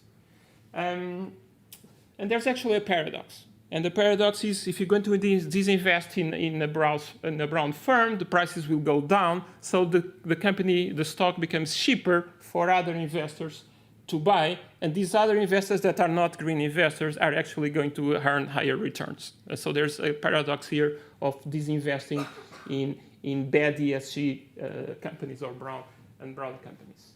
And there are several collateral damages that have already been mentioned here. If you disinvest, especially in developing countries, there's going to be negative economic effects for the more vulnerable populations, like job losses, income drops, and ultimately hunger and poverty. If you need to sell, like in Russia, you're going to sell at a fire sale price, like in the Heineken case. And this is going to actually benefit the regime, and it's going to transfer wealth from a company that's probably better in terms of ESG to another investor, to another shareholder that it's going to be probably worse in terms of ESG practices. Sorry, Miguel. Yeah, I have to finish. Yes, sorry. And just to conclude. So what's the solution? The solution is to engage. As we mentioned here, we have robust empirical evidence showing that engagement is successful in terms of stock outperformance, in terms of real effects the company changing its investment policy for the better. Collective engagements are particularly effective. So the solution is what we usually call in finance, at least, twin track approach. So we employ exclusion only when engagement cannot be successful. And you divest as a last resource. And this is an approach that has been taken by more and more institutional investors around the world. Thank you.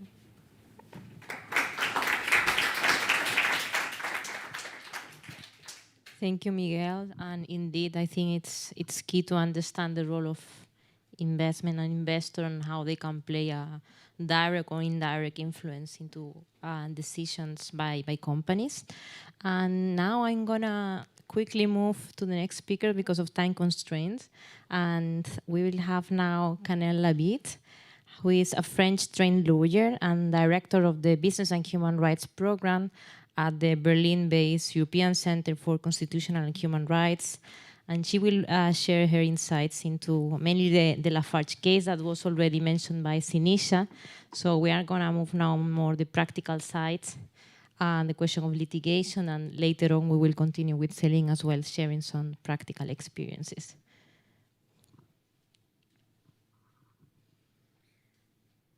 Great.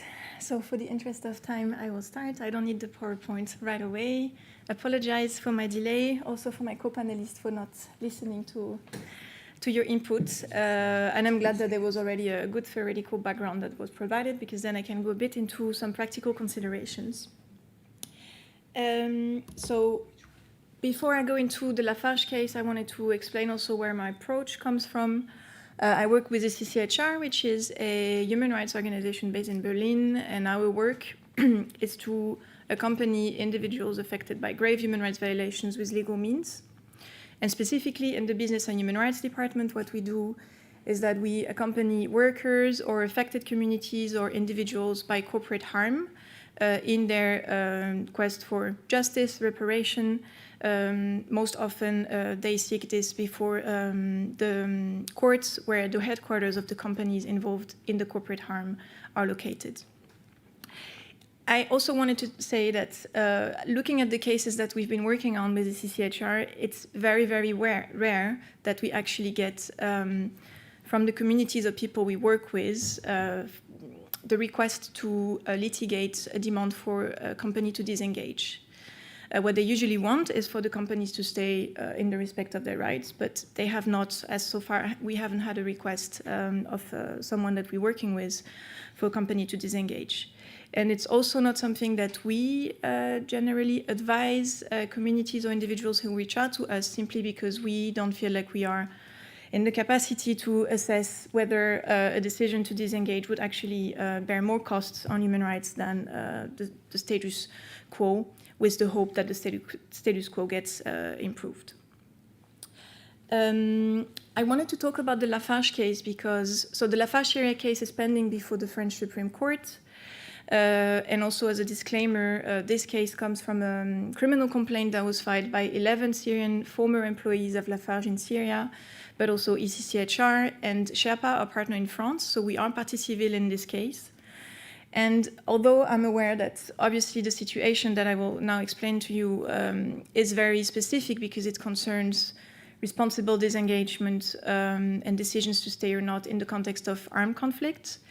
And I'm also aware or hopeful that things have evolved since the facts of the Lafarge case, which took place between 2012 and 2015. But nevertheless, the amount of public information, or rather, no, the amount of internal information shared by the company, within the company, that was leaked, and this is how the case started, this information gives, I think, a very unique insight into how a multinational is thinking about its decision to stay or not in this kind of situation. And I think it's very illustrative, basically, of the gap between the theory that was explained by my co-panelist and the practice that we experience not only in the Lafarge case, but also in many other cases that we've been working on.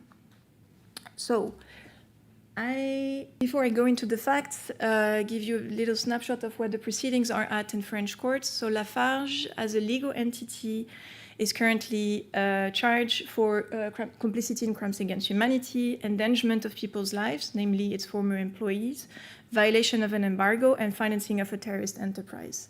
And 8 of its former corporate executives, both in the subsidiary in Syria and the headquarters in France, have been charged with endangerment of people's lives and of financing of terrorist enterprise as well. Last year, the US Department of Justice issued, or there was a plea agreement issued with Lafarge for an amount of this amount, $777 million, which is the highest settlement that was ever reached, in exchange of which Lafarge pleaded guilty for the financing of a terrorist enterprise. So what happened? Lafarge is a French multinational company and worldwide cement leader that merged with the Swiss cement leader now, Holcim, in 2015. And in 2007, Lafarge acquired the Jalabiyah cement plant, which was located in the northern part of Syria, at the cost of approximately 680 million, which was the largest investment in the country outside of the oil sector. And it started running the plant in 2010. And in 2011, the conflict started in Syria and escalated extremely quickly, to the point that in 2012, ISIS, or the Al-Nusra Front at the time, and then later ISIS, surrounded the factory. There were a lot of fights between ISIS and also the Kurdish army. Employees started to be kidnapped in 2012. Kidnappings and horrendous acts that were qualified by the French courts later as possible crimes against humanity were happening in very nearby to the factory, between 10, 20 kilometers and 90 kilometers. And at this point, all major multinationals operating on the country, such as Shell, Total, Schneider Electric, decided to leave. And Lafarge took the decision to stay, to remain operational. And by the end of 2013, they were not able, Lafarge, to continue operating in this region without making payments to several armed groups in the region, including ISIS. And the judicial inquiry revealed that up to 13.5 million euros were paid to armed groups and $500,000 to ISIS intermediaries. But this is only what has been uncovered, yes, by the judicial inquiry. It's not a final amount. So, as I said, in 2012, we have kidnappings of Lafarge employees starting. And the same year, Lafarge takes the decision to organize the evacuation of its expatriate international employees to Jordan and back to France, but leaves the employees, the Syrian local employees, in these conditions. In September 2014, ISIS launches a violent attack against the factory of Lafarge, takes the factory, take control of the factory, and will actually operate it for several months later. And during that attack, Lafarge's employees were left with no evacuation plan and left to flee on their own. These are the main facts. And I want to make a few remarks. One, giving you a little bit of an insight on the reasoning of Lafarge, which these quotes come from the DOJ plea agreement. So their investigation has been made public in some parts. And we can see from those emails that Lafarge executives, their motives are purely economic. They have not only paid taxes to ISIS in order to get their trucks, their cement, and their employees freely circulate in the area, but they have also entered into revenue-sharing agreements with ISIS, which incentivized ISIS to act in Lafarge's subsidiary interest. They have also sought ISIS's assistance to impose costs on the cement of competitors in order to undercut their prices. And what I found very interesting is this quote, where 2 reasons are given by the executives not to close the factory. One is that they don't want to take any risk with regards to the upcoming merger with Holcim. And second, they fear that if they disengage even provisionally, they will be looked at, they will be watched closely when they try to resume after the merger. Second remark, the price to pay was mostly for the employees. The employees, as I said, were subject to many risks, but they also voiced this to the company and asked the company not to come to the factory. They were forced to live in Manbij. This was imposed by the company, by Lafarge. Manbij was a city that was at some point under the control of ISIS and a very dangerous city to live in, and they had every day during their work commute go to pass through checkpoints that were checkpoints where ISIS and other armed groups were. And despite this voicing of the employees who said we cannot and we do not want to come to work, instead of this, Lafarge didn't take measures. They pressured its employees to come to work, threatening with dismissal if the employees would not do the commute every day to work. And the second cost is also a cost for the company, because as I just said, there was this plea deal agreement. And I finish. Do I have 1 more minute to finish? Yeah. What is important also to say is that the financing of the terrorist enterprise, it was later found by the appeals court in France that ISIS was at the time finding most of its revenue from taxes, but also from the selling of raw materials, which are the two activities through which Lafarge entered in agreements with them. And therefore, we can also say that the negative impacts that Lafarge may have contributed or caused were also impacts of the surrounding population that was exposed to the commission of crimes, including crimes against humanity by ISIS. And so we have made recommendations in order to take some lessons learned from this case, because we think that at this point, what Lafarge should have definitely identified as risks is the brutal stopping of the activity as it happened. Also the risk that the activity in the factory would then be taken over by armed groups, such as ISIS, but also the risk for its employees. And I think this is, as I said, this is very exemplary of the gap between concept and practice. But also, I think it shows that there is the responsible disengagement concept is not yet perceived by companies as something that they need to integrate very early on in their economic models. There is still a very tick-the-box exercise that we see also with human rights due diligence in general. And if we look at the Lafarge case, I think that we see one of the main challenges to non-tick-the-box exercise of human rights due diligence, and that is that Lafarge at the time didn't consider that human rights that apply to their employees in France and their obligation to respect human rights applied outside of France. And there is one quote on which I will finish. Is the quote where asked, executive director of Lafarge is asked how they can justify having financed ISIS in order to continue production. And they respond, well, one need to understand that at the time, ISIS hadn't done anything outside of Syria. There had not been any Charlie or Bataclan effect. This was a Syrian affair. I leave it at this. I think I'm already running out of time.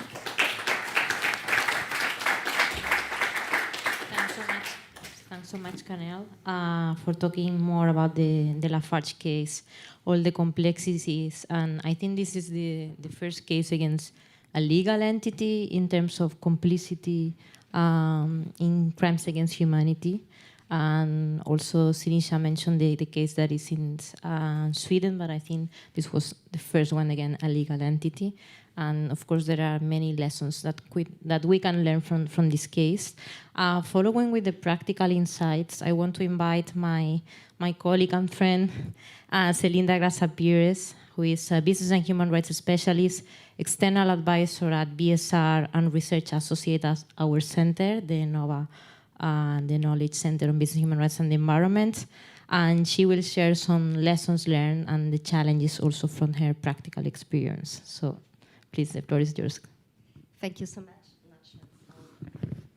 I actually choose remain seated because I'm a bit sick. I just recover my voice, so if you don't mind, I'm happy here. So, would you like my help for the PowerPoint? No, yeah. no, it should be on.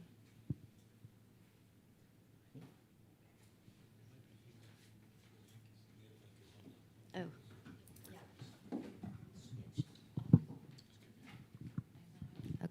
Okay. Perfect. So it just a few slides. I don't know if you can switch at distance or if I, no, I mean, thank you. Oh, perfect. Oh, yes. Okay, perfect. Okay, so preliminary considerations. So normally, as Sinisa mentioned, I normally talk about exit decision in conflict-affected areas and high-risk context. I work myself in Angola, Mozambique, Colombia, and Honduras more recently. But this time I have chosen to discuss a topic that we don't hear much about, which is disengagement process that led to the decision of staying responsibly engaged with a business relationship associated with adverse human rights impact. So I choose to start with these two images.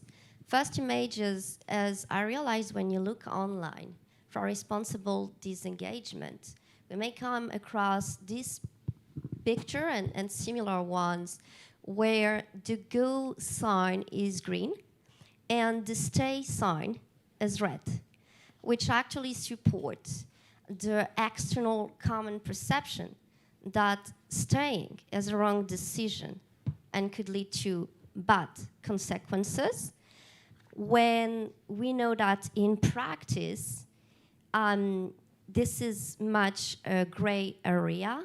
There is no unique solution. I never came across very easy, simple, binary cases. It's always about finding the right balance and a nuanced decision to stay or to go. So no universal solution for gray zone areas, I'm afraid, because they are highly context dependent.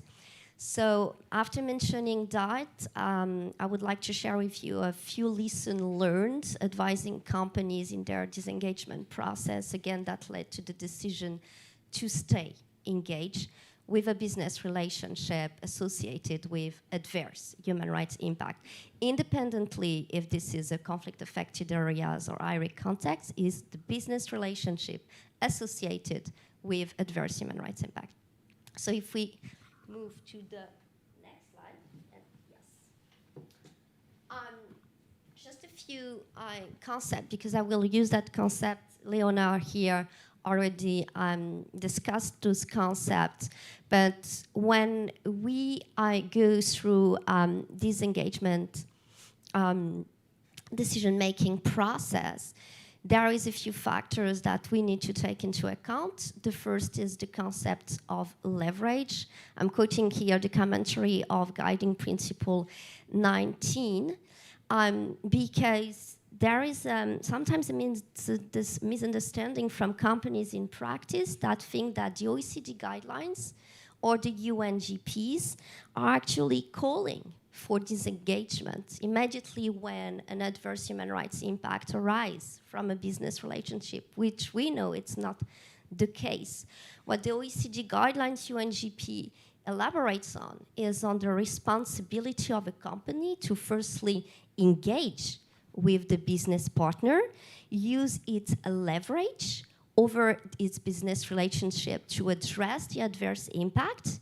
If the company lacks leverage, find ways to increase its leverage, and then only consider ending the business relationship. So it's a concrete process flow, several phased, before leading to the conclusion to actually disengage from the business relationship.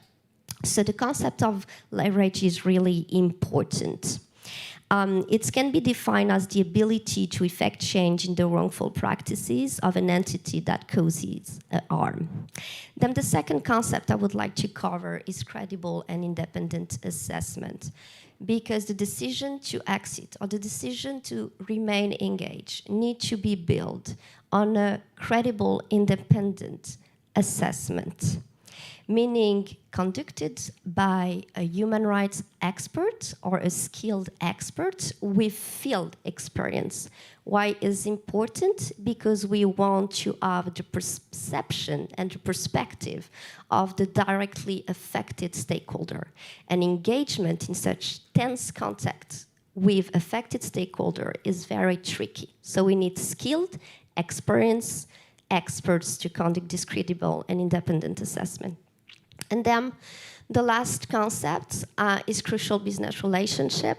Sinisa and Leonard already mentioned that, so very quickly, just want to flag that many decisions to stay engaged are actually linked to the fact that it's very challenging to end a relationship when this relationship is perceived, experienced in practice as crucial. So for the definition, if there is no common definition of crucial business relationship, but we can say that a relationship could be deemed as crucial if it's provide a product or service that is essential to the enterprise business or for which no reasonable alternative source exists. So for instance, we heard this morning from Anais the cobalt mining in the Republic Democratic of Congo. So there is not a few alternatives out there. The same is happening for some commodities that need particular weather circumstances like coffee, cocoa, or bananas that need to grow in specific environment. And in some of the countries, there are high-risk contexts. Same happen with minerals that we need, well, apart from cobalt, for low carbon transition. So we need to have this in mind when starting a decision-making process of exiting or staying engaged. And finally, this is not on the slide, but I would like to echo Canel's presentation here. It's also about considering how crucial our business partner position, operation are in the area. Most communities I'm working with do not want the company to go because they are highly dependent on the company operation activities for their livelihoods. What they want to do, as Canel mentioned, is an evolution of the statu quo. So it's not about just staying. It's about staying responsibly. It's about non-business as usual. It has to be disruptive. Yes. So 5 lessons learned from practice would like to cover. And hopefully I will have time. I hate to be the last one because I know the moderator is evilly looking at the time. But so lesson 1 is actually using the threat of disengagement as a powerful tool for change. I mentioned in previous slide the free resources and just mentioned to Joseph from SOMO that he could be sitting here because it's, should I stay or should I go? It's one of the most useful resource out there. So I know you cover also the threat of disengagement in that note, so I will definitely echo you on this one from practice. So in a case of the decision has been made to remain engaged with a business relationship associated with an adverse human rights impact, the threat of disengagement increases leverage over the business partner and accelerate the changes without having to completely disengage, but to be effective, credible, it needs to be materialized. It's not an overall threat. It's actually materialized, for example, through a suspension of commercial relationship, through the significant reduction of volumes, or to just a pause in terms of purchase orders, for instance. But it needs to be materialized. And then to echo Sinisa, yes, in practice we see, and it's not definitely not perfect, a lot of room for improvement, but we see more and more companies interested in integrating into their contractual clauses relationship, a phase approach to disengagement with the different phases. For I've seen like clauses suspension for 6 to 9 months, then we reassess, then possibly suspension number 2, and then disengagement. So that's something we have seen in practice, which is emerging. Listen, learn number 2, it's to be part of the solution and co-develop what we call SMART, corrective action plan. So normally, what the commentary of the guiding principle 19 says to us is that when you take the decision to remain engaged with a business relationship associated with an adverse human rights impact or environmental adverse impact, we need to publicly be able to disclose on our ongoing effort to mitigate the harm, which in practice cannot be effective if you leave the entire burden, financial, reputational, operational, to your business partner. It has to be a shared, co-developed corrective action plan. So instead of thinking of disengage or just imposing your own condition, you need to think about investing additional resource to this business relationship so your business partner can effectively make progress in terms of addressing adverse human rights impact. And finally, SMART, corrective action plan. SMART stands for specific, measurable, agreed upon, realistic, and time-bound action plan, meaning specific timeline for the implementation of concrete, measurable action for each adverse impact identified. And then you have key milestones, because you can take the decision to stay, but it's not for life. So the door, I will say, is still open. So after a key milestone has been agreed, you can sit with your business partner, reassess the situation, and you will be, able to say, finally, after staying a few months, trying to support you to make progress, we will leave.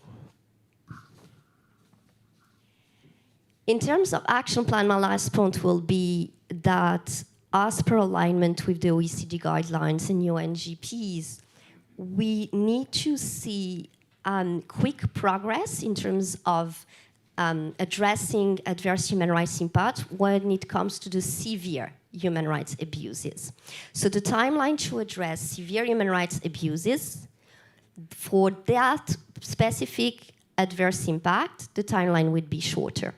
So what I've seen in practice is like the business partners have 3 months to 4 months to make solution and progress for sexual abuses, men or women, for forced displacement, violence committed by mine security. So that's the kind of severe abuse that need immediate, measurable, very short timeline. And then we reassess based on progress made if you stay or if we go.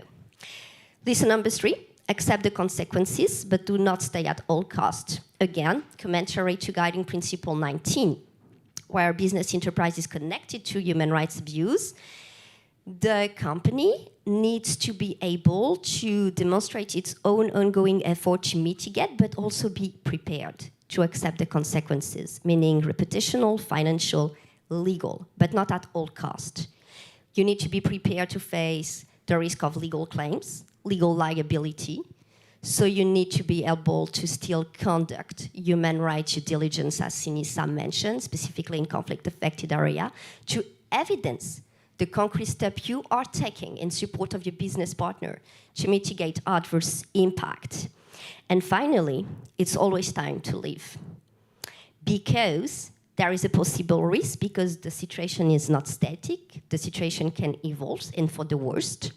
So it's possible that when you will find, through assessment, that you may be accomplice of gross human rights abuses, the exit door needs to be still open. So we need to conclude. I know. Lesson number 4, don't be afraid to communicate with a wide range of stakeholders very quickly.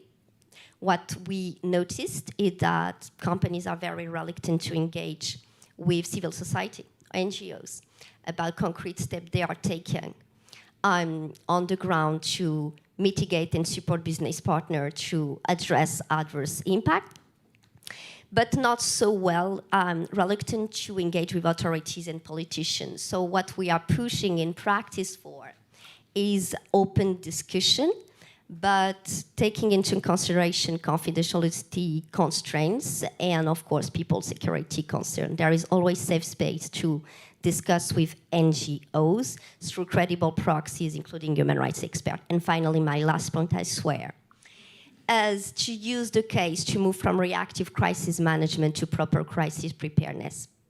There is, again, no one single scenario that could be duplicated for every single situation.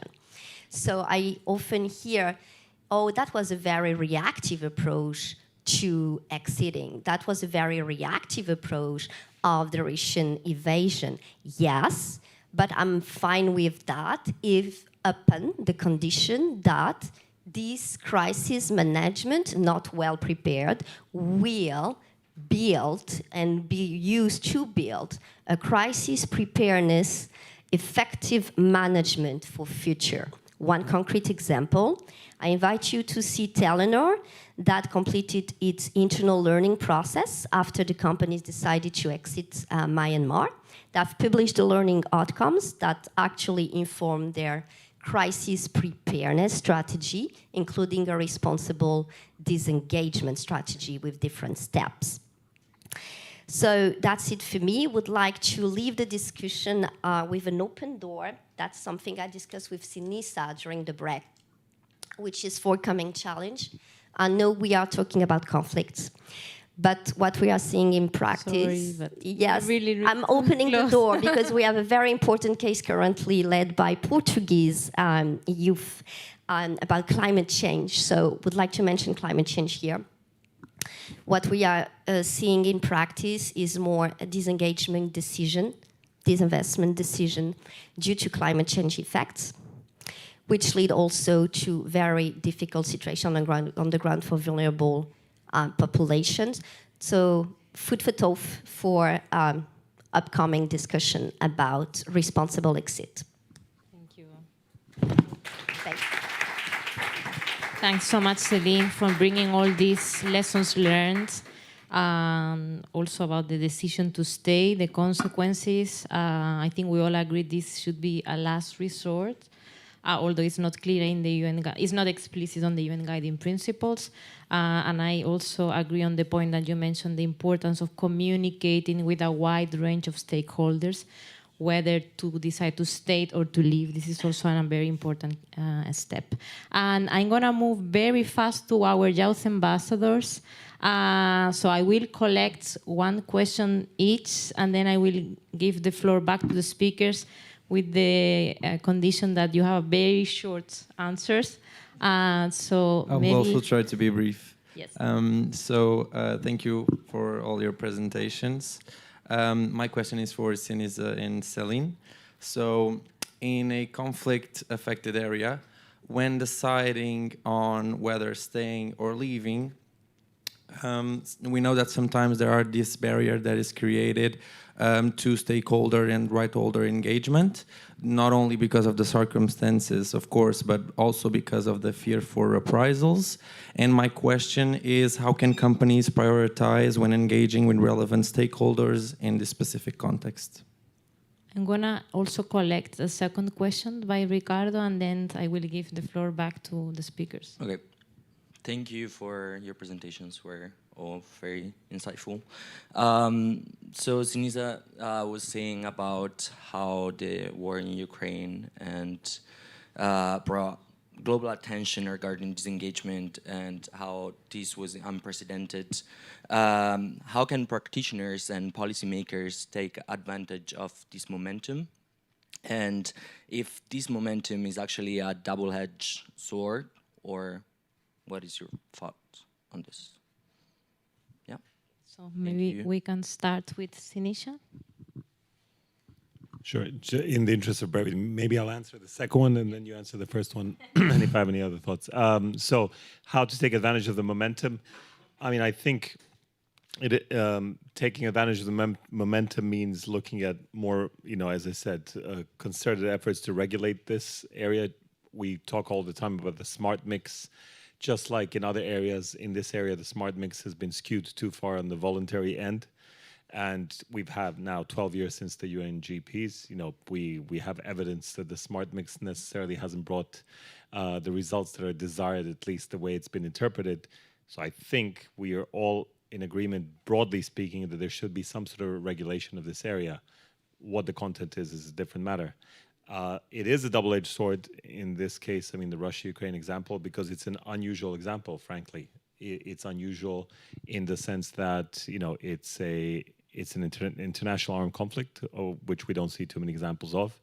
It's in danger of obscuring some more typical examples of, sourcing from conflict-affected areas, power asymmetries between companies and local communities and so on. These are more sort of typical examples that even our guide was directed at, to be honest. It doesn't mean that it's not applicable to others. So, we shouldn't think just simply in terms of Heineken pulling out of Russia and so on. We should also think about, your more typical example of an extractive company in a conflict-affected area, etc. And then finally, I think the thing that we really don't think about at all, because it's hard, is that, we're always talking about multinational companies pulling out of certain areas, etc., etc. The guiding principles apply to all enterprises and all human rights. What about, local companies? What are their duties? Small and medium enterprises and so on. Obviously, they can't pull out, if that's the term you want to use. But what is disengagement in their sense? What does that mean? If you're a local company, how are you supposed to proceed and so on? I don't have an answer. I'm just telling you that it's not an easy question to sort of grapple with. Celine.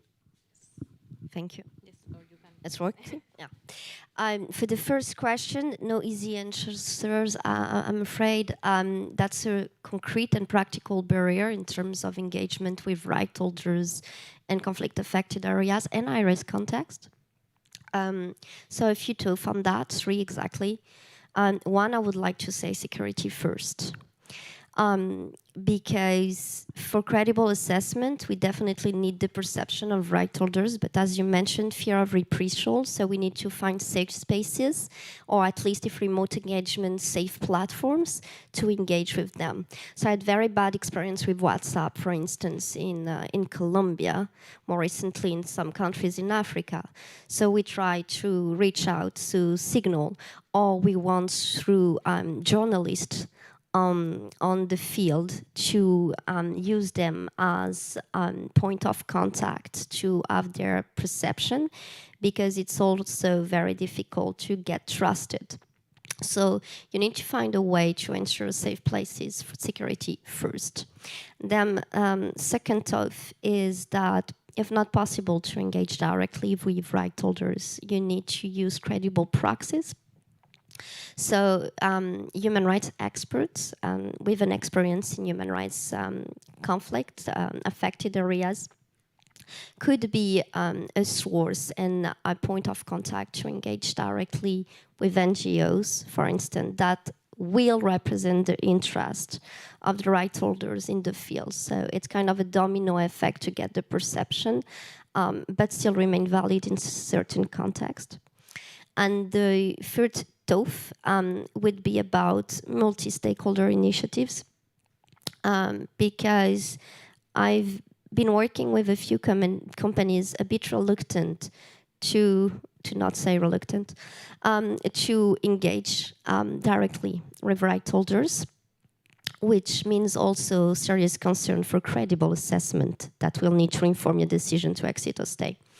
But in this particular situation, a solution we found was multi-stakeholder initiative, when you can hear from your peers who has the opportunity to engage with in the same operational areas, which is a very limited context, with right holders. So that multi-stakeholder initiatives are a good platform to hear about what is going on the field. It's kind of indirect source of information, but still a source of information. Definitely not perfect, need to be complemented with other sources.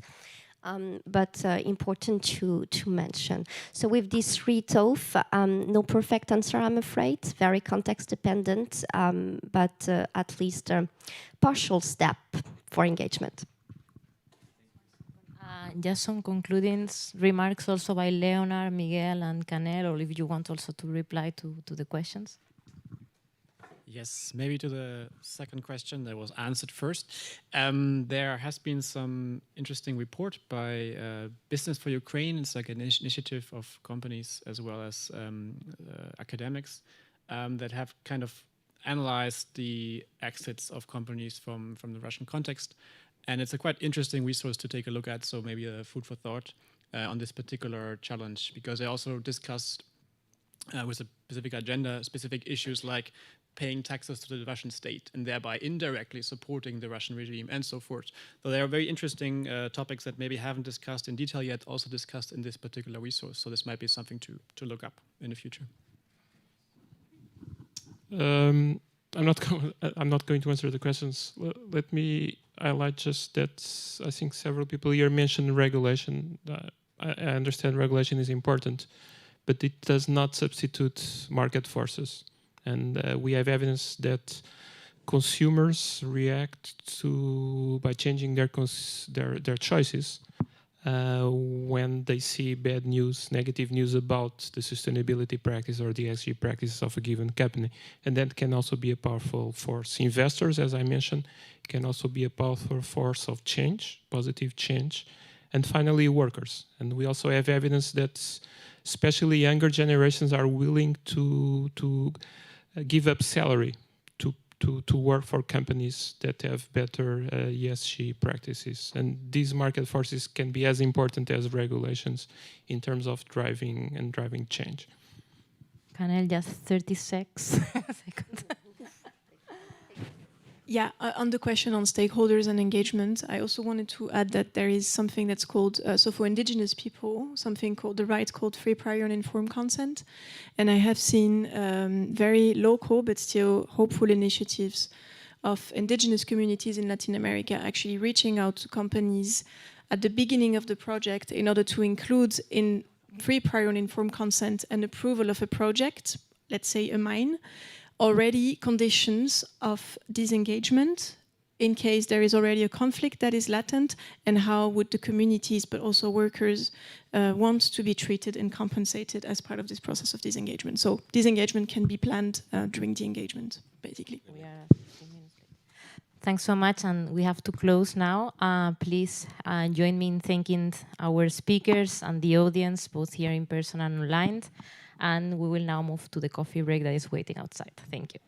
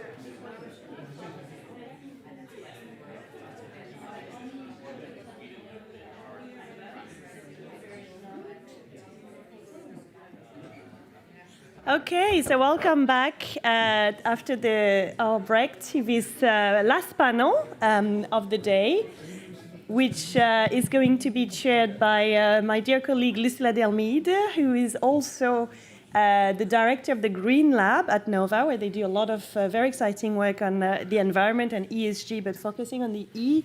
And Lucila and I have been collaborating a lot, and the Green Lab is also one of our wonderful partners for this event. So thank you, Lucila, for your availability and for taking the role of the chair for this last panel.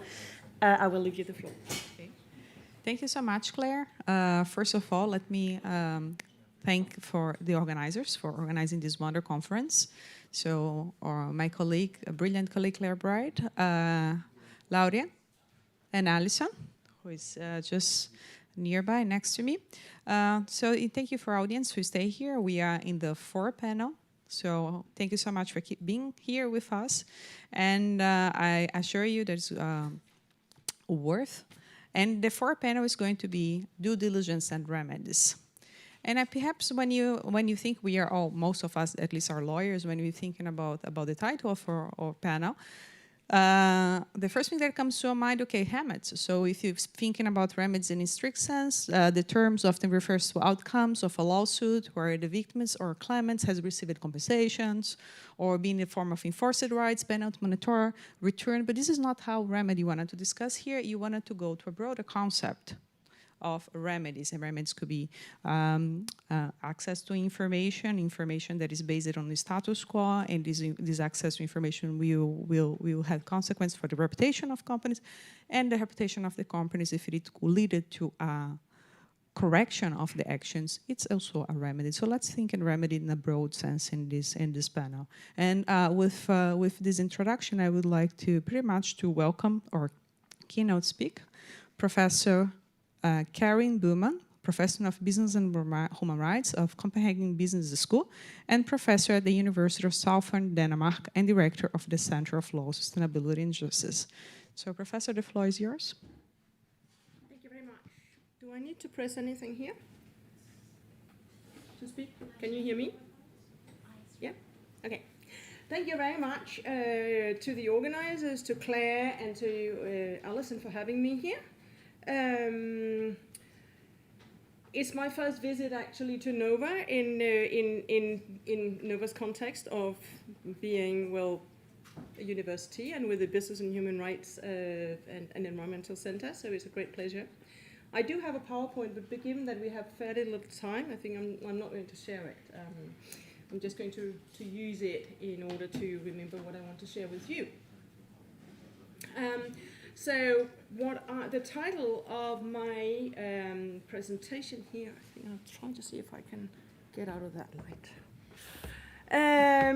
is that I would like us to think about the topic of remedy, not just from the perspective of actually getting access to remedy through a court, which is one of the issues that the Sorry, do you mind not taking pictures when I speak? Because I lose my focus.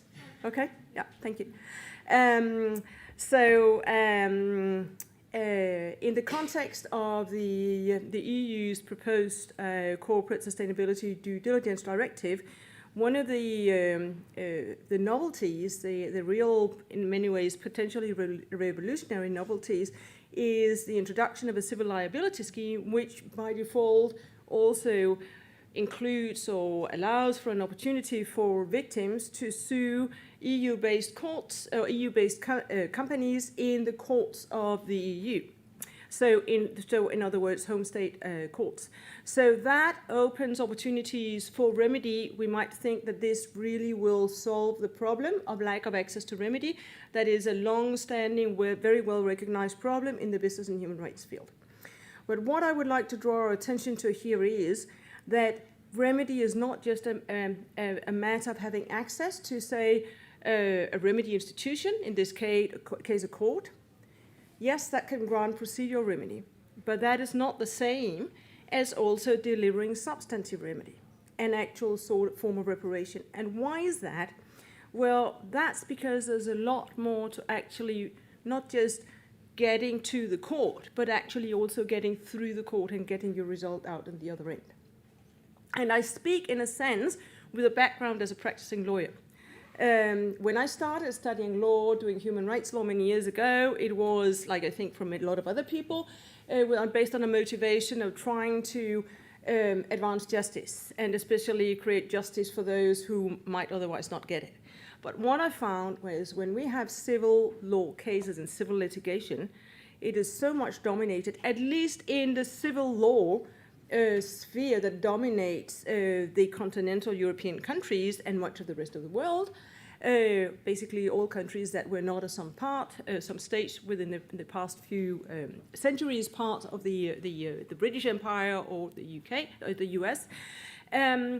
The fact that in a civil case the judges must be persuaded by the arguments of the parties.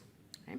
So you may gain access to court, but that doesn't mean that you're also actually granted a case in which you get the result you come for, even if you have a really good case. Okay? That's one of the challenges of civil liability. So this is not to say that the problem of access to remedy is not very well recognized. It's very well researched in the business and human rights context. It's recognized both by the UN Guiding Principles from 2011 and the more analytical document that they build on, the Protect, Respect and Remedy Framework from 2008.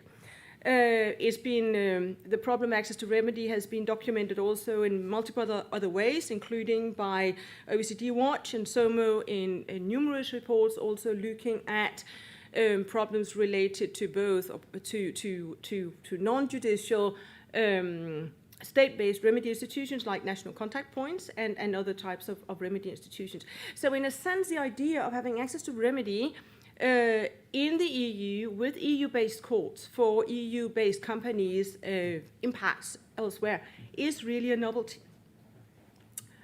But this just doesn't do away with the big problem, which is not actually a legal problem, but is a resource problem. It's a resource problem in terms of access to knowledge about the law. If you want to win a case in a court of law, again, it's very much based on the best argument. How can you deliver the best argument? Well, it means that you must be an expert in the law that applies. So not necessarily not the law of your home country, but this will be in this case the law of the EU and the law in that particular EU country. Because we're talking about the directive, it's going to be implemented in each of the individual EU countries, which means that we're going to actually look at the law in 27 different countries. So that's a very important resource. And who have those resources? Usually lawyers have those resources. Now lawyers, there are a lot of them doing pro bono work, but in the corporate field, most of them don't do pro bono. They might do pro bono on the side or in their free time, but most of them deliver legal advice at a price. Getting lawyerly advice is a market-based good. And as with other market-based goods, you pay for what you get. And you often get what you pay for, right? So you can imagine, say, a rice farmer in Indonesia that produces rice for, say, rice puffs or something, produced by a European cereal company.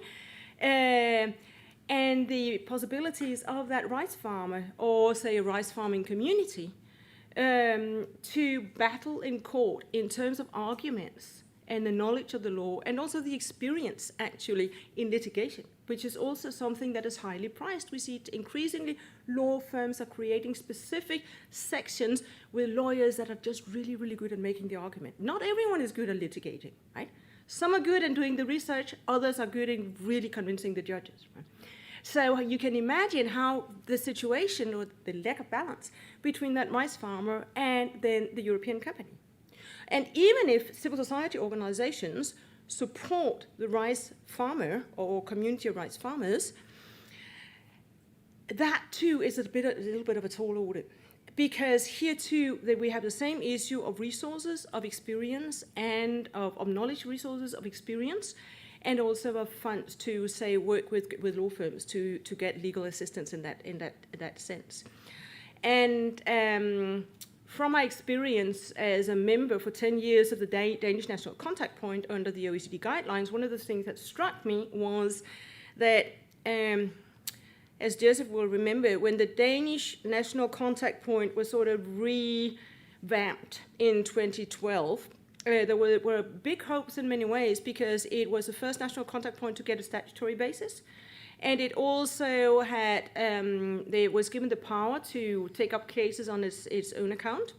And it was also, there were also some additional steps in the process. And there was a really strong political desire to get more cases in front of the Danish National Contact Point. As a member that was a member of the contact point, appointed by the minister, but upon nomination by the Danish civil society, I had regular contact with Danish civil society organizations. And they were constantly lamenting that we do not have the resources to research the cases and to actually represent victims well. We need someone else to do it. And it's all very well that politicians and others are expecting civil society to do this, but we do not have the resources. We have other things to do. And depending on the funding of civil society organizations around in Europe, some of them are very highly dependent on governmental funding, typically more in developmental roles than in, say, roles of representing victims in front of NCPs or it might be court, right? So there is something in here where it seems to me that in order for the CSDD to really deliver on access to remedy, there is need to think even more about these resource constraints, even more than what has been done already, because it has been addressed more intensely during debates also with the European Parliament. But there is still this huge risk of power disparity between the parties that is completely well known in civil litigation anyway. That's also why, if we look back to the 70s and 80s, there was a wave of introduction of alternative conflict resolution in both civil and criminal cases in Europe based on, and elsewhere also, based on actually experience of other societies, societies that had other practices for dealing with conflicts, as well as some more sort of judicialized societies where it was an alternative, like in some places in the US. And that's still in many ways going strong. It's also what we see with the OECD national contact points.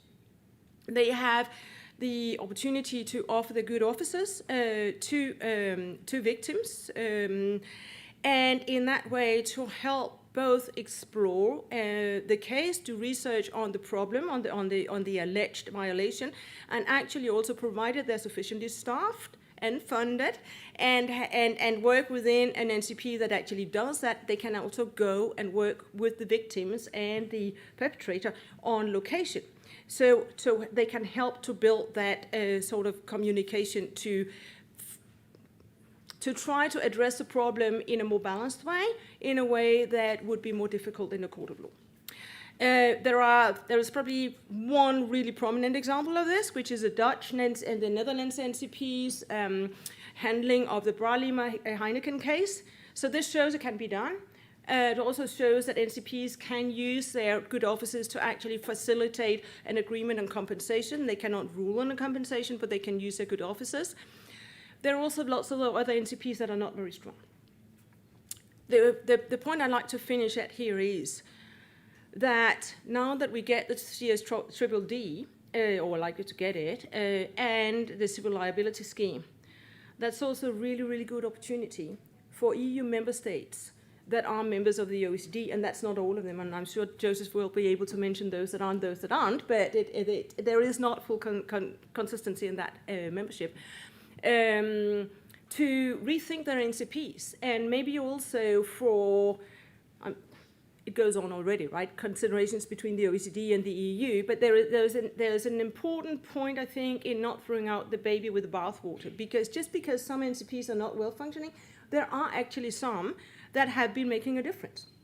So the fact that the CSDD as a directive needs to be implemented through law or other legislative measures, could also be bylaws, in member states is to me a wonderful opportunity to reconsider, hey, what are some of the strong points of NCPs? What are some of the weak points of our NCPs? Should we use this opportunity to award our NCP a statutory basis?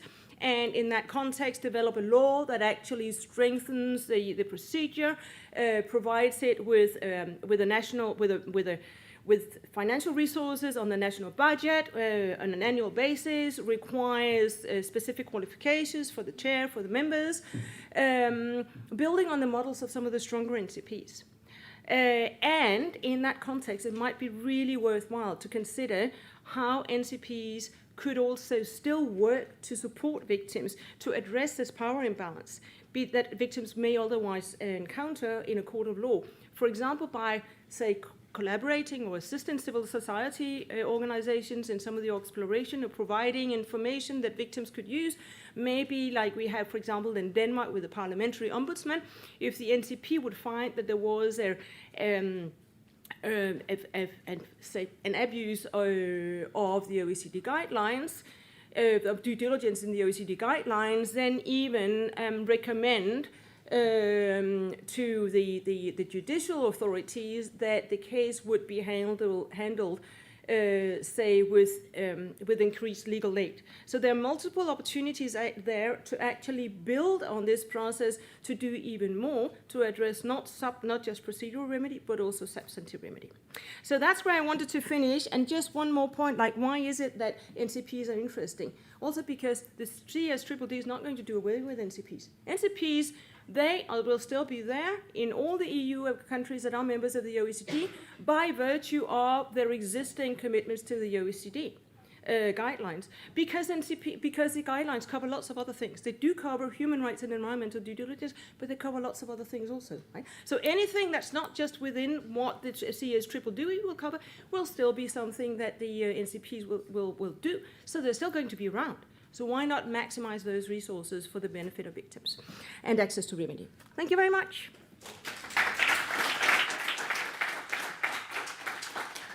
Thank you so much, Professor Carey. Then we move it from the keynote speech actually to the panel. And today in the four panel, we had the three speakers who would give their perspectives. And actually how we organized the panel when we discussed before, we thought it would be interesting that actually each one would give like their positions from their research, from their work perspective on the topic of due diligence and remedies. In 7 minutes each, are freely speaking, and we could go and with rounds of questions and see the point of view of each one in horizontal questions. So we started with introduce our first speaker in the panel, which is Joseph Wyde-Hamsing, Director of Advocacy at SOMO. And Joseph, the floor is yours. Thank you very much. Yeah, we're going to try to make this last panel of the day a bit more dynamic and engaging and quick and snappy. So we'll see if we can do that for you. Yeah, thanks so much for the invitation and for the introduction. My name is Joseph. I've been with SOMO. The SOMO is the Center for Research on Multinational Corporations. It's an Amsterdam-based NGO that does research on the impacts of multinational corporations, and I coordinated the OECD Watch Network for a long time, which is where I met Karen, and we've worked together for many years in the OECD space. So I'm going to be talking a little bit today. I'm going to try to give 4 really concrete examples of remedy cases that I've worked on and use those 4 cases to highlight a few things that I think are very important for the CSDD and for basically setting up a more effective system of remedy around business and human rights than we have today. The first thing, of course, to remember is that remedy is rare. We published a report, I think, almost 10 years ago today that was really focused mostly looking at the NCP cases, but you could have applied that basically also to litigation and civil cases, criminal cases, development banks, non-judicial cases.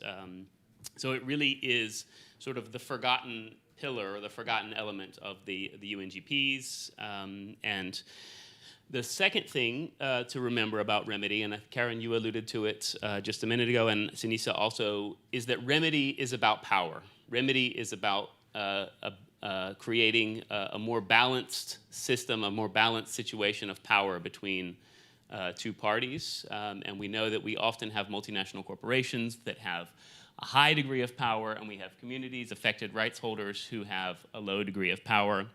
And so any system for remedy that is ever going to be effective at delivering actual meaningful remedy to people has to address these imbalances of power.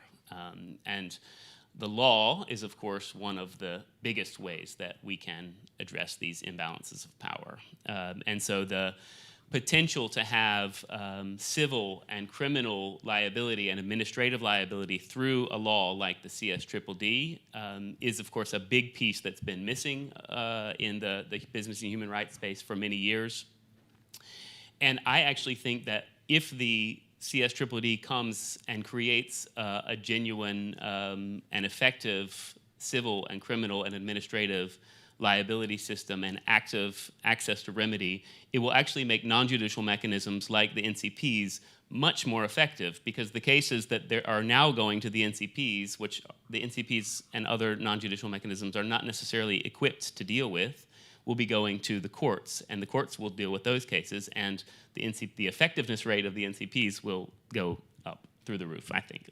So that's my hope for the NCPs. But I wanted to mention 4 quick cases, and I won't go into too much detail because I'm tracking the time here, and just pull out a few lessons that I think are important for the CSDD. One that has been, Karen just mentioned, it's not Heineken Ukraine, which we talked about earlier in the panel, it's Heineken DRC. It was a case in which workers in the DRC were unjustly fired in a period of civil war in the Eastern Democratic Republic of Congo in 2000. And after many years of trying to get remedy in the national context in the DRC, the workers came to file a case with our help at the Dutch National Contact Point. And through that process, Heineken ended up paying several million euros in compensation to these workers in the DRC, 168 workers, for the harms that had been committed. That was, to some degree, a successful case, but you should also know that their original claim was for 200 million in remedy, and what they thought that they were owed was 200 million, and what they actually got through the NCP process was around 5. So that it's, and there's some certain elements of that I think are important that I'll pull out later. The other is regarding a bank, actually, and a bank's contribution to harm. And so we talked a little bit earlier about the role that investors and financial institutions can have in business and human rights. And of course, it's a lot about using your leverage and encouraging your investee companies and your business partners to do the right thing and provide remedy. But it's also important to note that under the OECD guidelines, UNGPs, and hopefully also the CSDD, although that's a big question now, financial sector can also contribute to harms and therefore is also responsible or liable for contributing to remediation. And so we've actually got a case that came from an Australian bank, ANZ Bank, that was financing a sugar plantation in Cambodia, in which villagers were forced off their land to make way for the sugar plantation. And through this case, the Australian bank actually agreed to pay compensation itself, contribute to the remediation of the harms. So that's quite an interesting case. Another case that was also mentioned today that I've worked on is Telenor, and not Russia, but Myanmar. And Telenor's, what I still am very much convinced was an irresponsible disengagement from Myanmar, and that's what the case was about. And this was at the Norwegian NCP, because Telenor is a Norwegian company. And basically, it was a situation, a very difficult situation of the coup. Telenor basically had to leave. I don't think anyone argued that Telenor could have stayed, because the regime was asking Telenor to install surveillance technology, and there is just such a difficult situation. The previous panel laid out some of the really difficult the situations in which companies can get on, and there's basically no right answer, staying or going, and it's just about how you go or how you stay. And so in this situation, Telenor was basically forced to leave, to disengage, but the way in which they did so had created a lot of additional harms for both the users. They basically sold users' data, personal data, to the regime for 100 million euros, which is a huge loss of their investment, which had been closer to $1 billion. So they took a big hit, but they made 100 million euros off selling these people's data to the regime, which endangered lots of human rights defenders, because Telenor had sold itself as being a responsible company. So all the human rights defenders and all the democracy activists signed up with Telenor and put their data there, and that was sold to the regime. And the other was on the workers. Telenor's own workers in Myanmar had a lot of impacts, because when they left, Telenor was seen as traitors to the country, and so there was, because they had collaborated, they had sold their company to the military, and the resistance forces ended up targeting some of the Telenor workers in Myanmar, so there were some negative effects. And then the final case is related to what Colombian coal mining communities are now seeking. And this is an interesting one for the just transition and responsible disengagement in the just transition, and also with regard to legacy, sort of legacy impacts and remediation around legacy impacts. There are certain situations in which we know a certain business activity has to stop. Fossil fuels, for example. Coal mining has to stop. Oil has to stop because of climate change. But the way in which that disengagement or that stopping takes place is very important.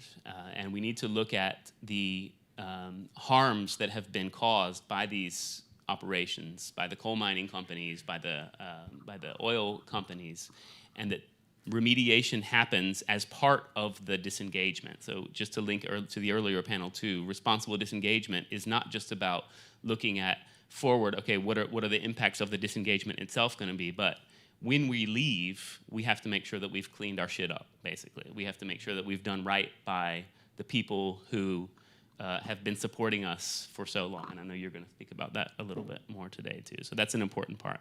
So just to really quickly round off then, taking a couple of examples from these three cases, it's really crucial that remedy be a core part seen as a core part of due diligence. I think Claire mentioned this earlier at the beginning, but for example, the European Commission's draft on the CSDD doesn't even mention remediation, and the Council's draft is also a bit flaky. The Parliament gets it right. The OECD guidelines and UNGPs are clear. It is part of remediation, part of due diligence. The relationship of contribution, linkage and contribution is very important, that it's not just one company who was on the ground, the mining company maybe that caused the impacts, but it's all of the companies that profited from it and benefited and contributed to the harms that are also responsible for that remediation. And then finally, just the stakeholder engagement element, and that making sure that as part of remediation, companies are really engaging with the local stakeholders to make sure that they are able to express what they want, because again, like you said, it's often not just about financial compensation, but it's about information sharing. It's about promises of non-committal. It's about new opportunities. So being well in touch and meaningfully consulting the rights holders who are affected as part of remedy is crucial and important. Thank you.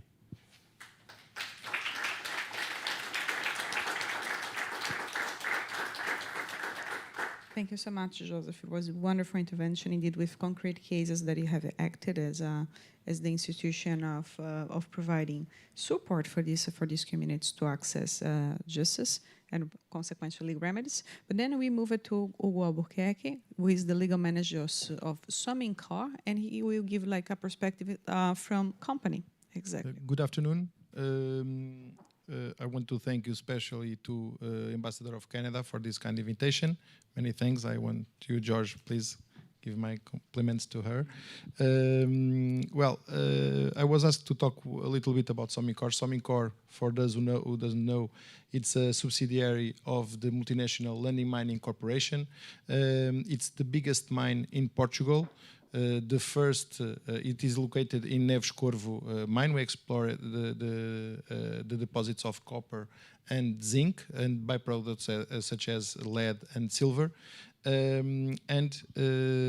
Somincor is the first producer of zinc concentrates in Europe and the sixth of copper. Somincor adopted Lundin's mining mission and values that form the foundation of our sustainability approach. Our mission is to responsibly mine base metals vital to society and creating meaningful value for our stakeholders. The values that we share with Lundin, the safety, respect, integrity, and excellence, guide us in mining sustainably to contribute to a more sustainable world. Lundin Mining is a member of the United Nations Global Compact. Through this initiative, we have made a commitment to sustainable business practices, and we are aligning our strategies with these 10 principles on human rights, labor, environment, and anti-corruption. And more than talk with you about what is our global strategy on sustainability, I think it's important to talk about some examples, because as we are talking about, I think it's more interesting for people regarding our as we align with the Global Reporting Initiative, Standards Framework and EU regulations.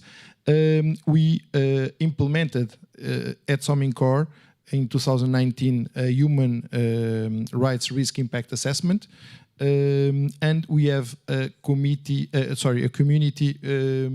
grievance mechanism. What we do with this, and this is very important, and because our values and our mission and our responsible mining policy lead us to other standards that we are on when we are executing this kind of values. And one of these standards is the responsible mining management system, a standard that is more or less an audit. We have it biannual on social, economic, and environmental topics, and it was found in the last. It is made by a third part, a multinational, and they said to us that our mechanism of the grievances was not so known by the communities as we thought. Because last year we had only 2 grievances that we resolved. So what we did as we speak, we are launching a new program that we call Fale Connosco, Talk With Us. And it is important because our communities can now, in a written way or a verbal way, they can formalize an issue, a request, positive feedback, negative feedback, and the grievances. And if it is a grievance, our community and corporate social responsible department lodge the grievance, and we committed to answer and to resolve this grievance in 20 calendar days. This is the community grievance mechanism, and that allows us mainly 2 things. First, to understand what are the real risks that we have around community, and avoid that an issue turn into a grievance in the future. So we can tackle immediately what are the little aspects that we can deal with, and if not, what will be the measures that we need to address in the future to resolve the grievance. And at the same time, of course, as we have a very good relationship with our community around Neves Corvo, it also serves the purpose of have a good relation and keep this good relation with our communities. Other mechanism that we have is the social license to operate. This is a survey that we done twice per year, and we send this survey to our communities asking 5 questions. What is the acceptance and trust of the community in SOMINCOR? Are things getting worse or getting better? What are the risks for our operation and our communities? Where should we focus our efforts? And how effective and impactful are our actions? And accordingly, with the outcome of this survey, we act upon. This is, and in a human rights perspective, and if I can separate this, we have also the closure plan. And as Joseph said before, we are, by legal, we are obliged to present a plan de lavra each 5 years. Plan de lavra is the life of mine plan.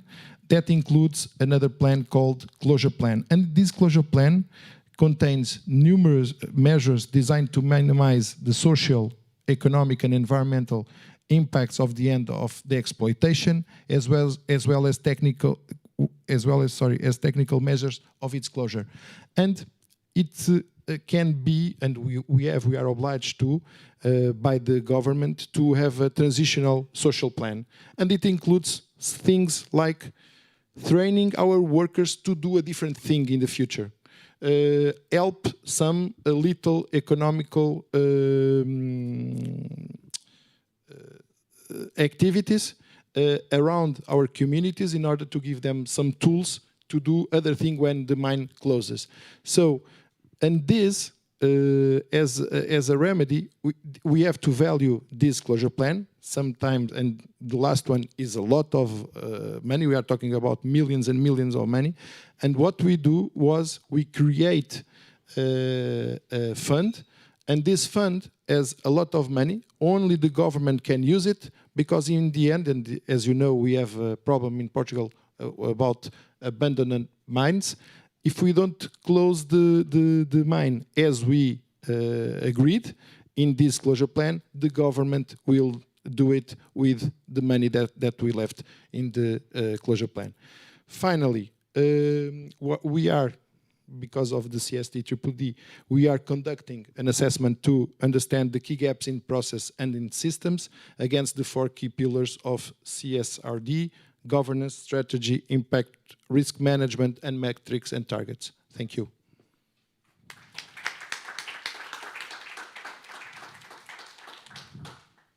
Thank you so much, Hugo. A very good perspective is always given as well, like the perspective of companies and how they proceed with not only due diligence, but ensure that if there is any issue identified, how they remedy. As far as here, you are focused on remedy. And then the last is, I move to the last speaker, Alison Halm, who we know organizes this wonderful conference, or assistant professor of Nova Business and Human Rights. The floor is yours. Thank you so much. And there's a very high timing standard, as Hugo was spot on 7 minutes. So I have to do at least as good, at least as well. Thank you so much. It's really an honor to be speaking alongside such experts. And so I'm an assistant professor at Nova School of Business and Economics. And I've been conducting a lot of research on the OECD guidelines for multinational enterprises and on the NCP system for the past several years. But my background is international business, and so I thought my contribution, to be the most complementary possible, would be to talk a little bit about the challenges that multinational enterprises face whenever they want to implement any kind of policy, may it be with regard human rights or innovation or sales or production, you name it. And to think a little bit about how the NCP system, based on my research, can be leveraged to help overcome some of these challenges. So I started researching the NCP process because at the time it had been around for 17 years or so, and it also had been heavily criticized. So the NCP process was put in place to provide a pathway towards remedy when in response to alleged human rights impact, but other kinds of impacts as well. But during its lifetime, it's been heavily criticized of lacking teeth, of not being able to provide effective remedy. And so my question was then, it's been around, so there must be some kind of value in it. So I decided to look a bit closer at what kind of value does the NCP actually have.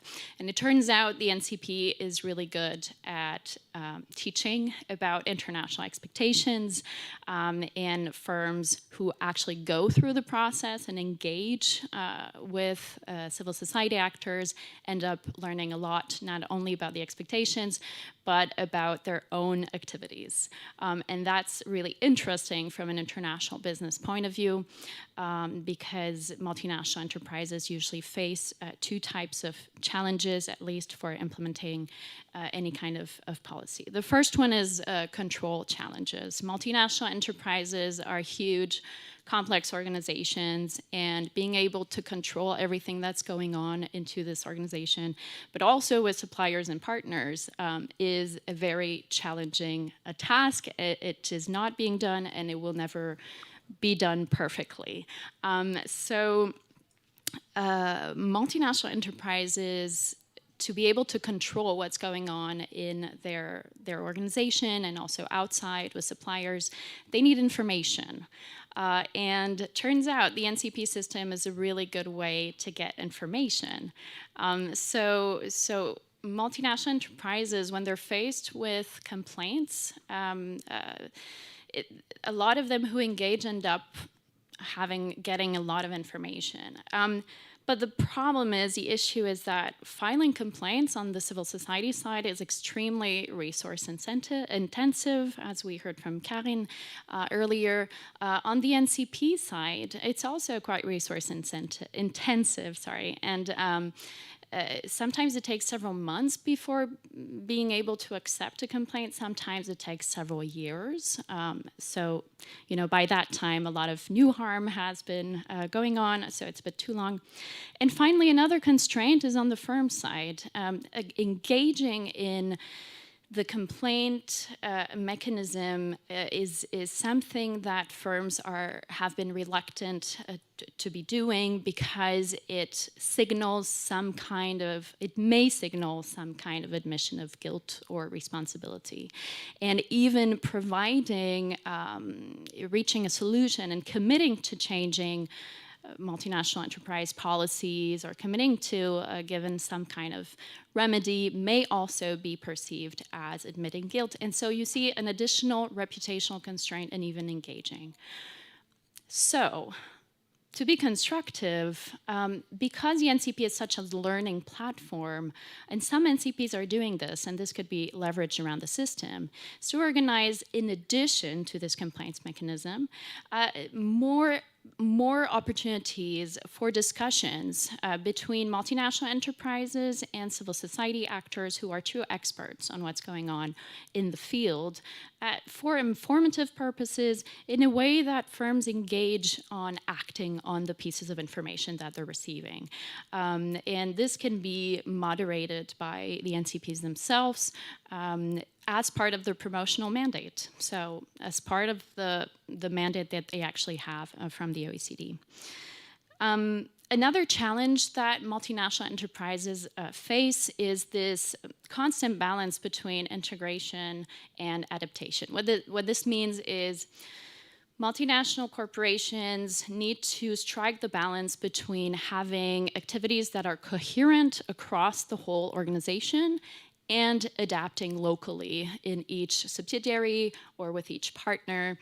And this process of balancing is ongoing. It's particularly important for human rights issues because once you have a human rights policy in place, say, for example, zero tolerance on child labor, you also need to consider what's going on in the local context so that itself, the abolition of child labor, doesn't have itself other adverse impacts that you want to avoid. And this is also something mentioned in the CSDD. So there's a constant need for adaptation. And from my research, I found that a lot of the complaints that are actually concluded on human rights, some do have some kind of backward-looking forms of remedy, but most often the form of remedy that comes out are forward-looking. So they're about committing to conducting due diligence. They're about acknowledging a general responsibility towards human rights, and the NCPs are in a unique position to accompany these multinational enterprises to actually meet their commitment. So meet their commitment of conducting due diligence by continuing this interaction with civil society on local context issues so that firms can be aware that they actually need to adapt to these local contexts. I mean, they're already aware of that, but how they need to adapt. And this can also be moderated by NCPs. In the updated version of the OECD guidelines, the most recent update, there is an emphasis on follow-ups. And a follow-up should not just be a document that states, this and that happened 1 year after the case was closed. There is a real opportunity, and also in light of the CSDD, for these follow-ups to actually be very, almost medium-term process of accompanying the multinational towards meeting its commitment with the help of society and always in consultation with civil society. Thank you very much.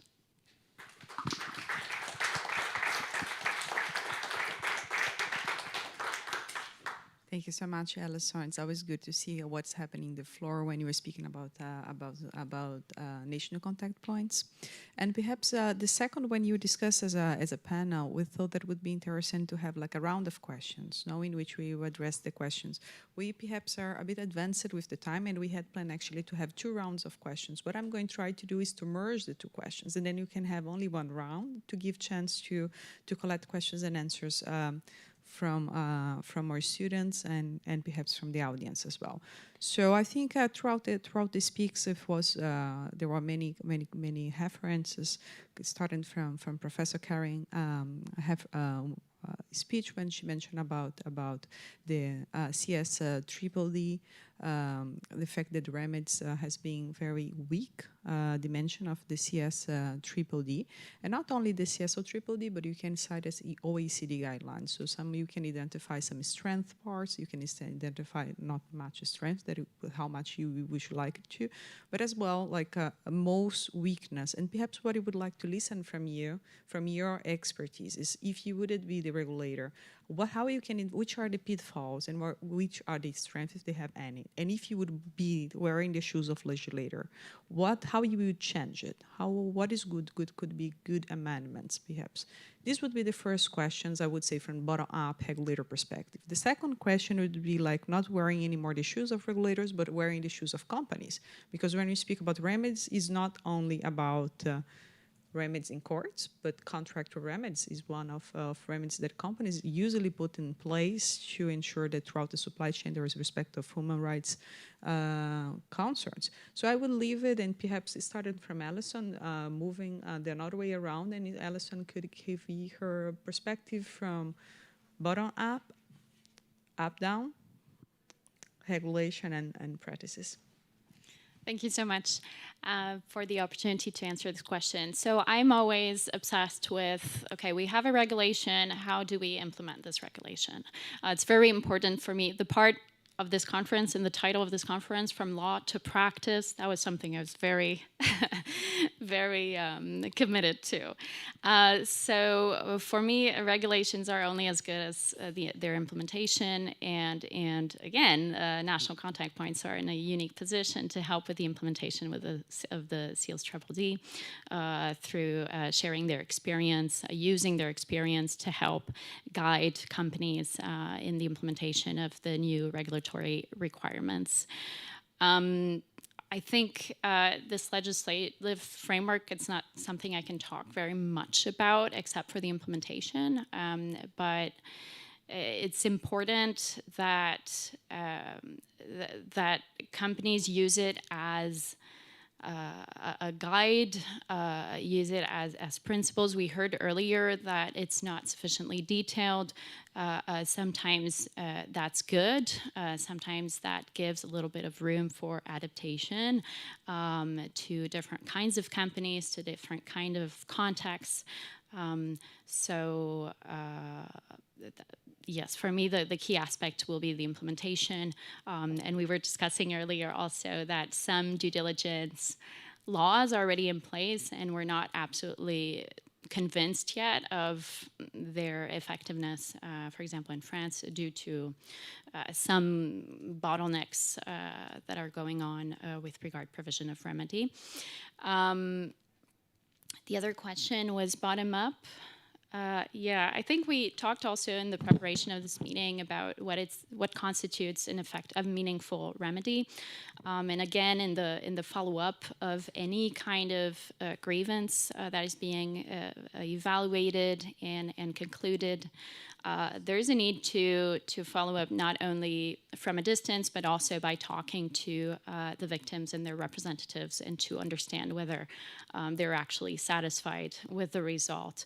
Because again, we can tick some boxes in terms of kinds of remedies, but ultimately it really is up to the victims and the victims themselves, and if they can't speak for them, if they're unable because of capacity constraints or to speak to their representatives. Thank you. Regarding the first question, I think one of the positive outcome that I see in this directive is the standardization for all the companies that will play the same level.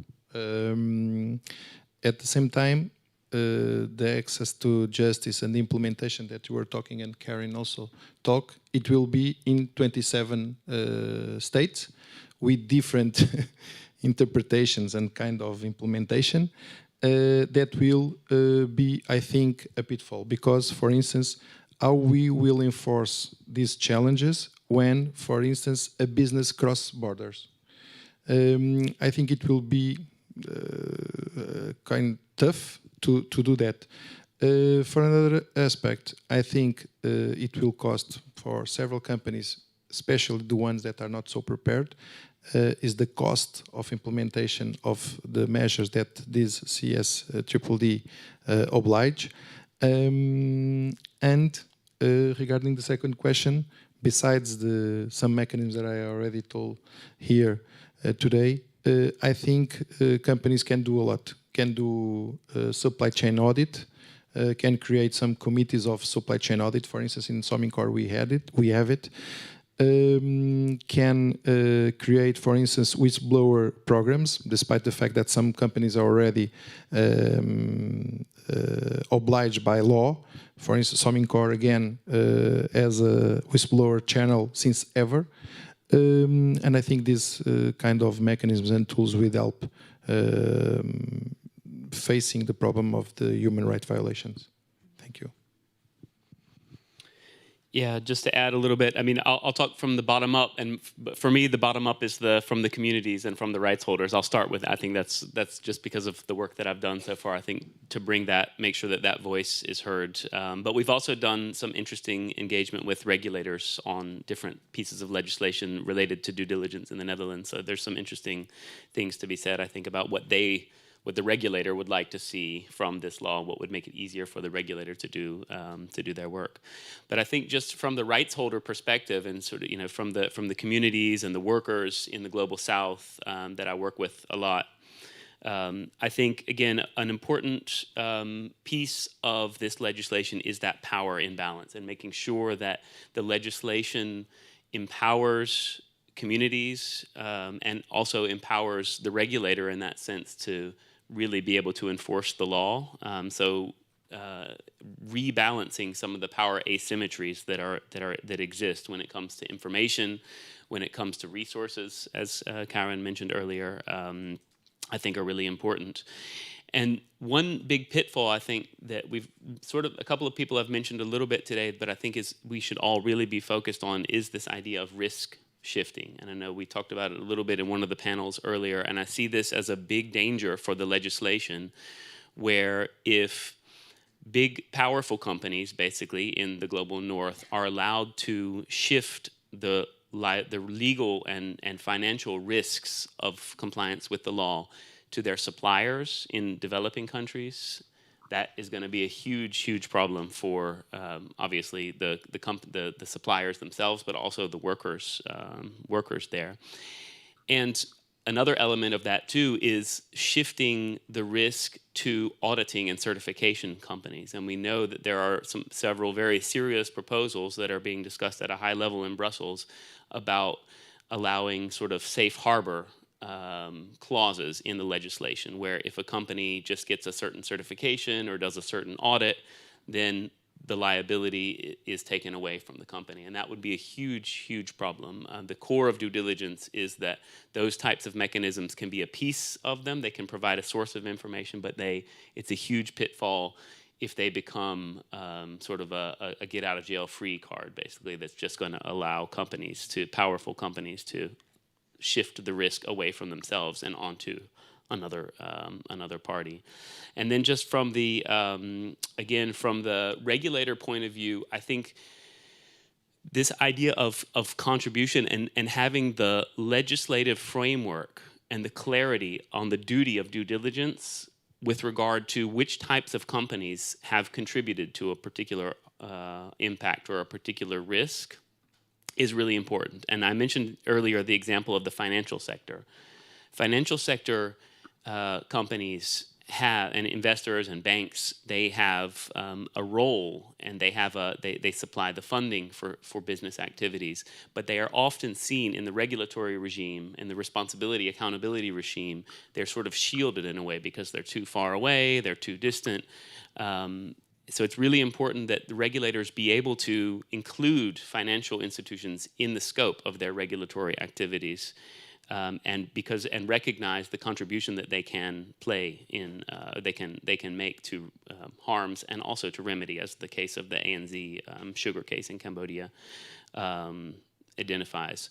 And then, as finally, the role of purchasing practices is also something that we talked a little bit earlier about too, in that big multinational buyers, retail brands, who employ certain purchasing practices that puts a lot of pressure on their suppliers, on the factories in the global south.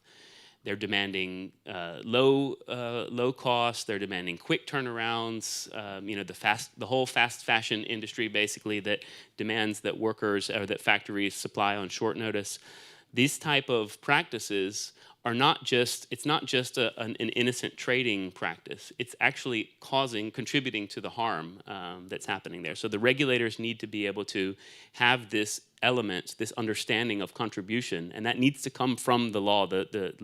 Legislators need to give regulators this framework, which is embodied in the OECD guidelines and the UNGPs, if they are going to be able to effectively engage the wide range of companies that are involved in certain abuses. Thanks. Thanks a lot. I think it was a fantastic panel. And by speaking, I would say from my own experience, thinking about remedies and the cases that has bringing us as a Nova School of Law, at Nova Green Lab, we have to think perhaps as a contribution, it's a type of the remedy sometimes changes according to the damage that is needed. If you were speaking about compensations, usually as a market instruments would have like aids, associations, funds that finance this process of access to justice. When you were speaking about rights of communities that would have rights for injunction, but not necessarily damage, here you don't have economic instruments and forces to help them.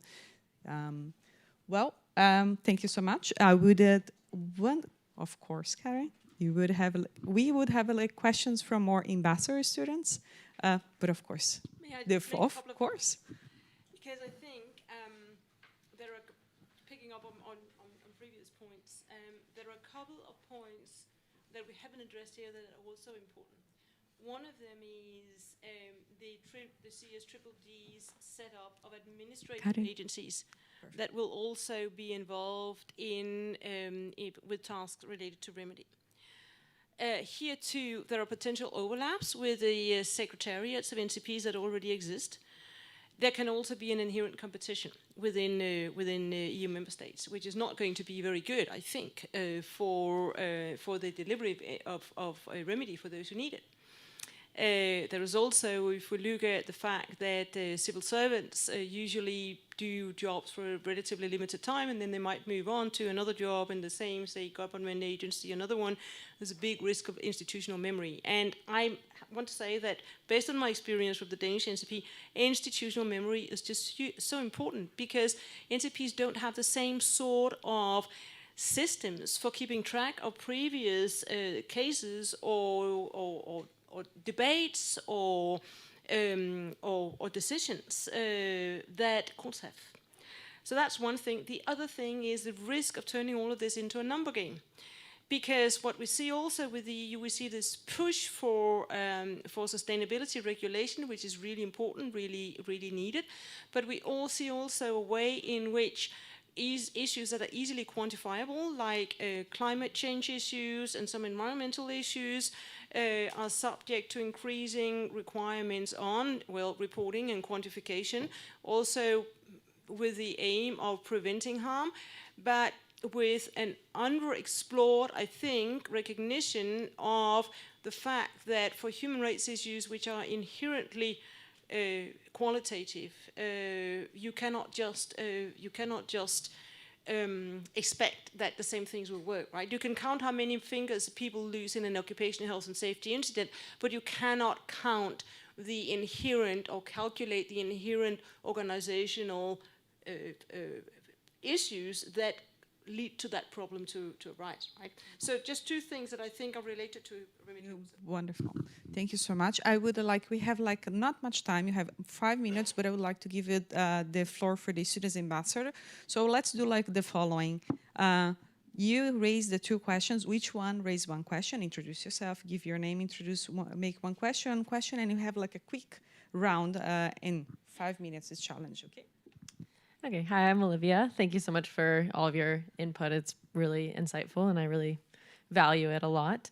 My question is about the burden of proof, and I know that it can be challenging, especially for marginalized populations. And specifically, what I was looking at is in the context of gender and women in terms of sexual harassment, but just in general as well. How can the burden of proof be adjusted, and maybe provide some practical approaches as well to account for these challenges that individuals will face when they seek remedy? And we've talked a lot about power imbalances. So I think this really comes into play to ensure that individuals aren't discouraged from even seeking remedy in the first place or reporting the violations to these NCPs. Thank you. Yes, hi, thank you very much. I'm Odile. It was very difficult to choose 1 question to ask, but I made my choice. And I'm going to ask your views on the SLAP procedures as an obstacle to access to remedy, and how to address that obstacle, including the potential of another EU proposal, the directive on SLAP procedures, and what this potential is. Thank you very much. Okay, thank you so much. Who wants to start it? Okay. No.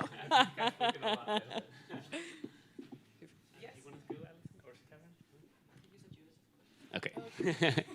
Thanks. 2 excellent questions that we indeed communities face all the time, as you can imagine. On burden of proof, I mean, it's something that needs to be dealt with in the legislation. There is, coming from the voluntary standards of the OECD guidelines and the UNGPs, and often in NCP cases, there is a lower burden of proof. So if we're just talking about some of the differences between like a legal case and NCP cases, there is a lower burden of proof in NCP cases. And basically the name of the game in due diligence is knowing and showing, right? So the burden is on companies to show that they are doing the right thing. And in fact, in the OECD due diligence guidance for responsible business conduct, some of which has gotten now into the new OECD guidelines, and some of which we hope will get into the European legislation, is about disclosure and provision of information. And the burden is put on the company to provide the level of detail needed to convince a stakeholder, to convince a legislator, to convince a policymaker, to convince a court that they have done sufficient due diligence. So if an allegation comes up in a sexual harassment or any other sort of human rights situation, the burden in these cases is put on the company to prove basically that they have acted correctly. And so in that sense, that reversal of the burden of proof is really empowering for communities. We know, I mean, we can see in some of the European discussions now that that's a tough battle to fight. And I know in the French law, Canel and others can speak about that. That's been a huge limitation so far, and a barrier and an obstacle to remedy. So that's something that will definitely need to be addressed. But the principle, I think, coming from the voluntary standards is there, and if we could make sure that legislators build on that and build that into the legislation, then I think that could be enormously powerful. And on SLAP suits, it's something we face all the time, and it is hugely restricting, and because even if you are eventually able to win a particular suit, just the threat of it can be such a resource drain on communities and on NGOs that it is very difficult to get around. So there are support networks for civil society, anti-SLAP networks and anti-SLAP groups, And there is indeed the legislation that you mentioned, the potential upcoming legislation. But that's something that, again, we have to, the new version of the OECD guidelines basically explicitly asks companies not to do that kind of thing, not to engage in legal or physical threats of reprisals. So if we could get a piece of that out of the voluntary standards into the legislation, that would also then go a long way to remedying that. Did anyone else want to? Just to add to this, in terms of the burden of proof, so due diligence requirements aim for companies to identify risks and to mitigate them. And I think one very, very powerful tool to do that is through engagement with the different stakeholders and just to get information about issues before they become really severe. In the due diligence processes, and this is also hard to teach to students, you're supposed to identify the risks, and then you're supposed to classify these risks. Now, knowing that an issue is salient is not so easy, and there are many different methodologies out there to help identify salient issues, but companies need to pay attention also to other kinds of issues, just in case they may also be undercover salient or may become future issues. And I think this sort of more preventive approach, in a way, also mechanically alleviates a little bit of this burden of proof, because then you wouldn't have to provide so much information about what's going wrong, because the company would already know it through operational grievance mechanisms or other.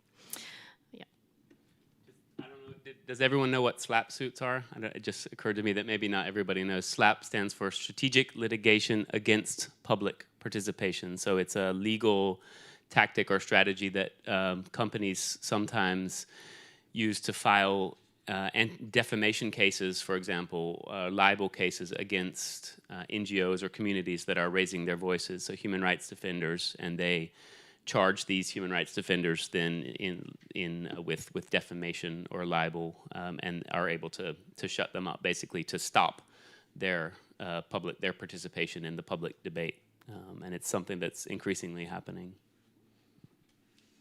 Okay. I think let's see. Could I? Okay. The boss said yes. Yeah, thank you. The SLAP is Procedure Bayon on the French system.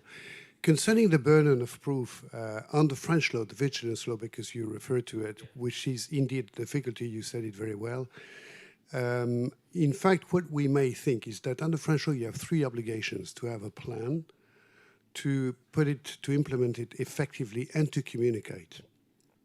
To which extent the obligation to communicate by companies make it that the judge has access, like NGOs and others, have access to all the information that the company ought to publish and to communicate, except when it is what we call the secret d'affaires, but that's something different.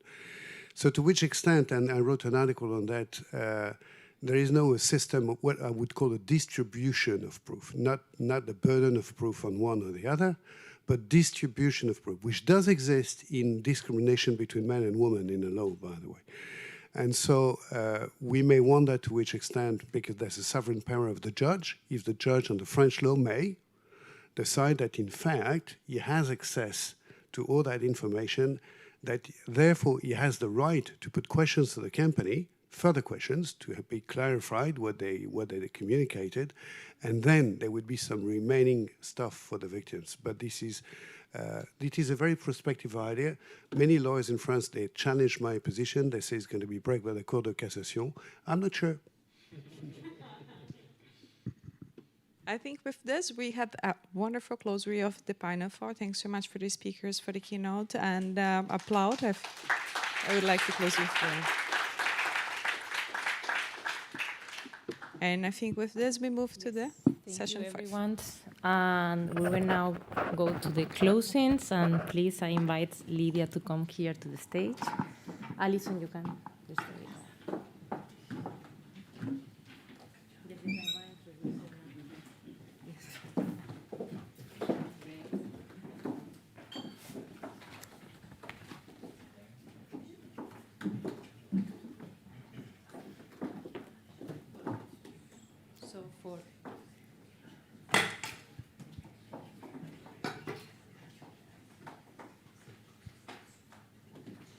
Can you hear me?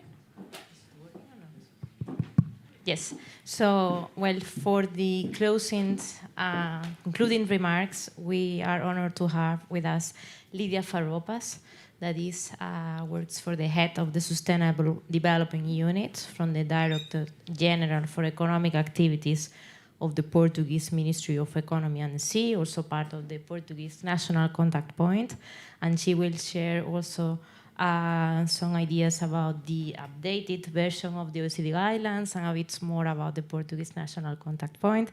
So please, Lydia, the floor is yours. Thank you. Good afternoon to all. First of all, I would like to congratulate Nova University for the organization of this interesting conference with high-quality interventions on responsible business conduct and human rights, a topic that is still so challenging for most of us. I would also like to take this opportunity to thanks to Alison, to Laura and to Claire for this sympathetic invitation for me to being part of this event. It is an honor for me and for my Directorate General, so thank you a lot for this. Well, during this day, I have noted that different dimensions of the theme of responsible business conduct and human rights were presented. In fact, during recent years, this topic has gained an increasing importance within various political agendas, but in particular in the European Union, where there is a wish to publish a binding instrument by the end of 2023, namely the Due Diligence Corporate Sustainability Directive, which we have been talked here a lot today. It is a core topic for the due diligence. This political desire is motivated by the understanding that respect for human and environmental rights at the global level is key to guarantee a sustainable development. As you are certainly already aware, it will be impossible to keep the existing life quality without implementing sustainable development practice. But the challenge is how we will achieve this objective without burying enterprise operating in Europe, especially the SMEs with obligations, or without abandoning current commercial partners operating in developing and emerging countries, with all grey consequences that this option may represent. Well, we believe that the right answer to this challenge involves combining different types of instruments and also identifying synergies between these instruments. Therefore, it is important to create a level playing field for enterprises through the adoption of binding instruments. These types of instruments have the potential to contribute to legal certainty and should preferably have as target multinational enterprise, which are those that have sufficient scale, resources, and influence to change business conduct at a global level. It is also important to raise awareness among stakeholders about added value of products and services provided by responsible enterprises. In this aspect, it has to be understood that all actors have a fundamental role: the consumers, whether corporate or individual, the government through the public procurement contracts, the SMEs that largely depend on multinationals, the workers, the academia, the society in general. And in this way, voluntary instruments such as the OECD guidelines can play a key role. So, the latest update of the OECD guidelines was published this year and is of the utmost importance, as it reinforces the alignment of the guidelines with other international instruments, among which I would like to highlight the ILO Tripartite Declaration, due to its importance for industrial relations issues.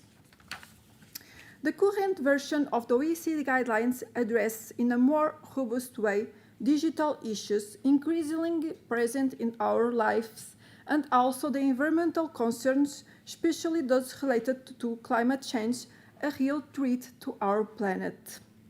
I also want to highlight that the 2023 version of the OECD guidelines provides better conditions to guarantee the efficient functioning of national contact points, crucial to guarantee the availability in all adherent countries to the guidelines of a non-judicial mediation and conciliation platform to resolve complaints against enterprise. We can say that the presence of this type of platforms democratizes somehow the access to remediation. Last May, the Portuguese National Contact Point, operated by my Directorate General and by ICEP, was subjected to a peer review promoted by the Secretariat of the OECD Working Party on Responsible Business Conduct. I am proud to say that Portugal, despite resource restrictions, will pass this exercise with a very positive note. I can say that this result is justified by the dedication of the NCP team and also because academia, representatives of enterprise, workers, and society actively responded to our challenge to participate. We understand this is a proof that in Portugal, awareness about responsible business conduct is increasing. The OECD will publish the report on this assessment by the end of this year. Despite this evolution, the Portuguese National Contact Point is aware that it has to go further. It is necessary to involve more and better with all the stakeholders, and that it is necessary to guarantee the articulation of the activities of the National Contact Point with activities of the National Focal Point for the ELO. According to experts from the OECD and the ELO, countries that already have these two governmental structures in operation, as is the case of Portugal, should promote the coordination of their activities. If, on one hand, the ELO structure easily reaches workers, on the other hand, the national contact points provide the aforementioned non-judicial mediation and conciliation platform. And we can't forget that together it is possible to go further. For this purpose, we believe that the upcoming publication of the first National Action Plan for Responsible Business Conduct and Human Rights will be important, as this plan will act as a guiding thread for all responsible business conduct initiatives in Portugal. The Directorate General for Economic Activities was responsible for the drafting of this plan, which awaits political validation before it can be put out for public consultation. We really hope that it will not take much longer. I would like to end this intervention with an information and also with a challenge. First, the information. So, my Directorate General at the Portuguese National Contact Point is working with the OECD on the translation into Portuguese of the new version of the OECD guidelines. The publication of these translations is scheduled for the next October and will be available on the OECD channels and also at the Portuguese National Contact Point website. You are all invited to visit the CPPT website, which is in Portuguese and in English. Now the challenge. Next year, in April, the GAI team of the Portuguese National Contact Point will organize another national event about its activities. I would like to invite all of you to attend this virtual event, and I also take the opportunity to challenge our hosts to participate as moderators of one of the sections that we are already programming. It seems that that is a lot of time until April 24, but it is not true. Until the end of 2023, it is a rush. The beginning of the year is always the rush, so the invitation is already made for you, okay? So with this, I would like to thank again for everyone, and thank you for your attention.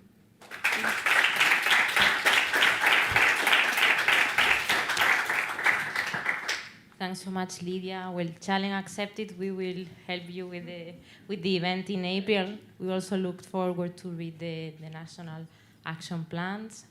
And I'm glad that there's going to be a translation into Portuguese, because actually that was going to be one of our ideas for our center, but if the contact point is doing it, it's much better. And now I want to pass the floor to my colleague, Alison Hall, and she wants to share a bit some of the key takeaways of this conference. So Alison, the floor is yours. Thank you so much, and thanks to everyone for attending our conference. It's also been a pleasure to work with Claire and Laura on this partnership, this collaboration, led by Nova School of Law, and we contributed Nova School of Business for the first time this year, so we're very proud of that sort of bridge. I've taken some notes throughout the day, and I'd like to structure my key takeaways into two main categories. The first one is we talked a lot about how to get firms to conduct proper due diligence and provide remedies. So what are the motivations? What are the incentives at hand? And there were several things that were mentioned.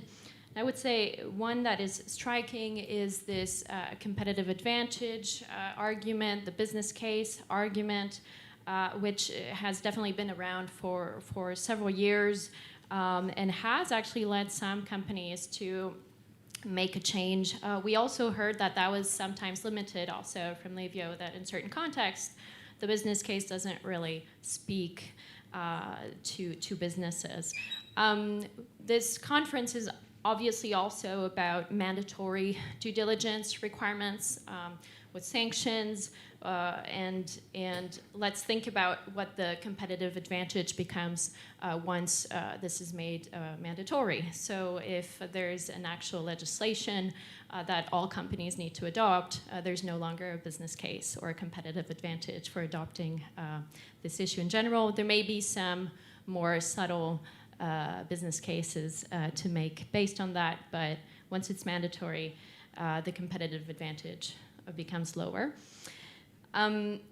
There's also this ecosystem of the raising awareness, and also in younger generations, and making due diligence mandatory in this context. Marks a symbolic change, marks a cultural change, and speaks to another type of incentive, the raison d'être, the moral incentive that when we think of managers, they're actually human beings, and they go to bed at night, and probably a lot of them don't want to think, I've made my products using this much modern slavery today. So there's also this argument that really needs to be remembered, the moral aspect, the ethical aspect of having these due diligence considerations can actually be very strong, and this is what I try to teach in my own courses, is that this is actually more than legislation, more than a competitive advantage. This is a duty that to be a good citizen, this is something that you need to think about. In terms of the tools at hand, I was really fishing for a lot of tools today because I'm teaching human rights due diligence to business students, and I want them to implement it. That's my own agenda, sorry. And today there were lots of different tools that were mentioned, and it was quite amazing to hear. First of all, we heard about some things that are in place that are limited and that can be improved. First, contractual relationships and putting the burden on the suppliers. We're aware of that. We can work with that. That's great. Obviously, there's a lot of policy guidance, and not only the UNGPs, not only the CSDD, but also the OECD guidelines. There's also AI that's available, the different tools of AI that can be used and leveraged for due diligence.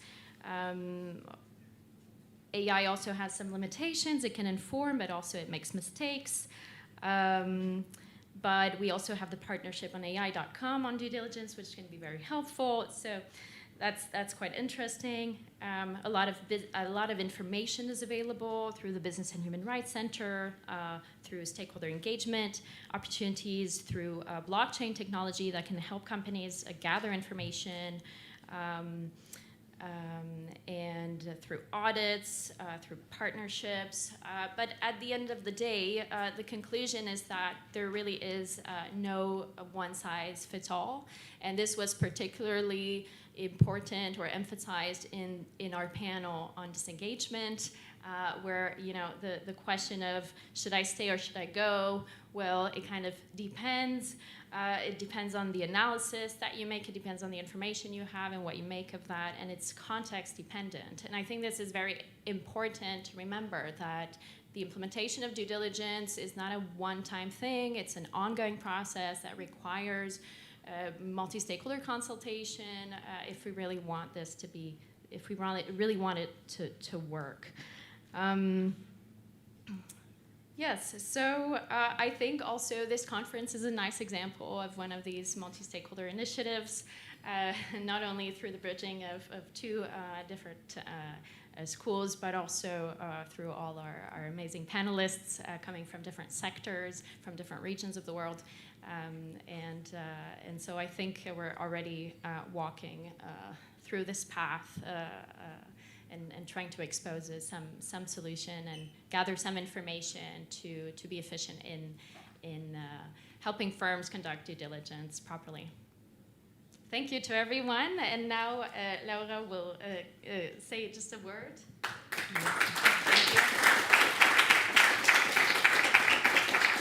Thanks so much, because I think that was the perfect summary of some of the discussion we had today, a lot of food for thought. I just want to thank all of our participants today, our wonderful speakers, the audience here in person and online, our youth ambassador, Dusu, Ricardo, Joanna, Odile, Olivia, Claudia, Luis, and Miguel. Thanks so much for your participation in the conference. I also want to thank my colleagues Claire Bright and Alison Hall for this great collaboration. And finally, I have to be a bit repetitive about our partner and sponsor, but this is where important part of the conference comes. So thanks so much to the Portuguese government, to the Portuguese Chamber of Commerce, both also Nova School of Law and Nova SBE, the PLNJ, and the Embassy of Canada to Portugal, the ERA Chair, CEDIS, and the Portuguese Foundation for Science and Technology. That is also part of my research project. So thanks so much, and I'm sure we'll see each other in another event, and we will be here in case you want to have more questions or discussions, and I think we can conclude here. Thanks so much.